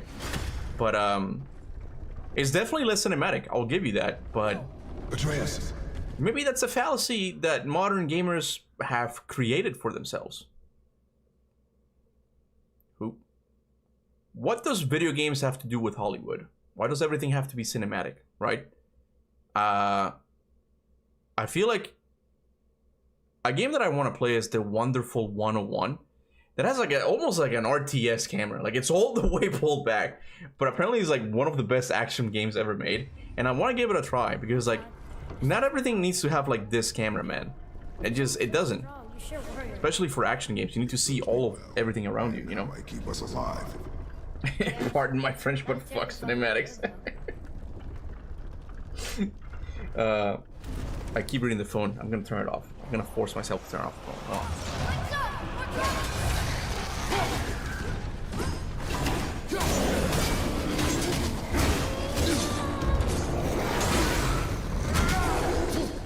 I think the Fletcher, the issue is that you're not understanding that when it comes to action games, like in every game when you really think about it, but action games especially, like there's gotta be some level of predictability. Like you have to be able to have consistency in combat. You have to be able to see all the enemies at once. Not all of them, but a lot of them, right? Where when you have this camera, like it looks really nice, but it really restricts your vision a lot.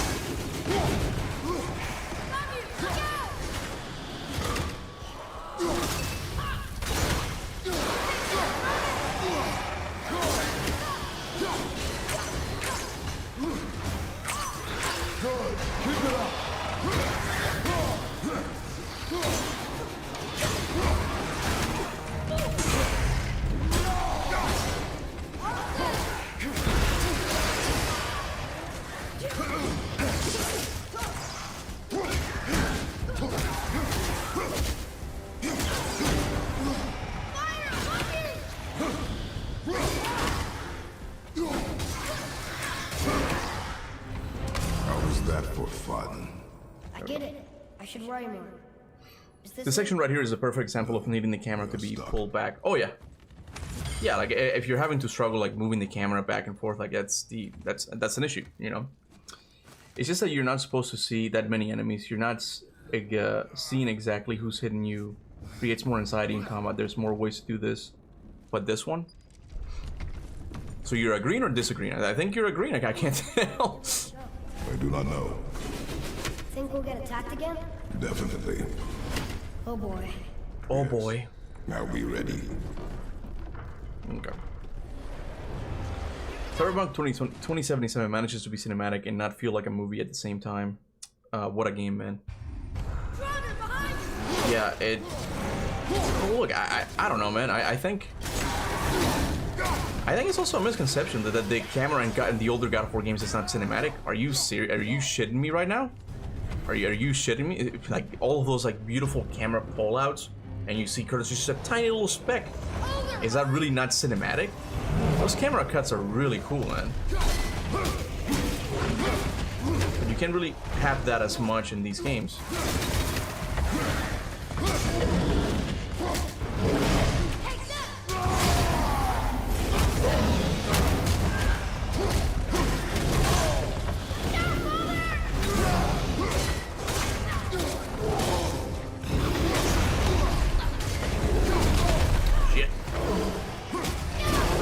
My relic does. I haven't used my relic a single time. You can tell that I'm an old school God of War gamer, man. I God of War fan.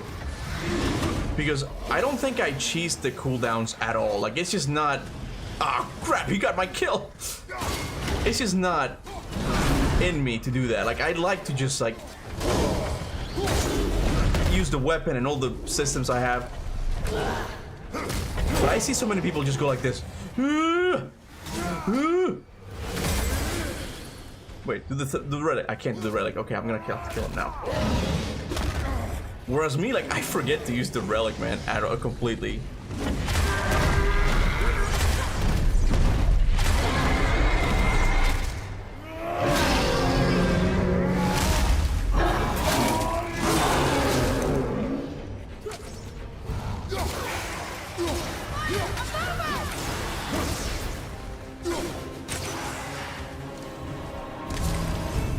Okay. I know. Cyberpunk does have surprisingly fun combat. Yeah, I was looking at some gameplay last time we did this, and it looks pretty good. Like, it's one of those RPG games I'm like, okay, at least it does give you a lot of options to really make the build of your dreams, you know? Anything you want, you can do in that game, which is really cool. Now you're right, camera being close does not mean not cinematic. Exactly. Come to the good side. Come to the Jedi side. Star Wars. Runic attacks need to be turned into combos. Ragnarok turned a good chunk into combos and say, yeah, that was something that I really liked in Ragnarok a lot. For example, there was I think there's a heavy runic attack in 2018. I forget what it was called, but it's essentially Hyperion's grapple, where like you throw the blades and then you charge towards them. That used to be a runic attack, but Ragnarok just simplified it. Like it just made it like it just made it more accessible, like from the get-go. Like I'm sure like they tuned like the balance and all that, like it doesn't do nearly as much damage. But all you do have to do is just aim and hold R1 and do it. That's why like the combat with Eric being like the director like improved a lot. Eric is a combat guy. So no wonder the combat got so much better, to the point that even Mayo liked a lot of things. The only thing that's unforgivable is the shield turn. That's the only thing. But everything else is amazing in the combat.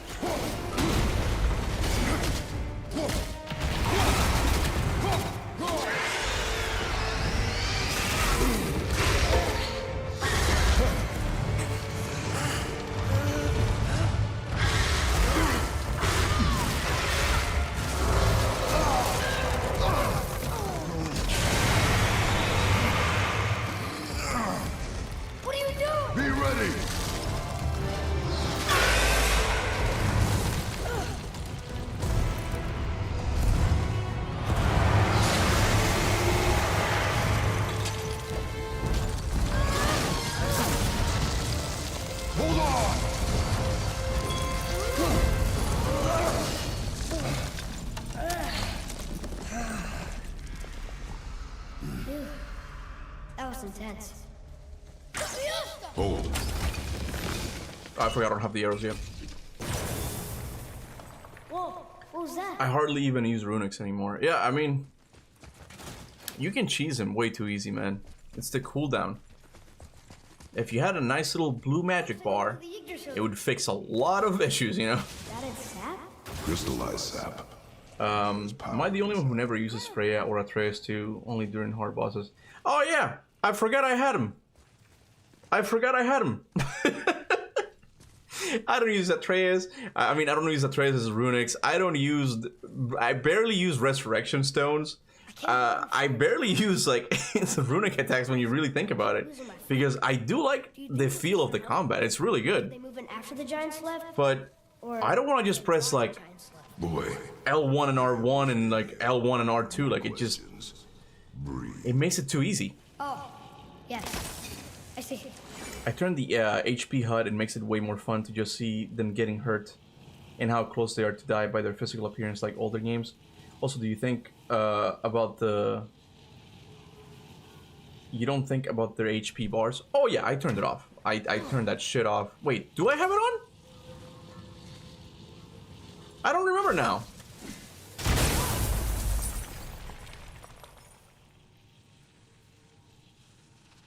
Let me see. Okay, I do have the troll, but I think...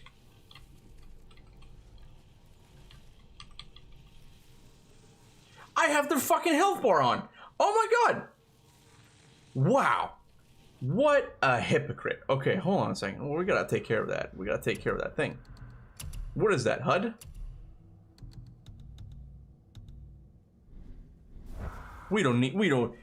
We're old school God of War fans here. We don't need no stinking enemy health bars. We don't need that shit.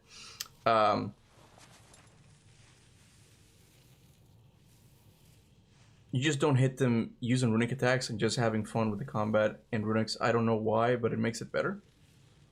So you're agreeing with me? You just have fun like with the regular combat. You don't have to use the runic. Is that what you're saying? Do you hear that? Sounds like someone screaming.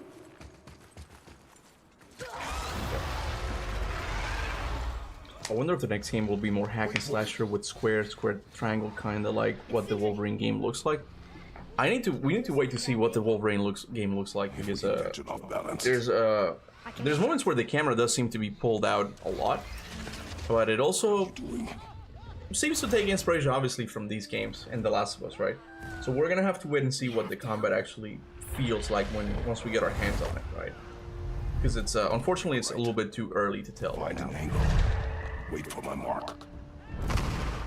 Thank you. Yeah, that's a good point, Canal. And I think that is one thing that, especially Doom Eternal does a really good job of that, because you don't need health bars in Doom Eternal because the enemy just takes so much physical damage that you can kind of see which demon is about to die, right? So you don't really need a health bar, whereas in this game, they don't really change. They remain the same, right? It's one of those things that... But that would make it more cinematic and more immersive, and it would actually improve gameplay, I think. Like, the experience of the game. Just make the enemies just start, like pieces fall off, like more blood and stuff. But here you just fight Draugrs, so you can't really tell much of it. Draugrs and Hellwalkers. They don't really change that much. So that's something... That's something that Doom Eternal does really good, and more games should definitely do.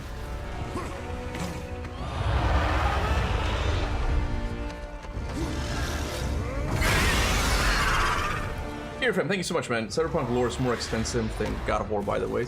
But for one thing, it's an open world game, right? But, does it have a... Cyberpunk is the first game in that IP, right? It's not like a second one or anything like that, right?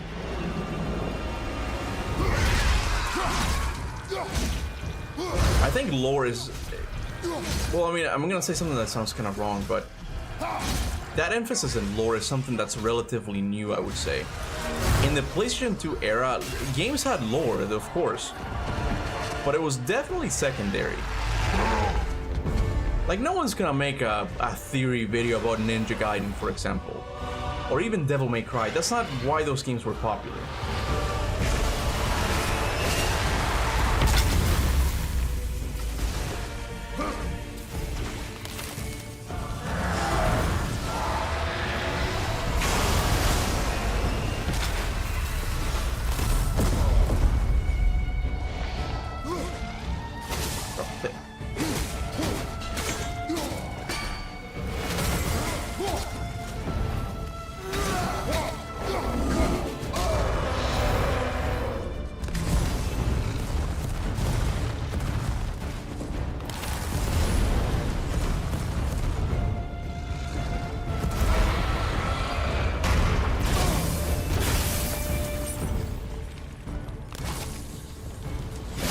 Come on, man.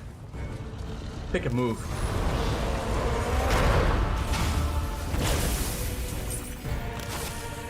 He wants me to hit his toes. Okay. Alright, let me hit your toes.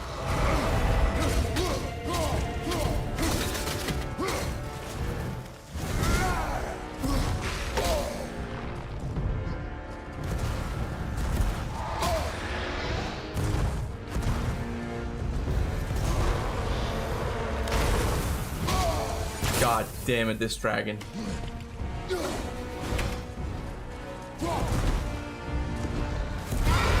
Are you serious? Oh no.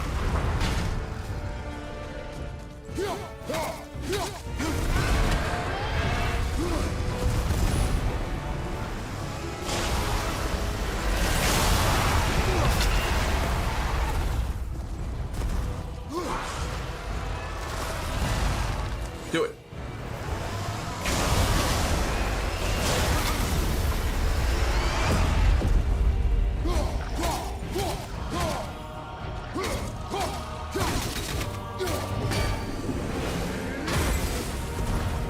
What just happened?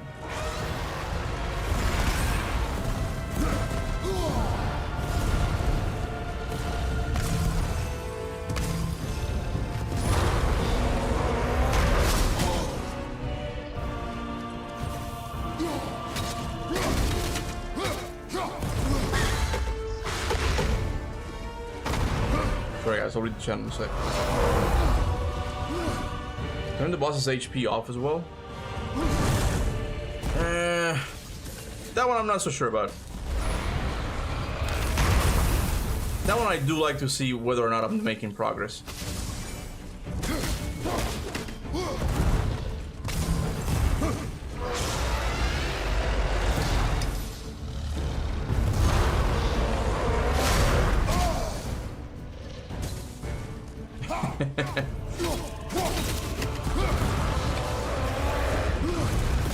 Come on.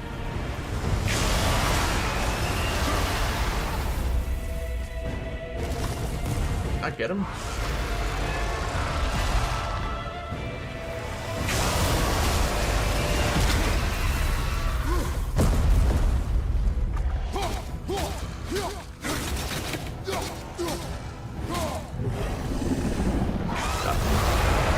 Looking back at it, this boss is pretty lame. I kind of see where Under the Mayo was coming from.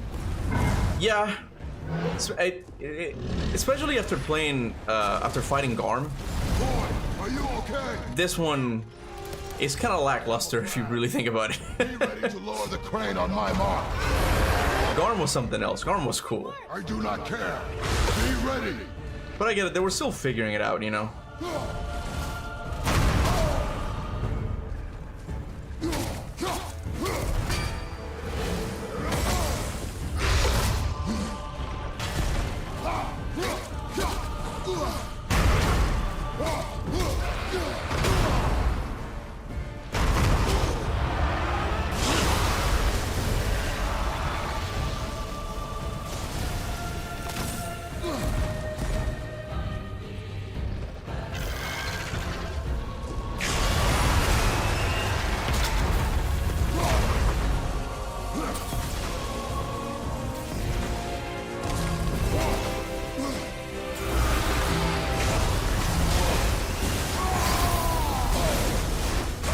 Give me your toes. Bring it down. Give me your toes.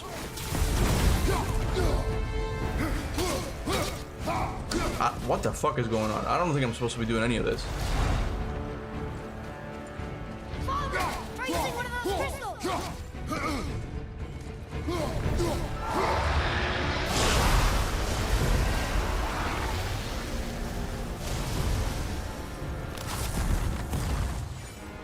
Come on, buddy. Just do one more time.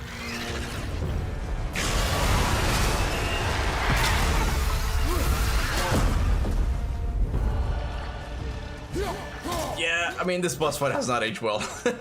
I remember more fondly in my memory, but it's kind of rough.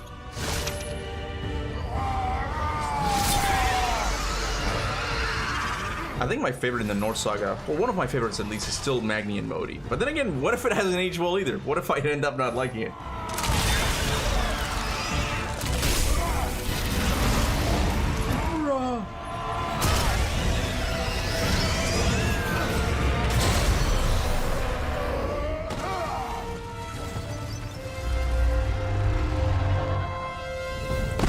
also the fact that you have to do a lot of waiting around. Because you can't attack with the thing on hand, right? So you have to like kind of walk around with it, waiting for him to do that, and you don't know if he's gonna do it or not.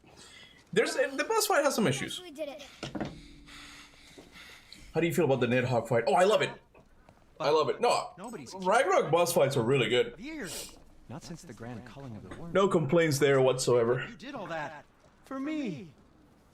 You are mistaken. The dragon was simply on our path, nothing more. You deny it all you want, but you saved me, and that deserves compensation. What are these? Braided mistletoe arrows, straighter than Heimdall and perfectly weighted. I remember I used to think that that meant that Heimdall was gonna be, well, gay or something. Or, I don't know, it's like straighter than Heimdall. I forgot, I had someone that said that was like, he was being sarcastic. Yeah, these arrows are straighter than Heimdall, but it didn't make any sense. Ever played a game that, wait, have you ever played a game that you thought was not that great the first time, but later playthroughs feels better? I'm having that feeling for Assassin's Creed 1. It's much better than I remember. I think for me, it was Bloodborne. It was the very first Souls-like game I tried playing, and I hated it. It looked so good. I'm like, oh, this is the gothic Victorian setting. The monsters, they look so cool. And all the things you can do in combat looks really cool. But when I played, I'm like, I just keep dying. I hate this thing. This is so annoying. And I returned it and got The Witcher 3 instead. And then I decided to give it another chance. I think it's because I played Dark Souls 3, and I liked it more. Let me try Bloodborne again, and I loved it. I thought it was great. Oh, okay. Hold on. Ooh, not that. Have you seen my brother again? Yeah, he said you lost your talent. Oh. It's the horn, you guys. Sindri blew the horn. What if that's the case? And that I'm selfish. No, I'm sure that I value a weapon's look. Egyptian Kopish right there. Egyptian Kopish. Just saying. No, over its purpose. That I'm pretentious. No, and uptight. Fussy. I know what he thinks, but he can't hurt me any. Ah! Burn that. I do not have time for this. No. Wait. No, seriously, what if it's Sindri, LOL? That would be quite the twist, huh? I just need a tooth from that dragon.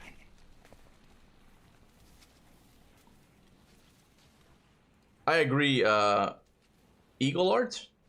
Yeah, I like that fight as well. It's one of the better ones. And I just like dual boss fights as well. When done right, okay, there's a couple of Berserker boss fights in Ragnarok and I'm like, god damn, Xenomorph is just torturing me at this point. So unclean. Oh, so unclean. Oh, the smell. Perfect. That should do. Oh. Okay. Yeah. Did he just pull out the Gillahorn? I think it was just a drinking horn. I don't think there's anything to it. That was just a joke I said. Is the grand calling of the worm Sindri mentioned something that should be more thought about? I used to put a lot of thought into it. And I thought that maybe that could be... Atreus, your bow. That was probably the dwarf, wasn't it? 2 passes should do it. The one who captured Fafnir and the other two, Regin and Otur. That was probably the calling of the worms, right? Oh, sure. Now you're impressed.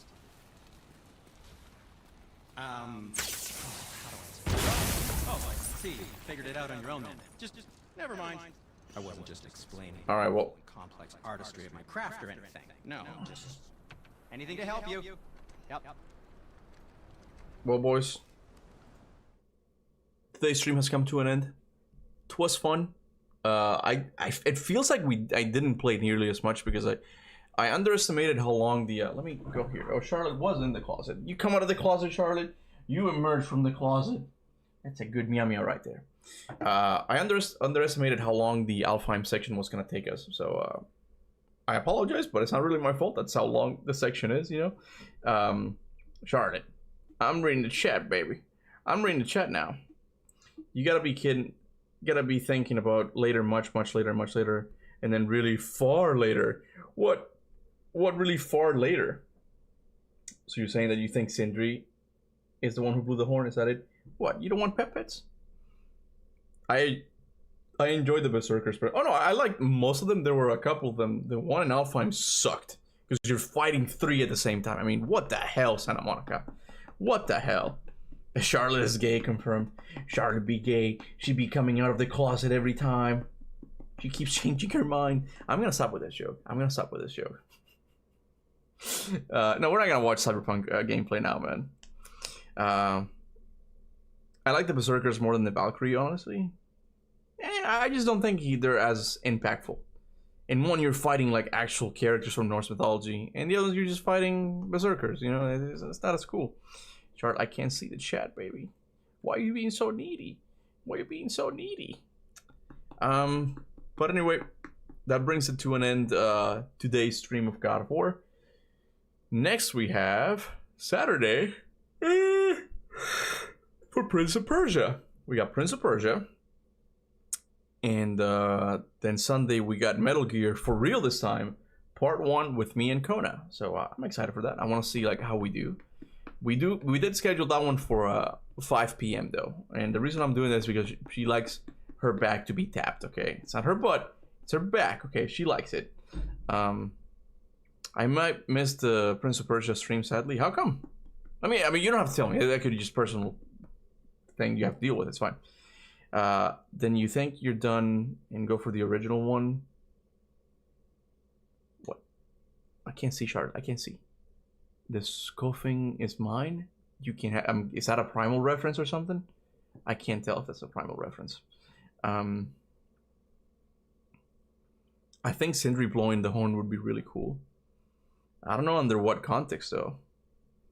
You would have to be present somehow. That's what I've always said about the horn thing. I tried Witcher 3 multiple times. I really did, but I just don't like it. It's one of those games just too long, man. It's just too long. I played it once and I'm like, okay, I'm good. I've had enough. I'm never gonna play this again. I've tried a couple of times, but I don't make it past the Griffin. Like, that's as far as I can get. I'm like, yeah, I'm not doing all this again. It's too much. But maybe that's okay. Maybe some games are just meant to play it once. Like the first initial experience, you know. You gotta get down, Charles. Okay, she's fine. But anyway, guys, I'll see you guys Saturday for Prince of Persia and then Sunday for Metal Gear. Until then, remember, go forth in the name of Olympus. And Charlotte came back. Bye, guys.